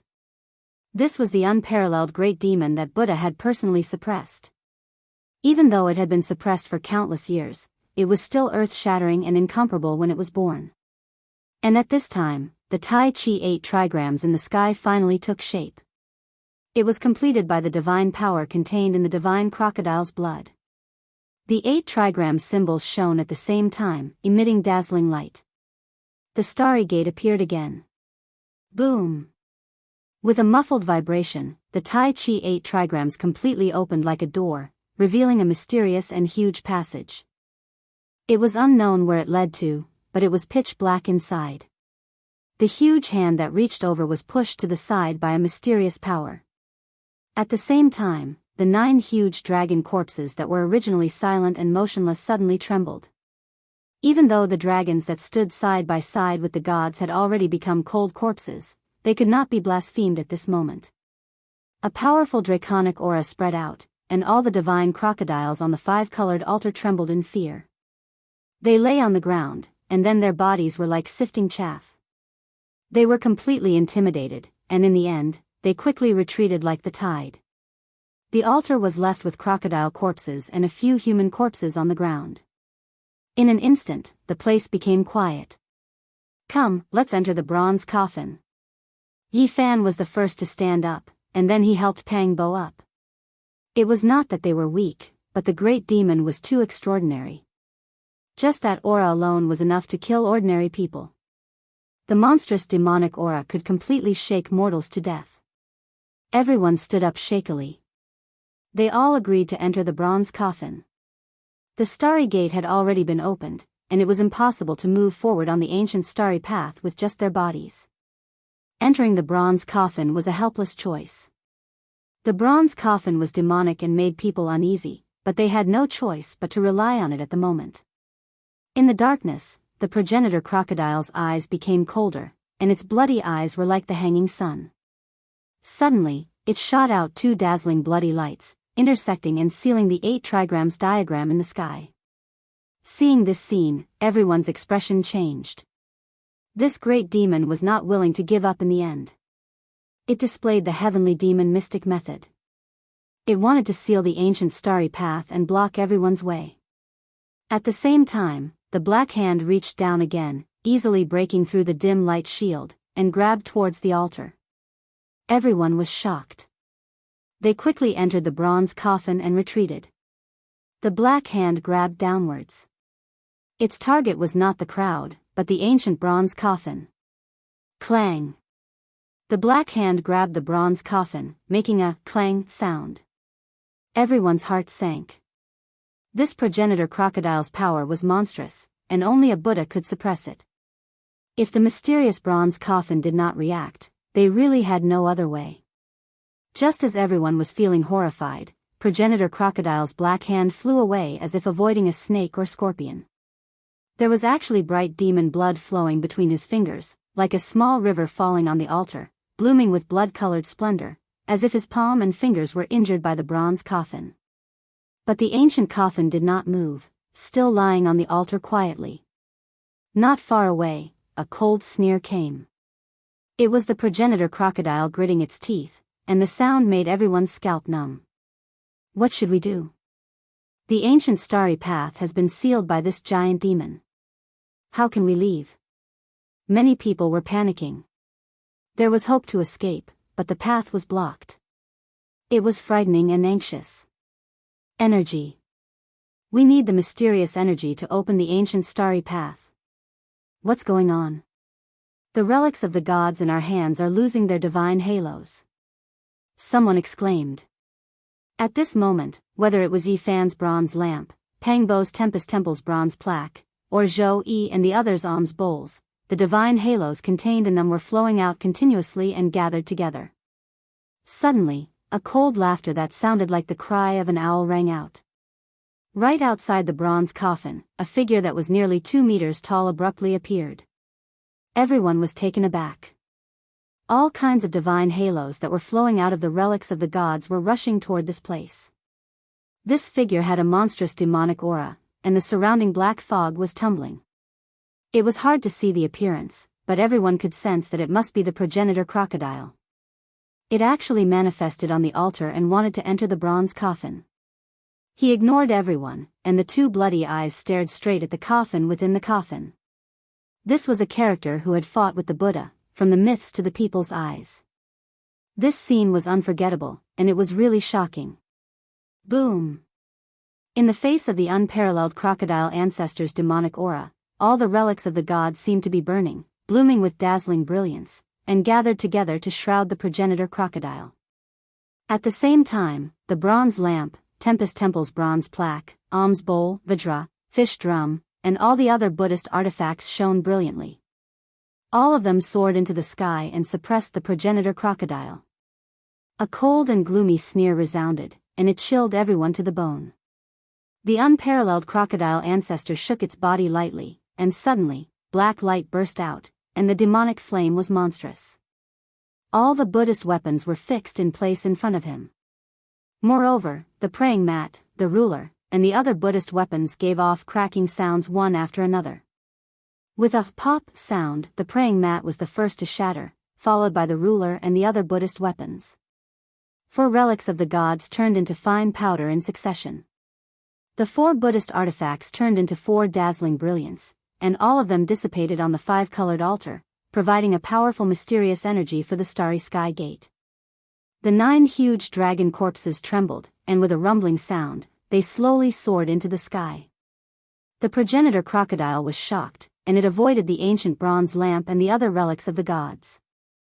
It soared into the sky, and its right hand quickly enlarged, covering the heaven and earth, and grabbed the 9 huge dragon corpses.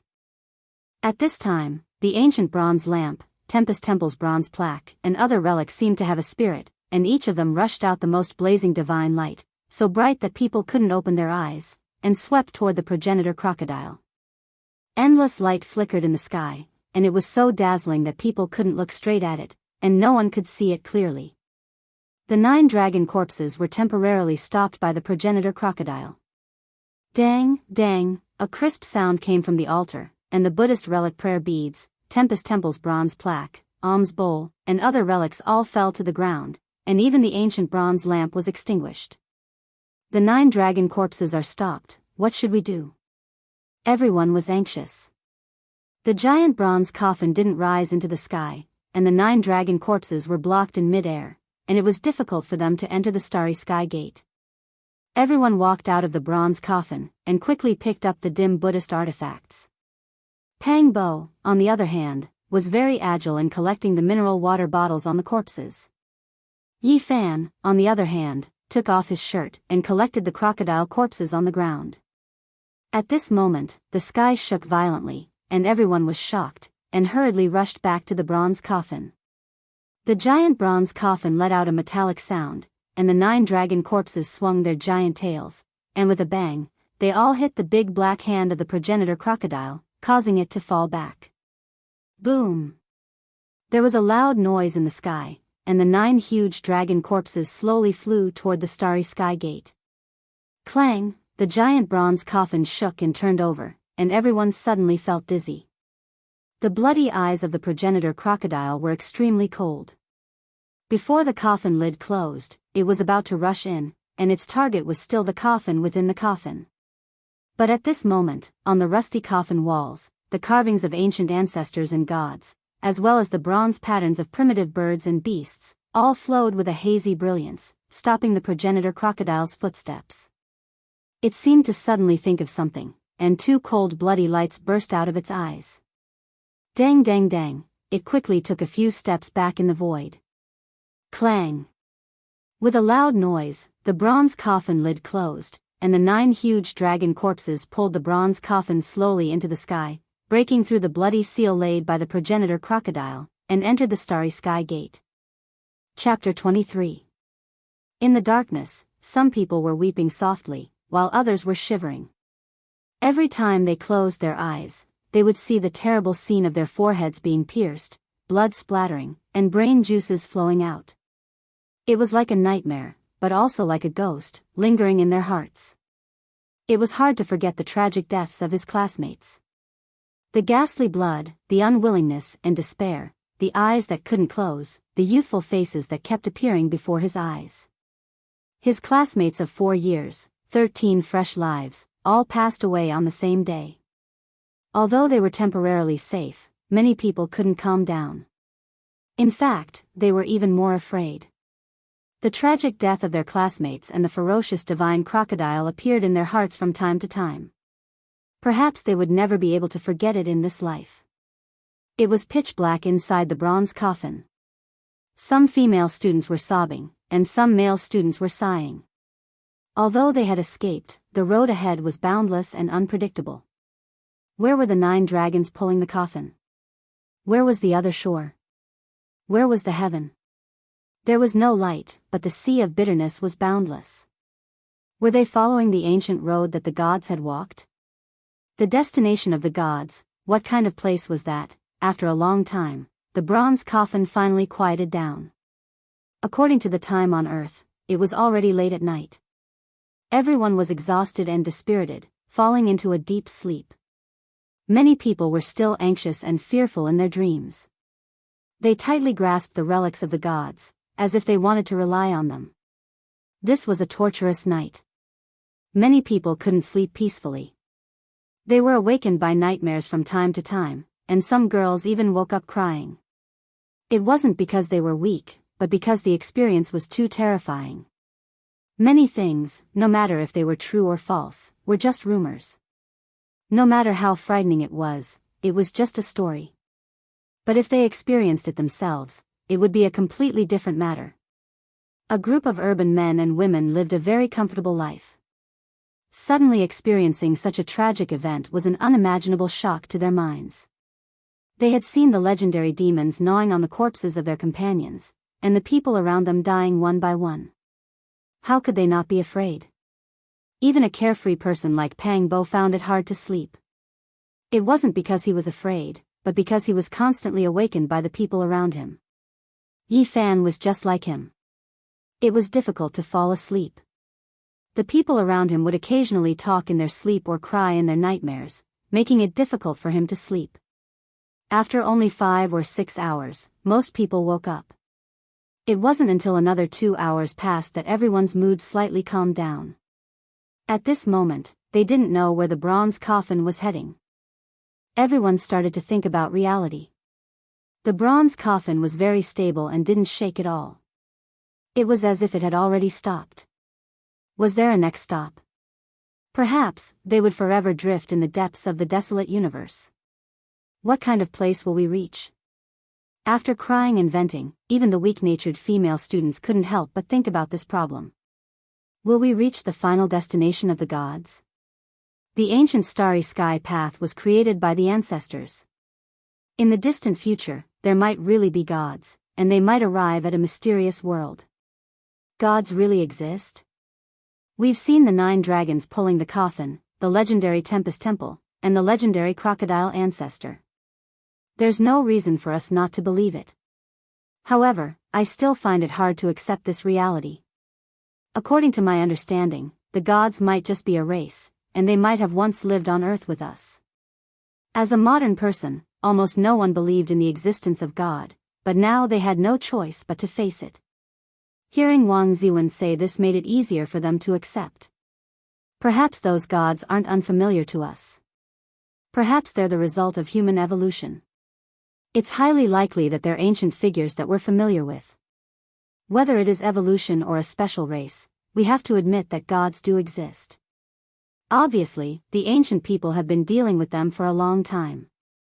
There was a 5-colored altar at the top of Mount Tai. It was built by the ancient people. Many years ago, the 3 sovereigns, 5 emperors, and 72 kings climbed Mount Tai. Maybe those gods are our ancestors. The 3 sovereigns and 5 emperors were ancient figures like gods. It was said that they were gods themselves. So, it was not easy to imagine that the pilgrimage on Mount Tai was not that simple. There were many possibilities. Maybe they were calling for life in the starry sky and sending some kind of message to the lonely universe. Maybe they could really fly. The ancient Earth had already made them feel that it was not vast enough. So, they climbed Mount Tai, left Earth, and entered the vast universe. Perhaps the Earth was just a relay station, a temporary stop for those existences that were both human and God, a journey in their long lives. Maybe, no one could say for sure what happened in the distant ancient times. Everything was just a maybe. Only one thing was undeniable. The ancient people had already opened the starry gate and explored the boundless universe. Why aren't you talking? The bronze lamp had already been extinguished. It was dark inside the bronze coffin. No one was too scattered. They were all very close to each other. Beside Yi Fan, there was a man leaning against the coffin. He did not make a sound, and this attracted his attention. What's wrong? Are you still jealous that I beat you up? Pang Bo was very dissatisfied. He sneered. You almost pushed Yi Fan out of the five-colored altar and killed him. Beating you up is already letting you off easy. Otherwise, it would not be too much to throw you into the pile of divine crocodiles. Hey, wake up. Say something. Someone beside him pushed him. However, what was unexpected was that this person not only did not respond, but also fell to the ground with a plop. You, what's wrong?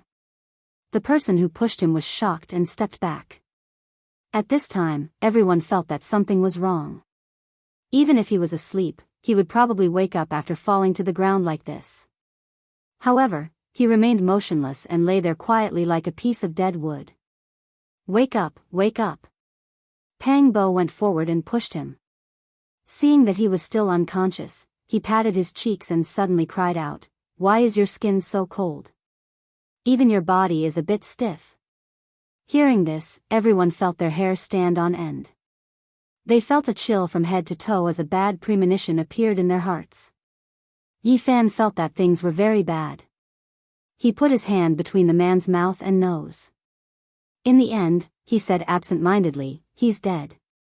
He stopped breathing long ago." What? Everyone cried out in alarm.